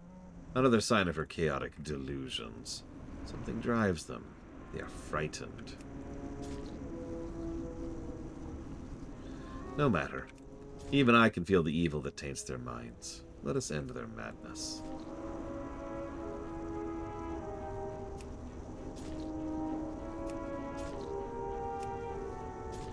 That's in case I really, really, really want to exit vehicle, Evo.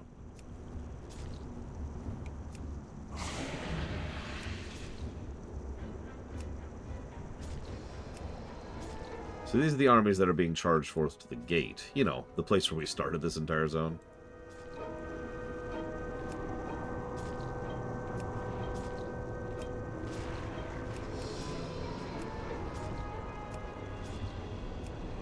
As you can see, there's a couple of these guys. Oh, nice, Ross. That's going to go into the VOD watch at some point. I'm still catching up on my GDQs. I've been very, very, very, very slowly watching through GDQs in my copious amounts of spare watching video time. Usually when I'm doing paperwork. Well, there's only one Shaw left, Trihexia. Shaw of Fear. The one that's been active for the longest, and by far the strongest of the 6.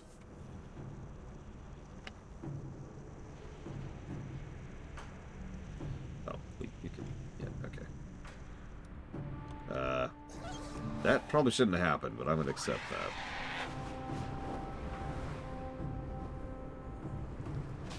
So... Yes, Wakener. I'm most impressed with your progress. Kovac's training is coming along nicely, and he seems fond of you. I have no doubt you're the best choice to assist me in training him. Yep, Kovac's getting bigger. Very quickly. Preserve the cycle. So Kovac's ability. Observe the cycle. We are done.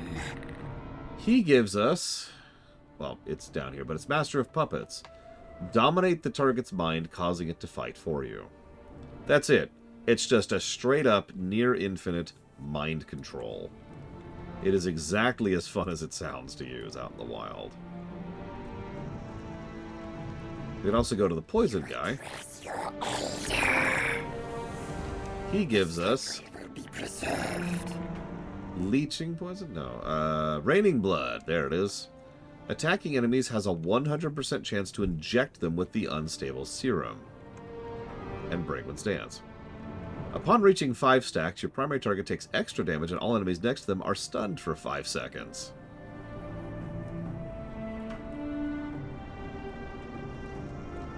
I think that's... Hang on, I showed him off. Skier. Yeah, what does Skier do? You will prove useful. Well, looks like I can't recruit Skier yet. I'll show off what Skier does in a minute. Death from above. The Empress must fall. I love this daily quest. It's just to go kill eggs. And the name of the quest is Nope, Nope, Nope. Be a leaf in the wind. The will of the galaxy is eternal. I guess that's just it. I stand ready. You are. Okay, so let's... There he is. Your arrival is timely. The ritual is underway.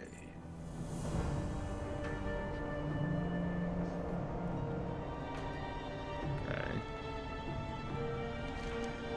The council's in harmony. Our ritual will bring about the demise of the Empress and allow us to secure the future of our great empire. Behold the power of the galaxy! There we go.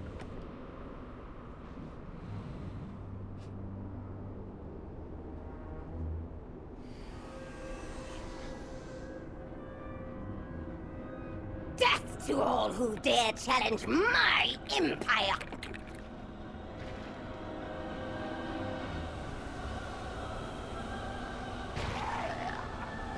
Such is the fate of those who question authority.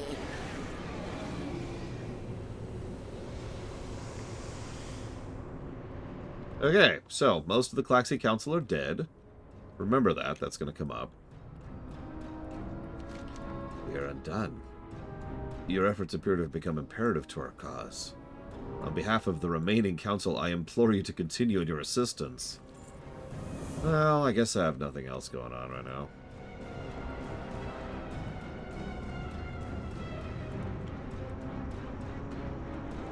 Yes, Wakener.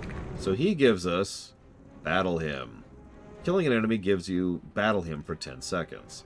All successful damaging spells or abilities will restore 1% of your max health while under Battle Him. Oh yeah, no, I saw. Speak. You seek to trade?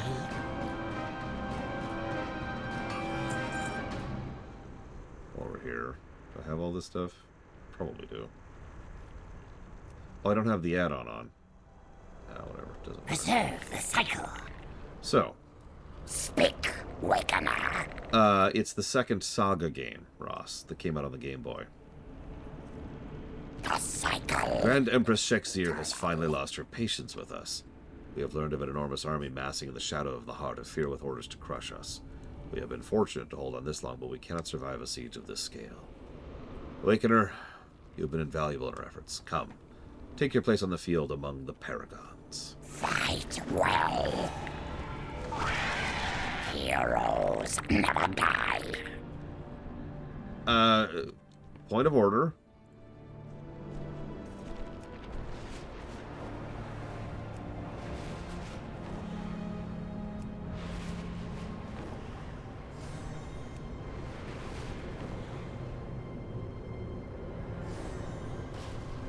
Much has changed. Who holds this swarm? Show yourself! Answer to the Klaxi! After by several years is Miristar. Treasonous Claxi! Her magnificence was right about you. Speak your name, puppet, that our annals will be complete. Grand Vizier Zorlok, voice of the Empress. Your Empress has fallen. The Claxi have pronounced judgment. Stand aside, or be brushed away. The Claxi are to be disbanded by the will of the Empress.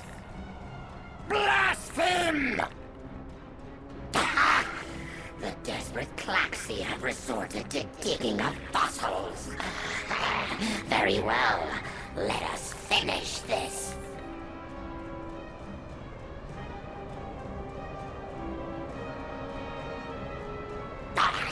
Unscathed, indeed. Forward! The Claxi reveal themselves as traitors. Decimate them and leave nothing behind.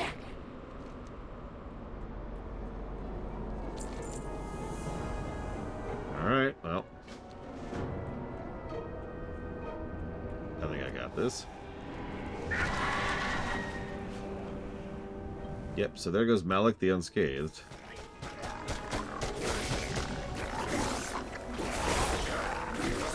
So for that title, I suppose.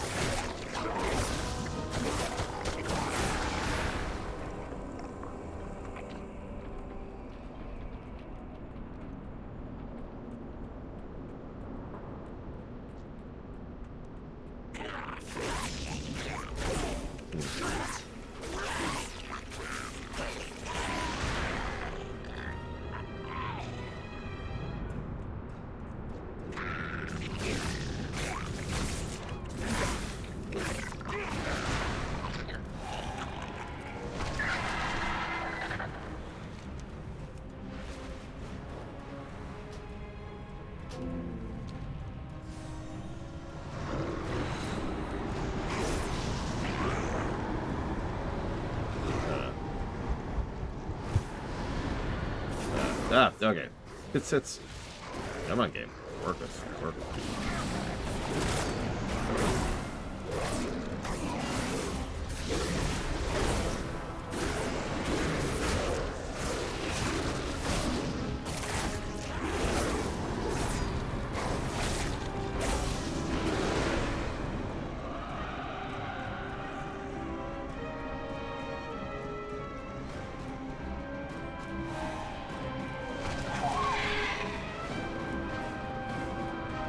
Akalon is spawn of Garelon. I wonder what Garelon is. I'm sure it's not a big deal.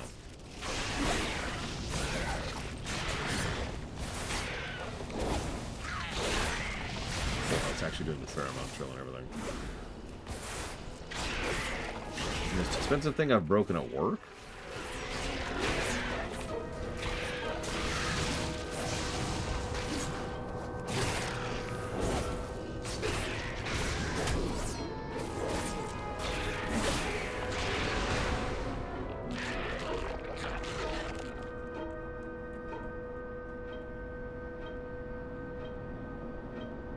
Yeah, no, obviously. Like, the most expensive thing I've broken since streaming would probably be the hard drive I just lost to Starfield.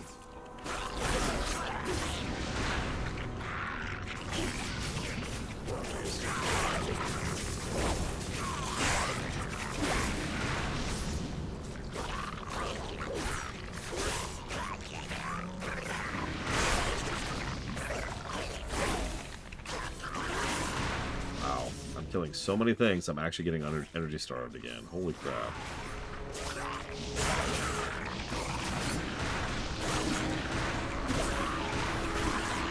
I can't think of anything that's worth more than a couple of bucks, Disco.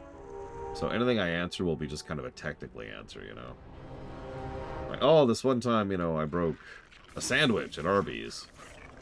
Or I dropped a book at Hastings, or something like that.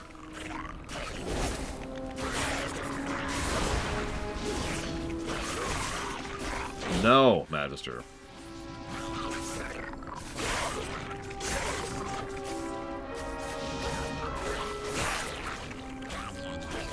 Look, it was so terrible.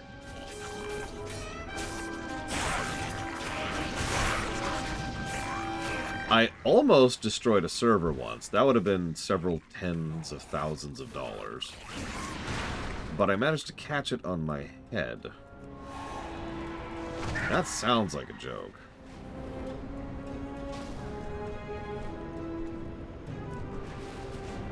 I had that scar for weeks.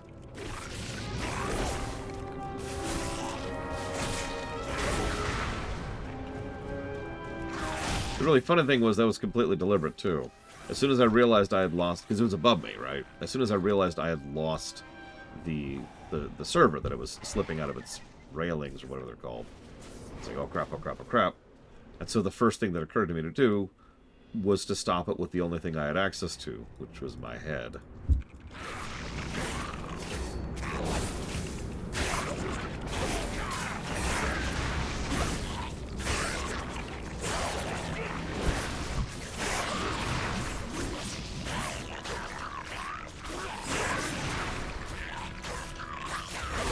In hindsight, that was very stupid. But I didn't lose the server.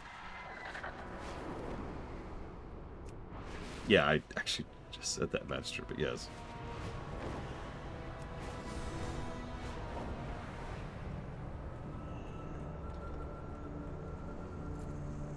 Speak, Wakener. The siege is broken for now. Now. So, final cutscene, and then we're going to move on to a couple other things.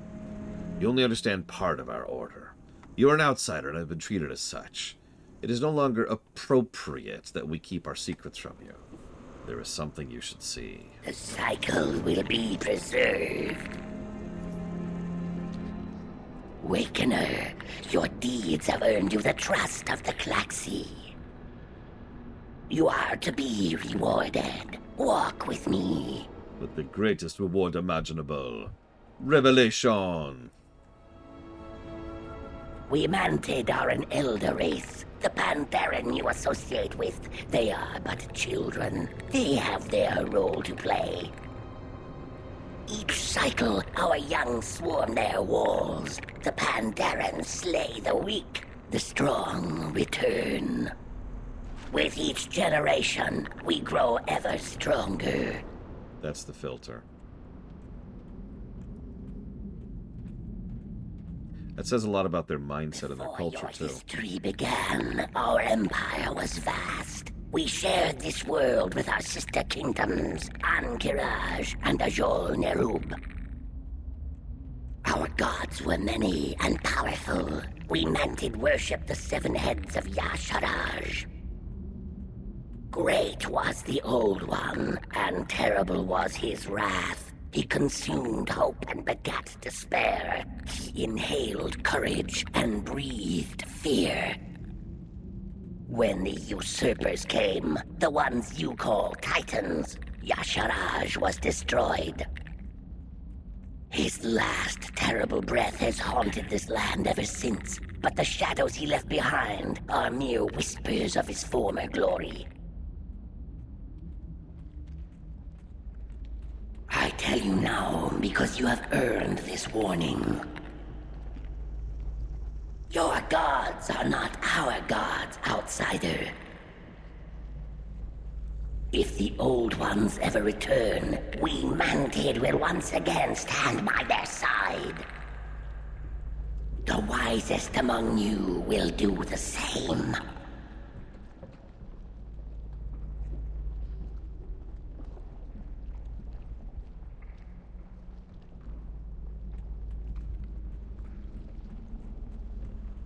But there's our big reveal. And to be clear, that is actually a pretty big reveal. There are hints, little tidbits of this, but that little conversation gives us quite a bit of info. I'm going to flesh out some of the details there for you, but before we do that, plus the story.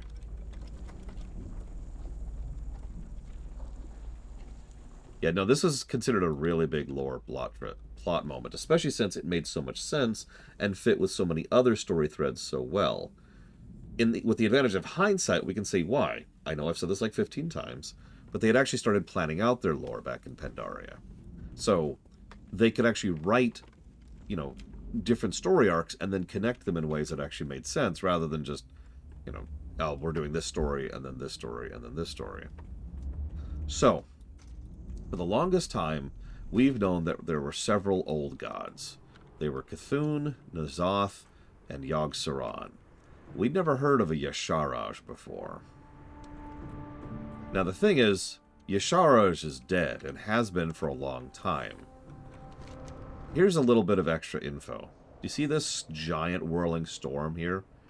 Well, that used to be the site of a colossal well of arcane energy, which was being used in order to power a portal to summon Sargeras to this planet. But I'm getting ahead of myself. The reason there was this giant, gaping hole of mana in the world was because one of the Titans personally killed Y'Shaarj there. Remember, Titans are the size of planets. So Aman'Thul reached down and personally destroyed the most powerful of the old gods, Y'Shaarj. That attack devastated the planet and created that well, and that has had impact on basically everything ever since. You could call that the first domino. Yeah, ripped him out like a frickin' root. So, obviously, fairly large impacting event. But the relevant part is pieces of Y'Shaarj were left over. Pieces of his 7 heads. Those pieces, and his heart, consequently. Yeah, this is why the old gods were imprisoned. You've probably wondered, why is Cthulhu and Yogg-Saron and N'Zoth allowed to keep existing when the Titans clearly had the power to destroy them? That's why. They were afraid of doing that kind of direct intervention because they desperately wanted to make sure that Azeroth survived.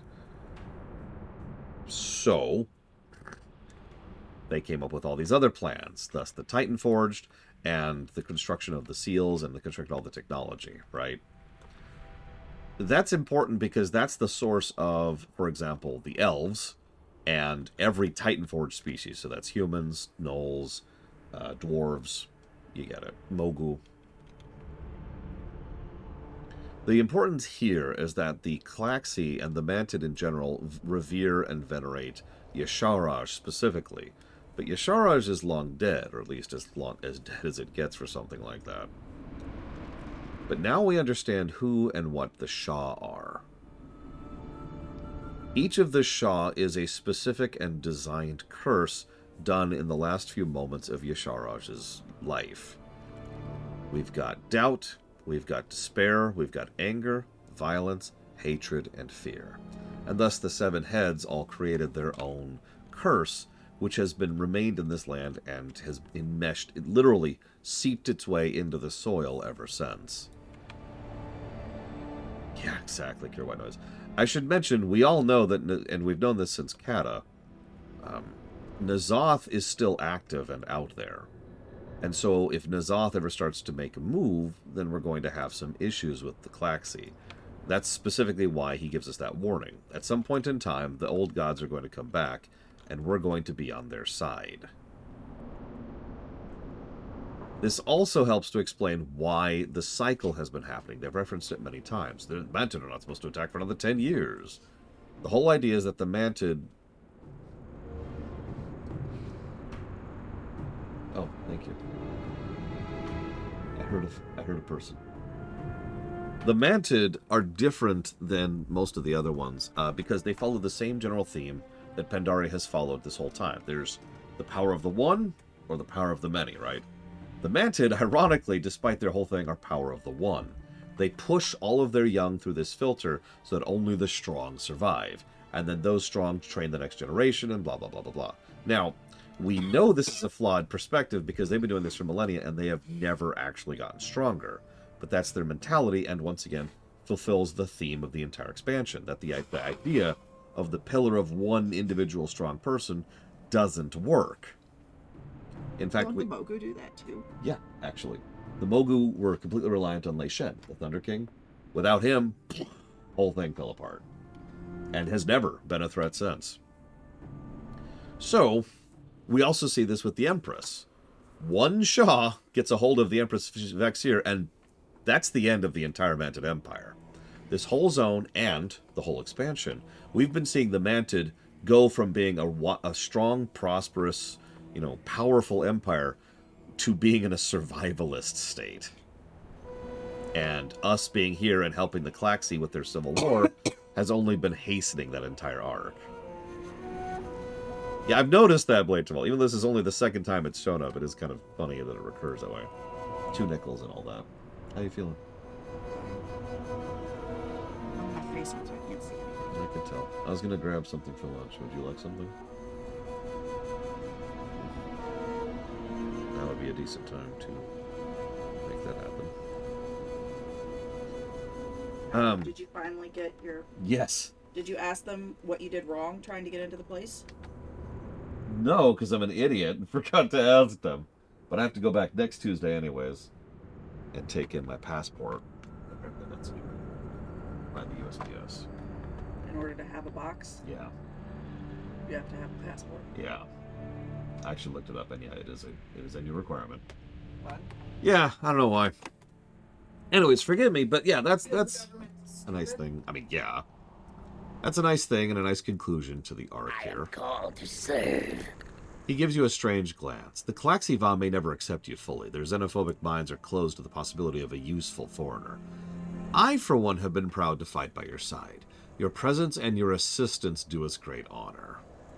Show no mercy. They do, Blade Taval. If you're paying attention to what he said during that speech, he specifically mentioned that the Shah are unworthy, I think is the word he used.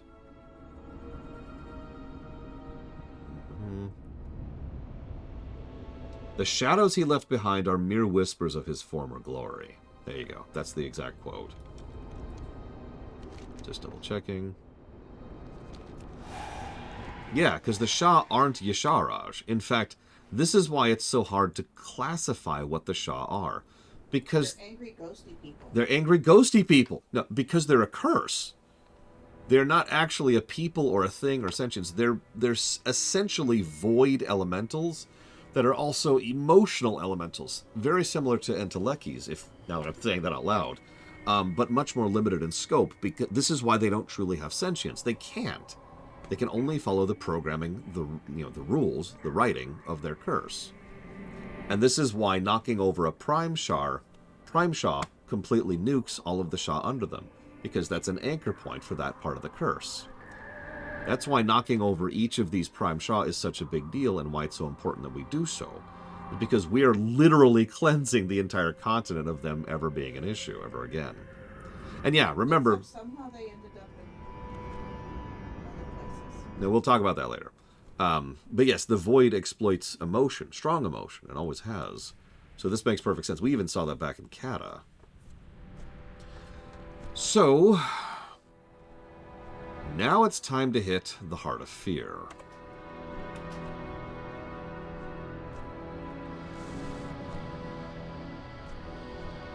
And wrap this sucker up. And yeah, you were actually pretty close, Blade Jamal. I didn't want to give it away too early. Forgive me. This is one of those things, right? I try not to just be like, alright, so here's the ending of the story. So this raid is almost the end. We're about to end the primary plot of Pandaria. This is the plot that's been going since the Jade Forest. Chapter 1, if you will. Chapter 2 we'll start covering after the lunch break, and that'll lean into the Throne of Thunder. And yeah, no, ditto. I don't remember if I said this while we were going through Endwalker, but the blasphemies really reminded me of the Shah.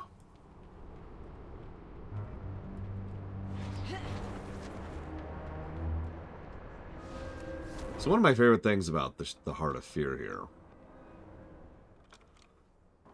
is when we walk in, first thing we see is, of course, some trash. And several mantids who are impaled on their spears and still very much alive.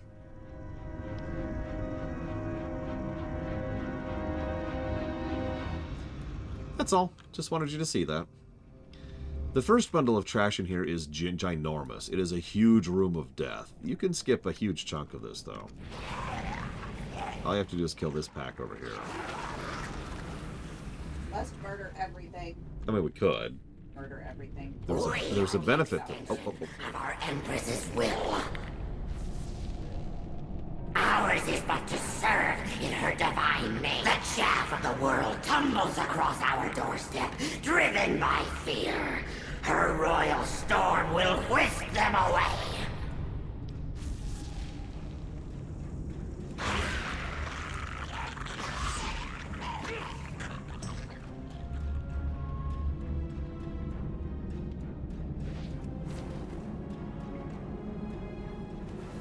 They are but the waves crashing upon the mountain of her divine will. They may rise again and again, but will accomplish nothing. This is admittedly not in WoW's favor, Blade Javal, but part of the thing is you have to understand... How do I put this? WoW lore back in the day was certainly there, but a lot of it was the realm of speculation and copium, right? There wasn't a lot of codified lore to it, because they were just making up whatever. That was true even in Kata. And Kata had a fairly strong through line, at least for the endgame stuff, right? Seeing these kind of theories and ideas formally and firmly confirmed on camera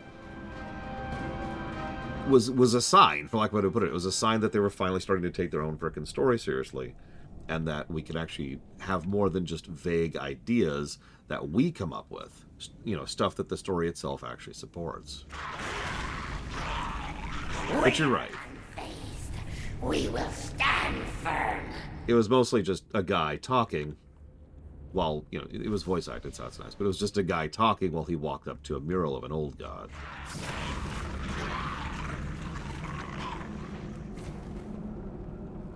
Oh yeah, we needed that bronze. The divine, so it falls to us, her chosen voice.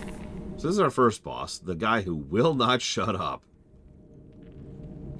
Yeah, remember you keep talking about how much it's irritating that there's so many positives to story.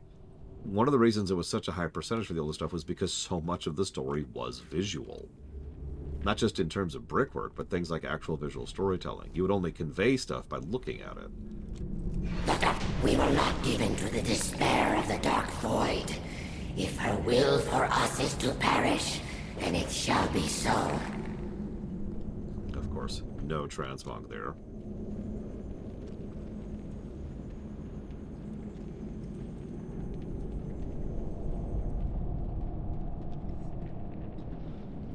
So, there's the hype guy gone. Let's deal with her military trainee. Trainer? So you're supposed to wait for all 4 of these to go off and pull their own trash packs. Or you can pull them all immediately. And they're dead. Test. Will you? They approach. Good. Now, if only my students were here to see and learn from the coming display of my prowess. And then you build your house and... Hang on, my sister has informed me that I have to loot. But I can't, see? That's why I'm not looting. It's impossible. This is actually a really great boss. So much so that I'm sad I can't properly show it off to you. Because I have to get him low on health without killing him in order to show it off. On your guard, invaders. Oh yeah, because he doesn't go will be your opponent to the next phase until he's at like, what, 30%? Yep. And I don't think I can not kill him. I can try. Nope. I'd always hoped to cut someone like that someday. To hear that sound.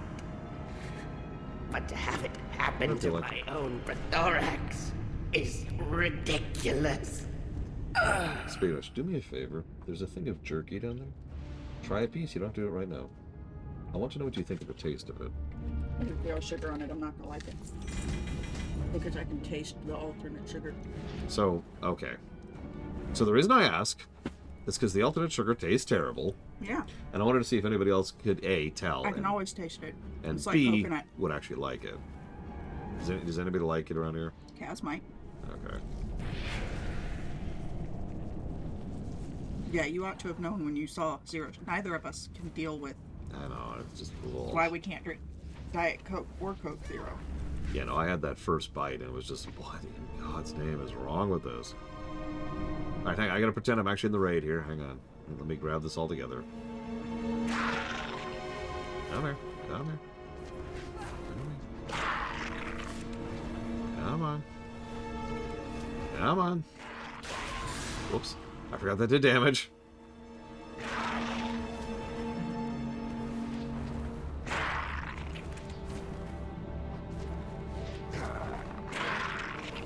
I suppose that's true, Lunera. Come on together. Come on. Come on. That should do it. Pitiful wingless scrubs! You step out into my domain, and I will hear your death screams as you plummet from this terrace! And now you're done with the first wing of the thing. Well, as soon as I kill this guy, but yeah. I really liked this fight back in the day. I think I'm the only one who did. So, I just want to talk about this very briefly. So first of all, see that pink circle? That's bad. If you get inside that pink circle, he goes, hey! Boom! And does a really big hit that hits the entire raid. Go get in the pink circle. Well, I'll show it off in a second. As for this blue lines, while you're in... See if I can do it without pulling. Hey, there we go. I have the buff Weak Points, which increases my damage to a leg by double. All damage done to legs is then translated to the boss himself. However, once you've killed all 4 legs, they will eventually respawn, but obviously you then have to damage the boss himself. So you can't always do double damage. And his pink circle goes away because he can't... Ugh. But the other thing is he can't be tanked normally. He's going to put a little thing on the ground. It's going to be like a chemical trail, pheromone trail. That whoever has the pheromone has aggro. If I get too close to someone else, pheromones transfer to her, right? So it's pure proximity. You also, on certain difficulties, can't transfer it back, which is its own thing. So... Did you get a debuff? Exactly. So anybody can have aggro, and he just moves up and he does this giant sweeping attack of death. If the giant sweeping attack of death does not hit at least, I believe, 2 people, bad things happen. I don't remember what. I can look it up really quick. Is it Crush? No. It's Furious Swipe. If he fails to hit at least 2 targets, he gains Fury. Fury increases his damage and movement speed, stacking. So, you have to have your 2 tanks getting hit by that, or 2 people. Doesn't actually matter who. But it needs to be tanks because it's going to kill him otherwise. You need to have your pheromone people, and you need to make sure that they're not getting too close to anyone else. He's also leaving these trails of slowly expanding, I'm just going to call it lava, on the ground. So, as the fight... It's not lava. I don't know what it is. Doesn't matter what it is. As time goes on, those not only expand, but there's more and more of them. So you are slowly running out of... Poison, given he's a bug. Yeah, probably. So you're slowly running out of space.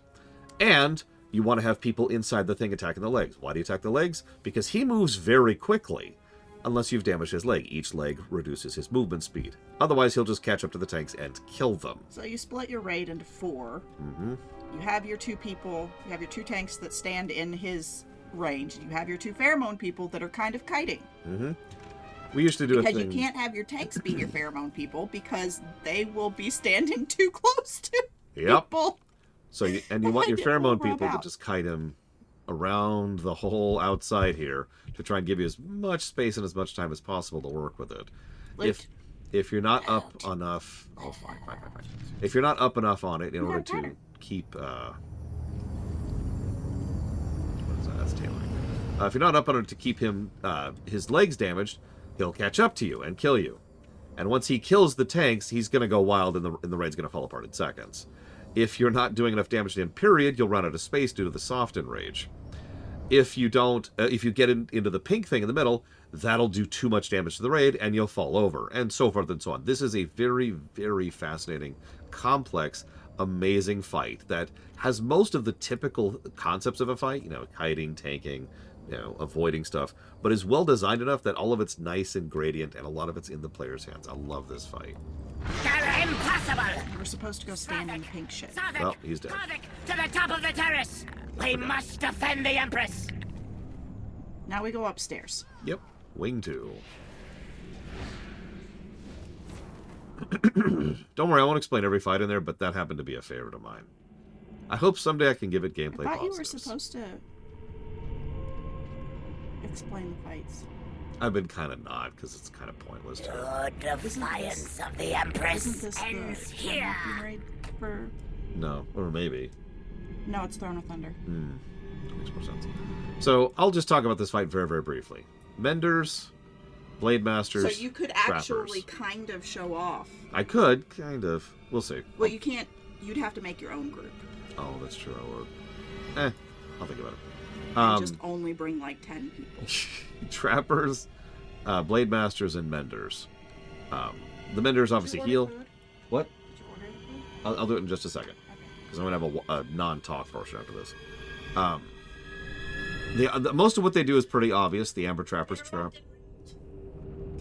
I'm going to get interrupted by my sister. Big guys hit hard and Menders heal. You also have to fight all of them at the same time, but these kind of are their own thing. This is too much trash. I'm just going to put this. This is way too much trash to deal with normally. So you can CC them, but you also get these things. These things allow you to do this.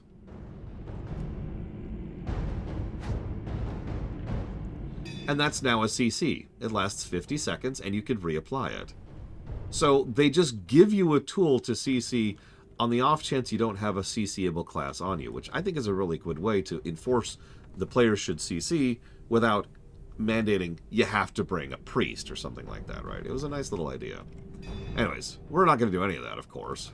All of an Empress, I have failed you. Still no transmog, good lord.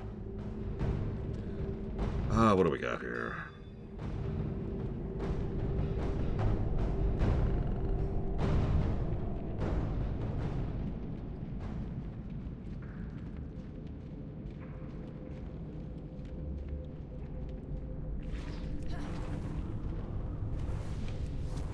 At this point, I'm not sure they can Blade Taval. I got a lot of transmog in Remix. According to my thing right there, I am missing a couple of items. Literally 4. And we've already killed 2 of the bosses. So there's one item I can get up here, which is a weapon, off of the last boss. Now, I'm actually missing quite a few things from the LFR version. Go figure. Let me guess, it's all like cloaks and weapons. Yeah, that's what I thought. And yeah, obviously since I'm a demon hunter, not a lot in that direction. So this boss, again, very brief description. This was our wall back in the day when we were soloing this stuff, or more accurately, 5-manning this stuff. I see you have found a few of my experiments. Step closer and you may witness the full glory of my work here. So yeah, some random amber scientist is one of the hardest fights in here. Possibly the hardest fight in here. I'm not going to try to describe him. He has so much going on. He turns people into abominations. The abomination is completely different gameplay, which has to be dealt with and managed by the people. So everyone has to know how to deal with it being abomination.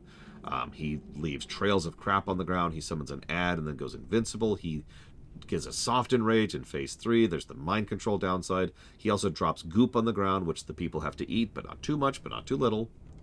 A lot of moving pieces in this fight. You must think yourselves mighty. How little. Behold now. What's your step? What have you done? No, this will not be how my work ends. I will not allow it.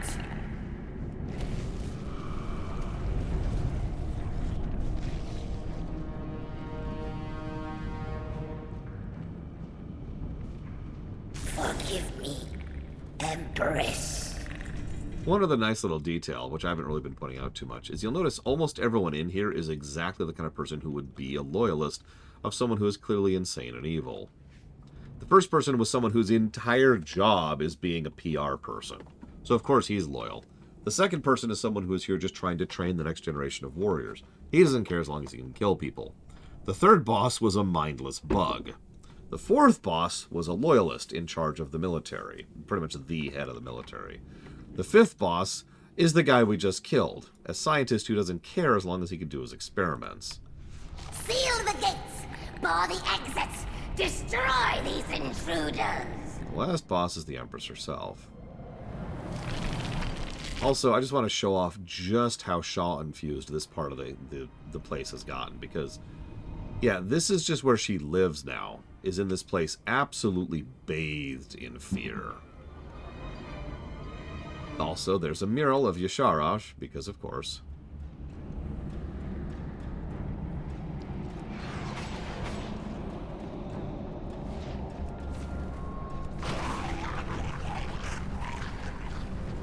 Oh, I have no idea what they're doing. Blizzard have always been pretty good about their voice modulation. Well, I shouldn't say always. Since StarCraft. And as you can see, parts of her are just fully Shaw at this point. Like, she's not even really fully manted at this point. Now, unfortunately, I can't show this off properly, as usual. During the first phase of the fight, she's like, I'll do this, and you hear this voice in the background saying, you should do this or you'll die. Here, right?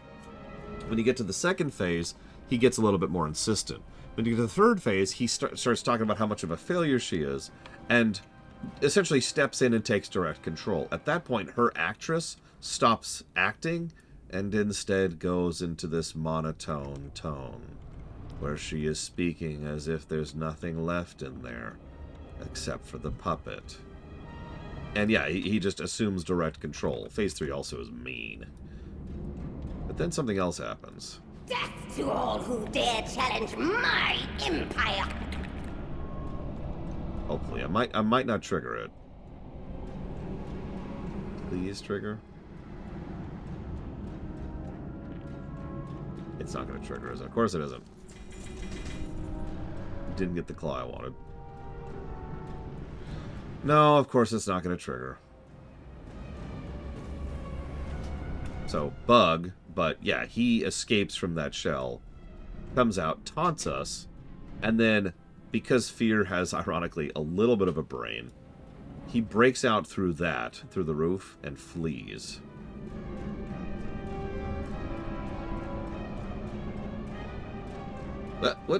What are you doing?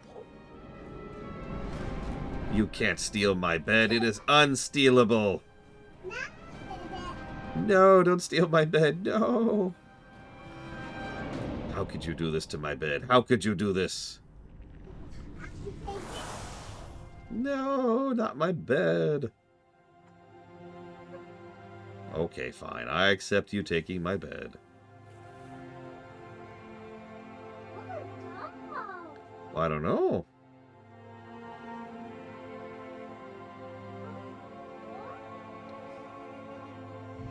What are you pointing at, baby?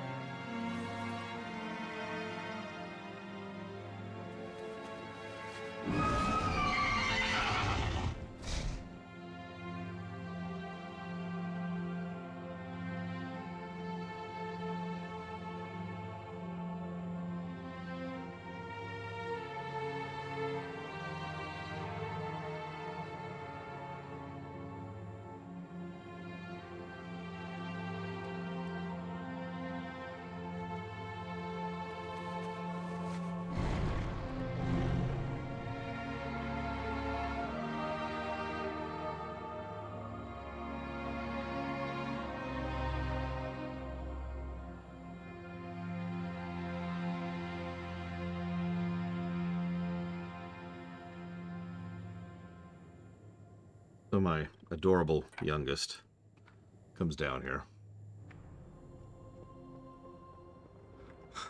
Obviously, I have to take her back upstairs. But,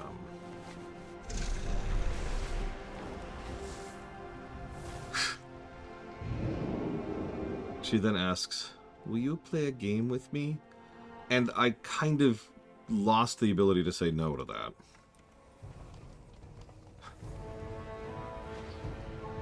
So I fired up the game that she's playing. It's some silly, cheap version of Mario Kart. Paw Patrol, I believe it is. And played with her a bit. I was like, okay, now I gotta get back to work. And as I'm turning to leave, she says, why won't you play a game with me?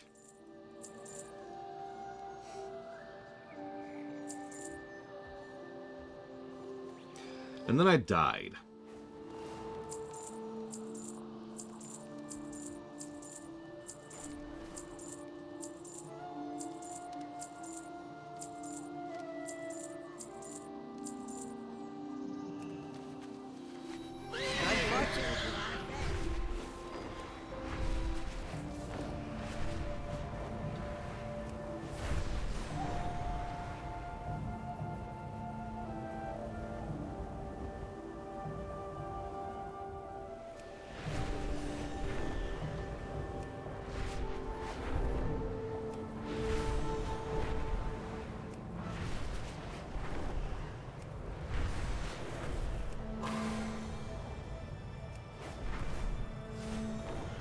So, the Shah of Fear fled from the Heart of Fear to here, the Terrace of the Endless Spring.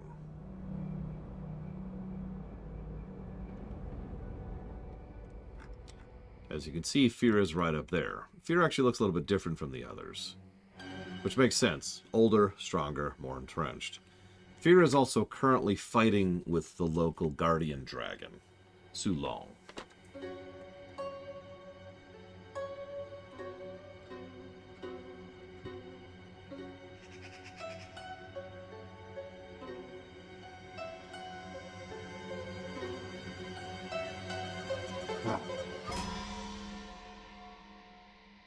However, as you can probably tell just by looking, not everything's going super well.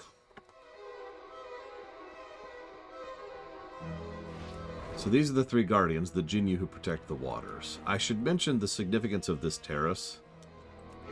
You can't quite tell from here, but up there's a bunch of water flowing out of something.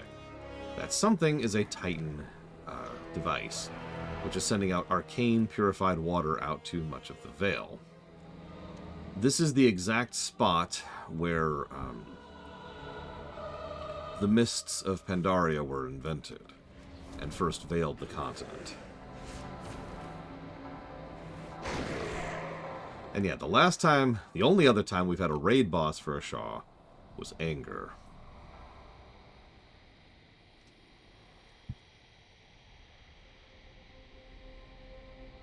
The terrace was not meant for your kind. So, this is the very last time they did the malleable loot thing. I actually talked about this all the way back in Vanilla. The order in which you kill these changes the loot you get. And which one... So you kill one, the other two gain an ability. You kill a second one, the third one gains more abilities. Protector, I believe, is the hardest one to do last. The endless waters will claim Phase my 2. strength. Target The waters change. will consume you. Phase None 3. can match. We are endless.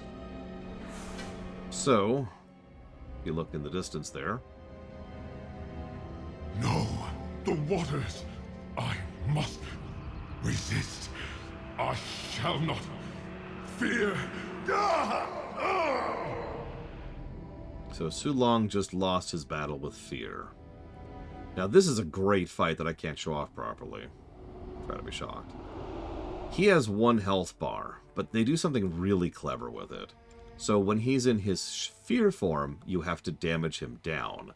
When he's in his normal form, you have to heal him up. And all of that's retained. So like if you do 500 damage, when it flips, his health bar flips. And so you still have the 500 health progress. Makes sense? So, you know, either you're healing or damaging him down depending on which phase he's in. And that's just really cool. You do not. I thank you, strangers. I have been freed. Very fun fight. Very chaotic, too. A lot of stuff going on in that fight, which I guess is just normal at this point in history. Still no transmog. That's really funny. This fight, if we were giving positives and negatives, would at least be in the running for a negative. Probably only one negative. Possibly even a negative and a positive, but this frickin' fight. So, this is Lei Shi. She is actually the elemental of this water. She's... So she will start off, you can damage her, and then she'll become too afraid, and she'll do one of her mechanics in reaction to that. One of them is to push you away from her. One of them is to go hide for a bit. One of them is to summon adds. She becomes invincible until you deal with that mechanic. So, that's the fight. Also, so she doesn't actually have a melee attack at all. Instead, she just does this AoE attack kind of a thing that just hits an area and targets whoever her highest aggro is. So don't be on the tank or it will murder you. Also, the lower her health, the faster her attack speed. So she just does more damage the lower her health is. Now, you're probably thinking, oh, that sounds just normal. Here's the thing. So when she's pushing you away, all you have to do is reach her, right? And do enough damage to her. That's fine. And not get blown over the edge. Don't get blown over the edge. During the ad fight, you just kill the ads. Sure, no problem. That's what the off-tank is there for. But during the hide phase, you have to pay attention for splashes in the water, which I'm pretty good at spotting, but not everyone is. And then you have to do an untargeted AoE on that spot. Problem. Most classes either only have one untargeted AoE, or have none. So only certain classes can really even do anything. Like in some cases, it's literally on a cooldown or requires a resource. So not every class really had the ability to reveal her. And she had to be hit a certain number of times, not take damage, in order to finally reveal her. And that sucks. What are you doing here?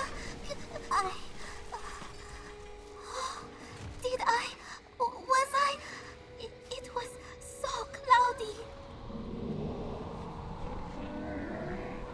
I have many lucky doos you like. Many. I have to go now. For the record, it's exclamation mark then Q. It doesn't put it in the queue if you don't do that for Victim. However, I will answer your question because I happen to catch it. I have no idea. I have to make the water not cloudy anymore. Will you help? Of course. I've never played Pokemon Coliseum or XD. So, fear. Fear's mean.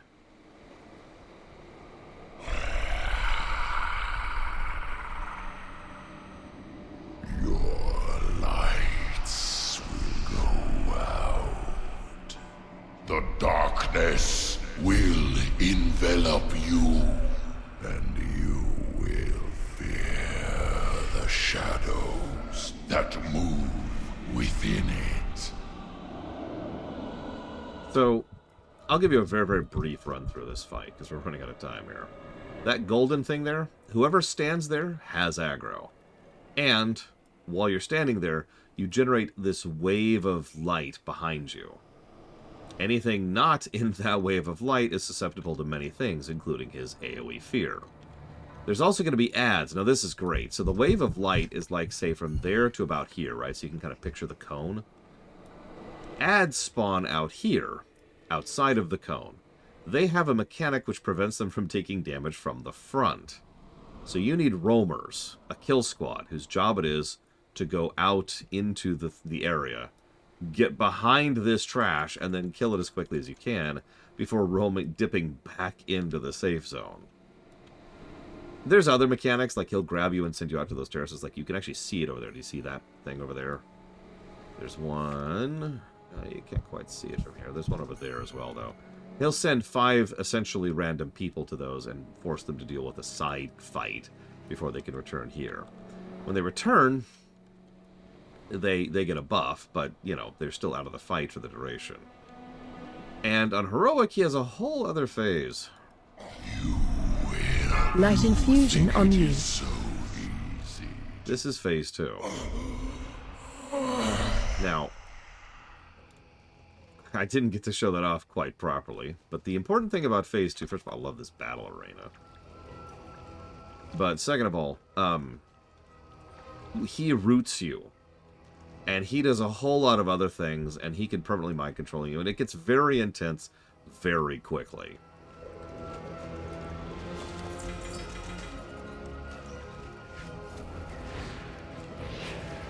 I do also have to agree this fight is too long. I know it's funny saying a 15-minute fight is too long for anybody who plays FF14. But trust me when I say, for WoW, that is an insanely long fight, especially given how many moving pieces are in that fight. With that, the Shah of Fear is destroyed. And that's all the Shah, right? Cool, cool. Right about now, we get a vector quest. And that vector quest says, hey, it looks like the Horde and Alliance forces, after the months you've been in Pandaria, have finally arrived and are now going to land on the southern shores. But before we show off that,